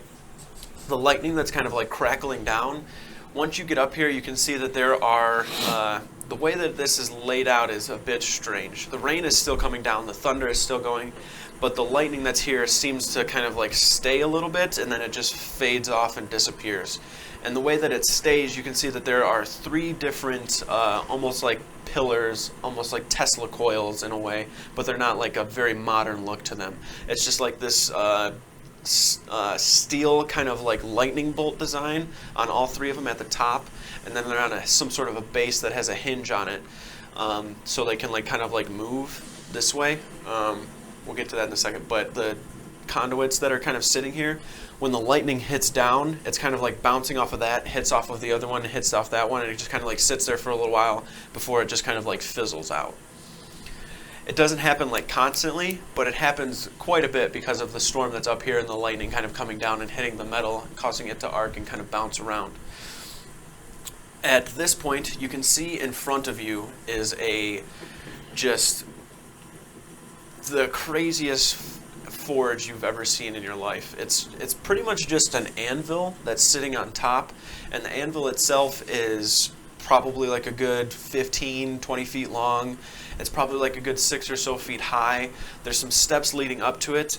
The shape that it takes is kind of it's flat at the bottom, then there's this curve to it, goes up, and then points at the top.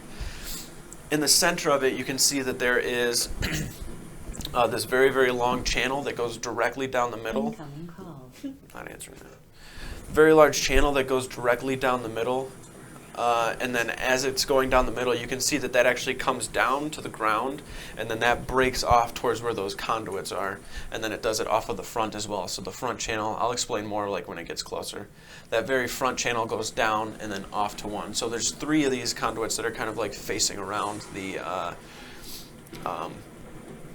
anvil itself, and this seems to be the forge. There's no forge where there's fire or anything. This anvil that's here seems to be used as a forge as well as an anvil. The forging part of it, when the axe was forged itself, Keranos didn't use fire to do it. He used the heat of the lightning. And Jesus Christ, I thought you died, dude. He used the heat of the lightning in order to forge the metal and kind of melt it down to create the axe itself. When you're standing here, the lightning and the rain coming down, you kind of take a moment holy shit, Keranos was here at one point forging this axe that I'm trying to reassemble. At this point, Uldar has everything. He's got the scrolls, he has the axe head, he has the handle. He's just kind of standing here. You're standing here looking fuck. I don't know what to do with this. This is fucking complicated. You turn around and look at him. We made it here. Fucking long ass walk, but we made it here. Yeah, like what, 10 hours now? Gotta be close. But it's not beside the point. This is probably gonna be the hard part. I'll leave it to you now. He goes in his bag, grabs out what you can see is some sort of larger scroll that he hands over to you. That would be this here.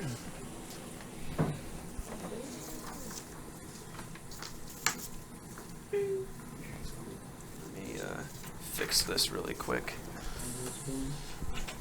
Can I see your pen really fast, Sean?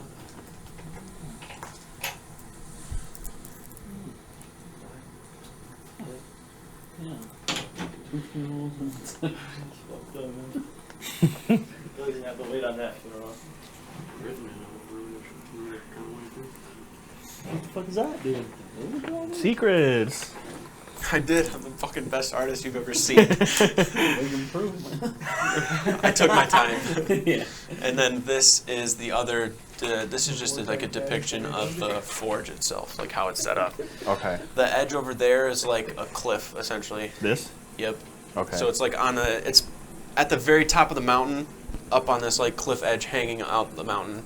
Then those like lightning bolts are all of the conduits, and then those little channels that you can see are the channels in the ground that lead up to it. Okay. And so where's this slot? Like right here? Yep. Okay. Bro, you can't do this. You can't read. The Uldar's script that thing is for. on that is the same runes that were on the wall, but you're able to decipher it and read it based on your... It's magical. I can read it because it lets me. So you just let me know what you're doing, and we will go from there. Here's your pen back. Thanks, bud. All right. So first, I want to observe this lightning. Okay. So I'm going to take a few minutes and I'm going to kind of watch the lightning strikes and how they hit these like pylons, I guess. Okay. What happens when it hits the pylon, and then like I guess just sort of like maybe if there's any sort of rhythm or frequency, or if it's just all completely random. Okay. Make a perception check for me. It's actually a very good question. I wasn't expecting you to do it that early.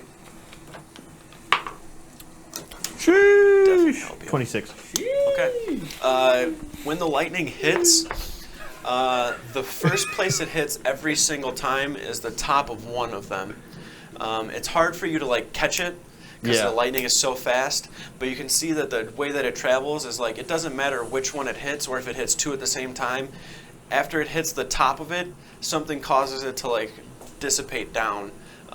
But the focal point of it seems to be like at the very top is where the energy seems to go to first every single time. Okay. And then it seems like it travels very sporadically because it doesn't have anywhere to go.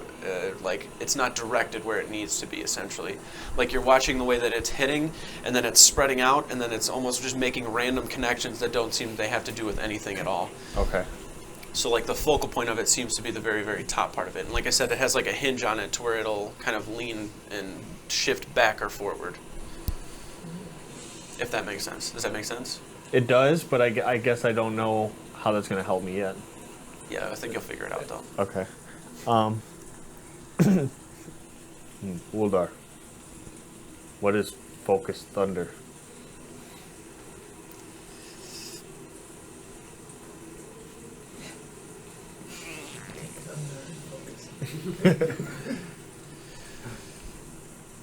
Just think about how you used the lightning on the wall. Okay. More like focused lightning than focused thunder. Right. So if you use the lightning on the wall, try to make it thunder for whatever you need.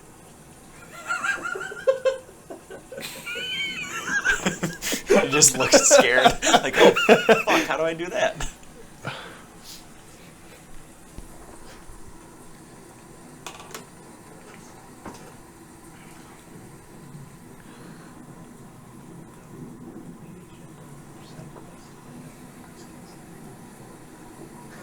Does that say E times? It says E times. No, it says 3 times.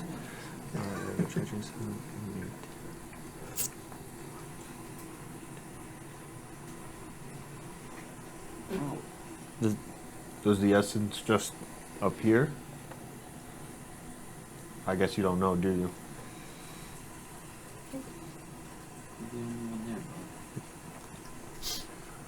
Uldar's here. Wait, why can I hear Mulder?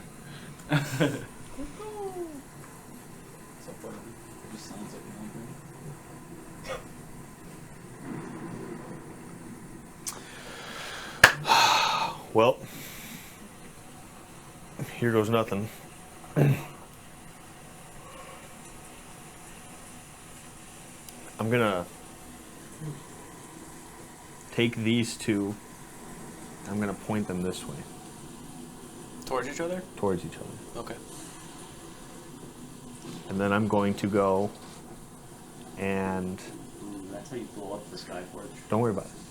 I'm gonna go and place the handle inside of it.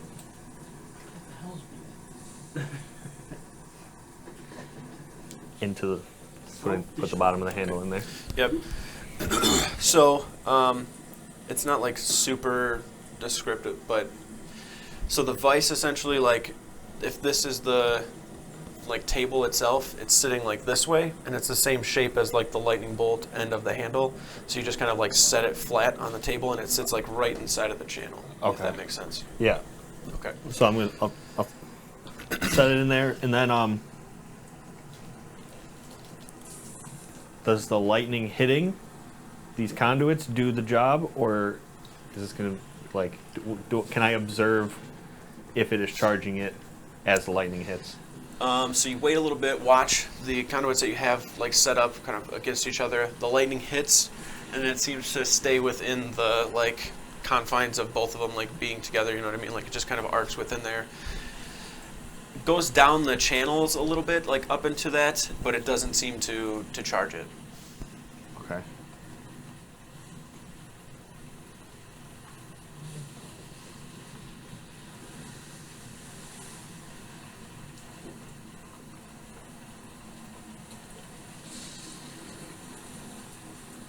What happens if I point them all towards each other, like above it? Above it? Yeah. Okay. So like that's the focal point, and then let lightning strike them at that point. Once you take the conduits and kind of like adjust them and then angle them a little bit to where they're just raised above the forge itself,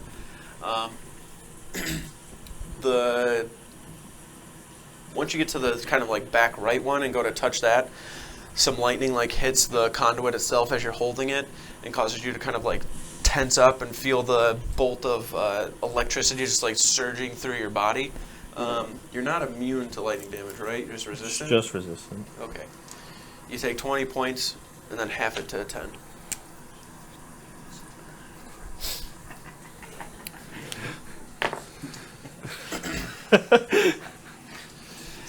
After you get that second one kind of set up and the two that are sitting directly above it, there's a little bit of a charge that you can see that kind of like slams and goes down and hits into the handle. After that happens, you can see the handle itself. There's like those 3 rings in the center of it. You watch 2 of them kind of start to electrify and like charge up. You rush over to grab the third one and kind of like pull it down. As you're pulling it down, you get it there, and then all 3 of them get charged again, and then it slams down and hits into the axe handle, and it almost looks like it just like overcharges it, and then the energy bursts outward, kind of exploding, causing the hinges to flip back. So it seems like he had the right idea, but they just weren't all timed at the same time, so it kind of like charged it twice, and then charged it 3 more times on top of that.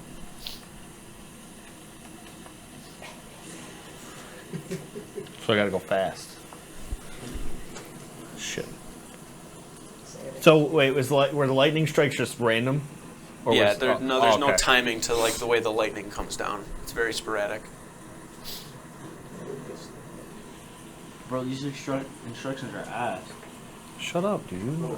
It's ancient shit. All right. I'm just gonna focus one above it, Okay. and I'm just gonna. If lightning strikes it and it seems to charge it, I'm just gonna let the lightning strike 3 times and do it that way. Okay. As the excuse me, you take and kind of angle it down. Which one are you angling down? I'll do this one. Okay. You take it and kind of just because it's kind of on like a swivel where you can turn it pretty much like 45 each direction, and then the swivel itself, like the hinge that it's on itself, can go either forward or back. When it goes back, it doesn't go like all the way like 90 degrees back, but it goes back enough to where it's like out of the way of the forge. But you take that one and just kind of like angle it up and over the handle. Lightning strikes the one time, charges it, goes down to the handle. Second time, down to the handle. And then a third time it goes down to the handle to where the handle seems to be charged at this And point. then I'm going to pull it off. Okay. So it Good doesn't call. overcharge it. All right, and then I'm going to take the axe head and I'm going to put it like where it should be on the axe, Yep. above the handle. You And then- take it and kind of grab it, and pull it down and slam it into the spot, and it's like butter, like the way that it sits in there, like it just feels perfect the way it seats. And then I'm going to... I would also say that you're still raging if you wanted to be, because you can do your persistent rage. That only actually lasts like a minute. Oh, never So mind. it still You're not ends raging. after a minute. Yeah. Got it. So I will rage. Okay. Again, as I'm like kind of focusing on this thing. And then trying to figure out how to use thunder instead of just lightning. Yep.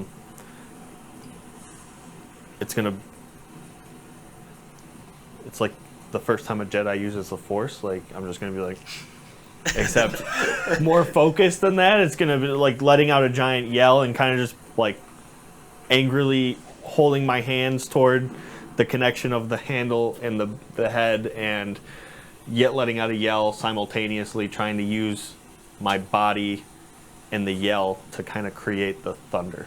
Okay. Go ahead and roll a d20, add your proficiency. Wow, that was a fucking roll. 25. 25. Okay. You yell out and kind of just push your hands forward. The actual like concussive blast of the thunder doesn't really occur until your hands go forward. Like the yell is just you like getting more into it. You slam your hands forward and kind of push up against the top, and you watch the axe head itself just slightly kind of like seat in a little bit more. Take your hands back and do it again and push, and then it seats in one more time. It gets to a point where after the first two you kind of feel a little tired and you have to slow down and then go ahead and do it again. So go ahead and roll one more time for me. Add your proficiency. 20. All right. And then with that, the last time you push it once more, and then as it's kind of seating in, you can see there's like kind of like this electric charge between the handle and the axe head itself that's almost like pulling the head further into the handle. Once you see that it's like just barely there, you take, after doing the last kind of push, like that third one, you just kind of take your hands and push them just a little bit closer, one after the other, to where like it seats like this way and then seats like flush onto it, and then it pulls it into it, and you can see it sitting there. After you've like done that, you can see the axe itself has now just like quickly, like there's this bolt of lightning that crosses the whole thing. The handle, like the rings, the grooves on it are still charged and kind of arcing a little bit. And then the axe head itself, all of the cracks inside of that are just kind of slightly crackling, like they're not fully charged. Well, so then I'm going to go and I'm going to re-angle the one at the end towards the axe like I did the last time. Okay. And then I'm going to put the other two kind of facing each other so they're both going this way. Okay. And then I'm going to try to time a lightning strike on this one, and then I'm going to shoot lightning out in both directions at each of these. Okay.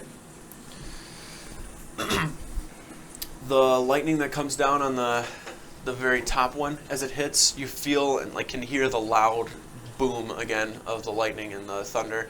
As it hits, the lightning slams down into the axe head, and you can see the axe head kind of gets charged. You slam lightning out towards the ones at your side. Easy enough lightning to cause it to charge. But the amount of lightning that you put out doesn't seem to be a whole lot, and the current stays within that. A little bit of it goes up the channels, but the channels themselves seem to have a different purpose. So like after you've like hit the lightning to the sides and charged the 2 that are there, the current pretty much just seems to stay within that kind of arc. So like the one that's at the very top hits and kind of charges down into the axe. You watch the head kind of arc up a little bit and then subside. Well, then I guess I'm gonna angle the other 2 towards it. Okay. So they're all back in that focal point. All right.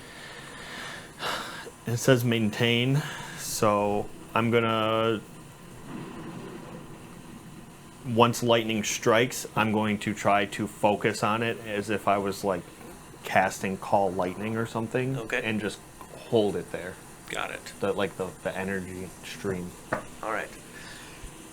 You wait probably 2 or 3 minutes. You can see that the way that the forging is going of the axe, that it's staying pretty charged, and you can see that this process seems to be something that has to be ongoing, because it gets to certain points where you can see the lightning kind of like crackle and fizzle to where it seems to be dissipating, to where it's not being imbued properly and like forged. So like if the lightning isn't persistent, or if the steps are like fucked up too much and it doesn't like fully work, like for you right now, you're figuring it out pretty quick. Like you're like, oh shit, that didn't work, this is what I have to do, and then that boom, it fixes it and it's fine and it keeps going.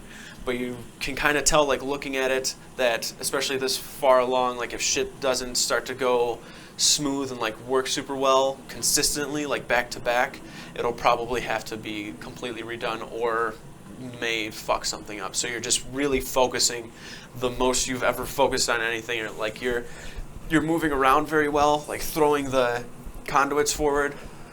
The one on the far side that you already have down, you kind of reach over, grab, slam the one down, grab the other one, slam it down to where they're all kind of like met up at the middle part of the forge itself. Lightning arcs down as you're standing towards the center, and the amount of lightning that kind of gets charged down into it gets to this point where you can see that as it slams into the center part, it's kind of matched up to with like where the axe head meets the handle is where the middle point of the forge is, like where the conduits are meeting down into it.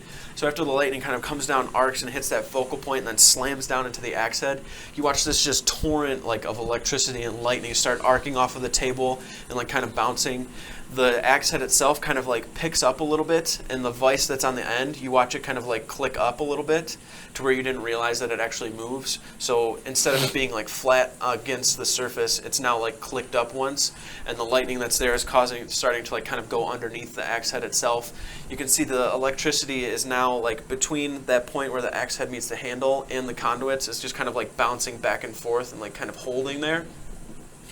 You also see as it's sitting there and kind of bouncing back and forth and holding, that the conduits themselves, from the amount of force and energy, are starting to try to like peel themselves back and away. Another bolt of lightning kind of hits. As that one hits, it charges the axe head again. You watch the vise kind of click up once or twice again to where the axe head's probably like a foot off of the anvil now. The conduits that were kind of like up and pretty much almost on it are starting to like rear back to where, you know, if another bolt of lightning were to come down, it would probably just blast them back and it would possibly reset. Well, I'm gonna try I'm gonna grab them all. Okay. As best as I can. If I gotta like step on one and push the other 2 down or something, I'm gonna try to avoid getting struck by lightning. But all right. How would you like to attempt to do it? Because you can easily, because there's a lot of force that you have to put into it to like pull it down. Yeah. So like you could stand on one if you wanted to. Essentially. Yeah, I think I'm gonna like maybe stand on one of these ones, and then when I'm like holding it like on top of it, I'm gonna reach out and kind of push down the other 2. Got it. Make a strength check. Try yourself, buddy.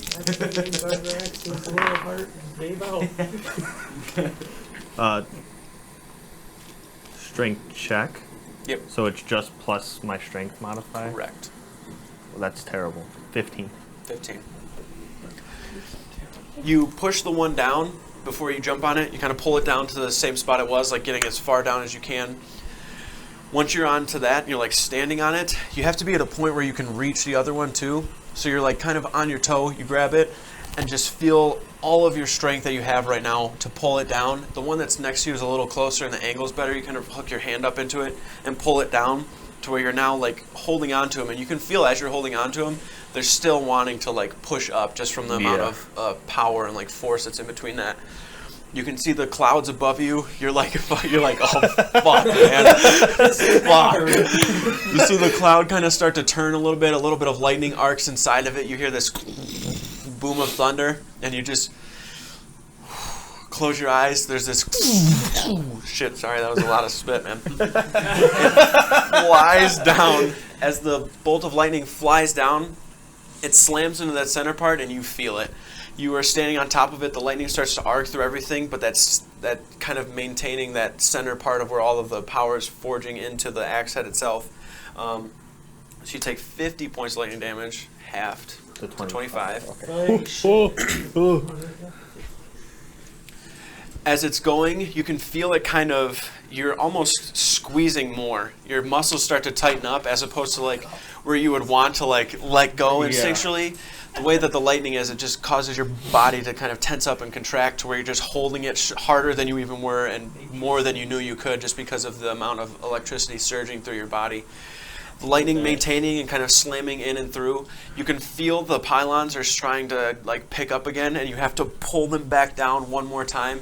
You can feel the actual energy coming from the axe head itself.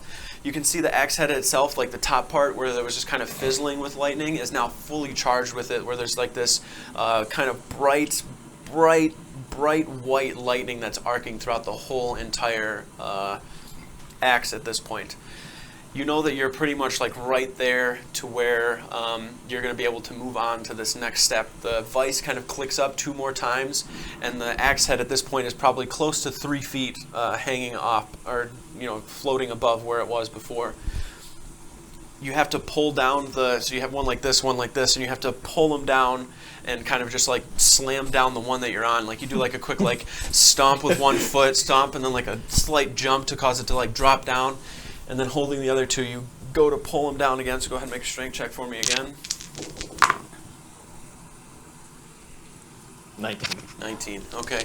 With that, you're able to pull it down, and as you're pulling it down, you don't even have time to prep yourself. Another bolt of lightning slams down into the pylons again. All of the conduits kind of together, pushing down into the axe head. There's this blast of thunder that kind of resonates straight outward from where it's at, so you're kind of above it, but you still feel it. The lightning kind of maintaining and going through. At this point, the vise kind of pushes it up to where it's at a point now. All of the lightning underneath crackling, it's bright white. The lightning going across everything is bright white. The conduits themselves are just kind of still maintaining, but you realize that it has reached the point that it needs to for you to go on to whatever your next step is. It says to acquire the essence. How the fuck do I do that? At fuck do I do that? that point, Did you do Lightning Mysteries plus yet? you look over to Stormcaller Uldar. He's holding essentially, it's just like a metallic lightning bolt. And he's just holding it up and then kind of throws it onto the ground because he does not want to be holding it. But holding it up kind of throws it. You hear it tink and kind of clank at your feet. You look over at the edge, like where the cliff is, and can see that like right at the edge of that cliff, there's almost this constant kind of bit of lightning that's coming down, and then every now and then it kind of like arcs out a little bit, keeps flying down and arcing. If I get off these pylons, is it going to stay? You know that right now it is where it needs to be, so you don't need to stay on it. Okay, so I guess I'm grabbing the metal lightning bolt and I'm going to stick it over the edge into the stream of lightning.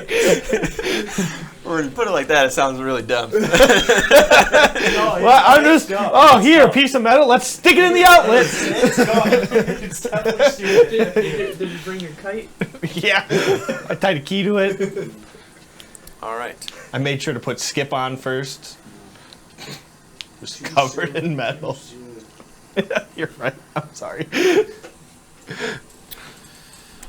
All right. At that point, once you take the lightning and hold it out into, or the metallic piece and hold it out into there, You're very hesitant at first, but then you start to realize like the lightning on the forge itself, like as it's forging, is starting to fizzle a little bit. And you're like, it's now or never kind of deal, and you just slam it up and into it.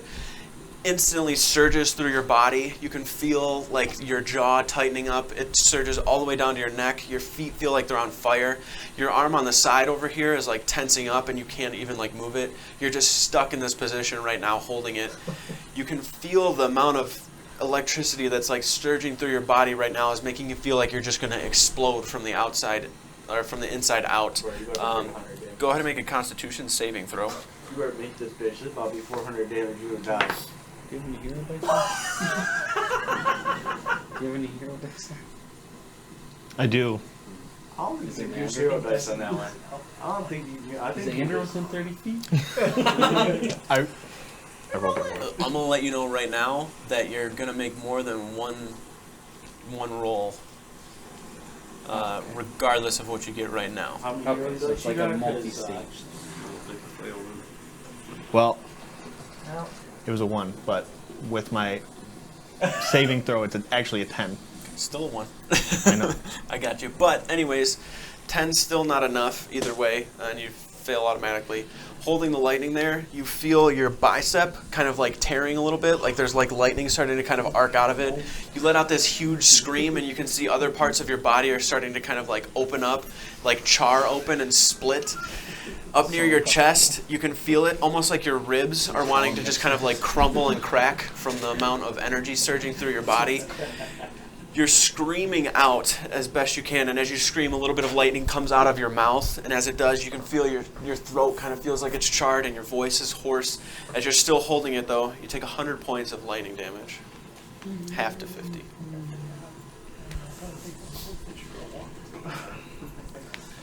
Still holding it. Make another Constitution saving throw. Always the karate man.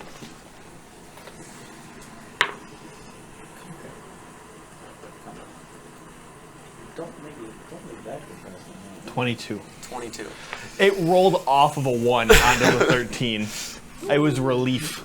I wasn't stressed. Holding it, your body is still essentially what it feels like it's doing is going to explode from the inside out. Your muscles tearing, your ribs feeling like they're going to just crack and explode. You can feel this just pit in your stomach that turns into like this, almost like you have like a rock in your stomach. As you're holding it, you're able to kind of bear through it. You only take 50, half to 25 that time. I got time to sip a potion while you're being zapped. As you're getting to the point where you're holding this, you start to feel, instead of the electricity and the lightning just arcing through your body all willy-nilly, it's like focusing towards your center, like to where you're almost harnessing it to a degree. Like you're taming it and pulling it to your midsection. You're feeling like you're just there to where you're going to have enough to be able to have that essence of the storm. And you can see the lightning that's like arcing down is kind of dissipating. It's not like disappearing, it's just becoming less. Like it's not as intense as it was, almost like you're actually pulling it from the sky and charging it and like making yourself a conduit for it. Once it gets to that point, you're holding it, you know you just have to hold it a little bit longer. Go ahead and make another Constitution save.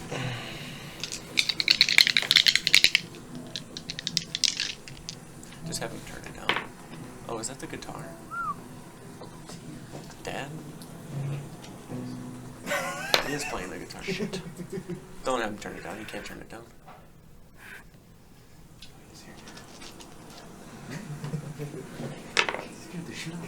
Okay. 22 again. 22 again. You take 50, half to 25. Is that? What's up?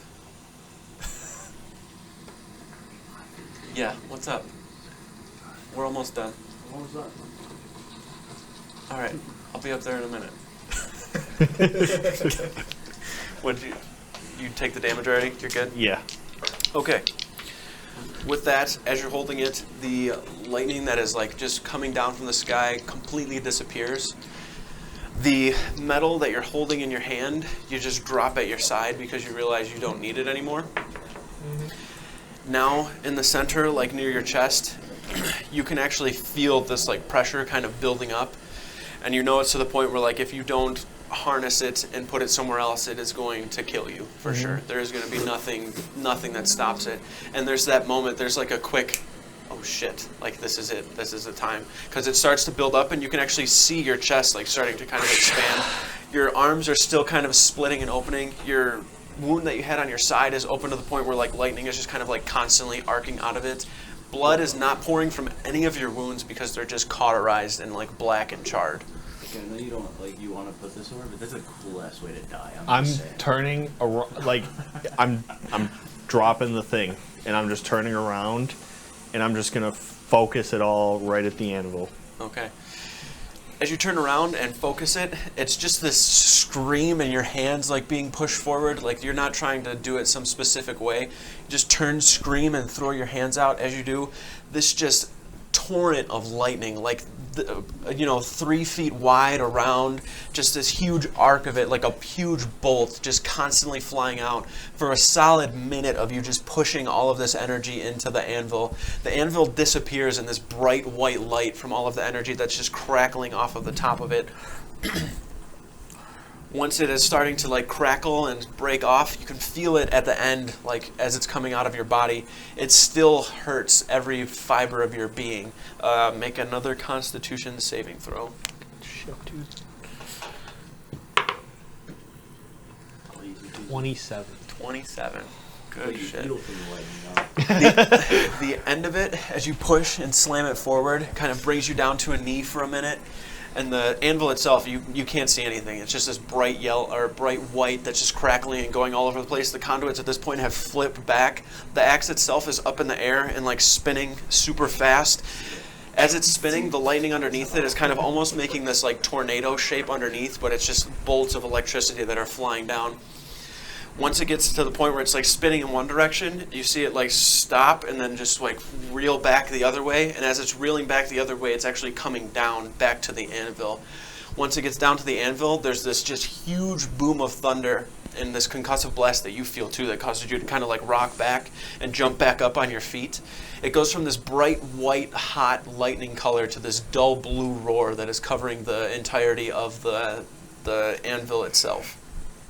The axe resting upon the anvil now. One last step. And then I'm gonna take a deep breath, and then I'm just Chaos! Lend me your strength! And with that, another bolt of lightning slams down into the axe. The axe itself picks up. With that, you jump over to the anvil, grab it, hold it, and as you're holding it, you feel this just huge surge of energy go through your body. You're screaming outward, and the lightning that's coursing through you now, you don't even feel it. It's just like a slight tickle. You reach the axe forward, holding it. Uldar's standing there with his eyes wide open, looking at you. The lightning that's around you, as you're holding it, you kind of lift the axe up, and you watch the storm that's above you kind of swirl and turn, and you take the axe and turn it, and then the cloud turns with it. You take the axe and you slam it down onto the anvil, and this bolt of lightning slams down to the other side of the cliff as well. Holding the axe, you kind of take it and move it around, take some swings with it. Every swing that you take, you see this huge arc of lightning kind of coming behind it. You feel the power from it. You're holding it. This huge just bit of glee fills your body. All right, let me send you the screenshot for the axe. Bro, you went through all that, and all I had to do was grab mine and put them on. That's all I did. Yeah, well. Hopefully I can share this to the Discord. I had to sit at a fire with the giant for a little while. I actually have missed every other one of the avatar things for you, I think. Which is kind of sad. Everybody else made me fight still. Yeah, dude, like... I'm just gonna. Yeah, that's my dude. I'm just putting it in the main chat there. The wind thing? Hey, I got you, my guy. All right. With that, though, we are going to end this session there. You guys will look at this and then divulge what it does in a little bit when you talk amongst yourselves. But thank you for tuning in, and if you were, please make sure you're following. We will see you next time.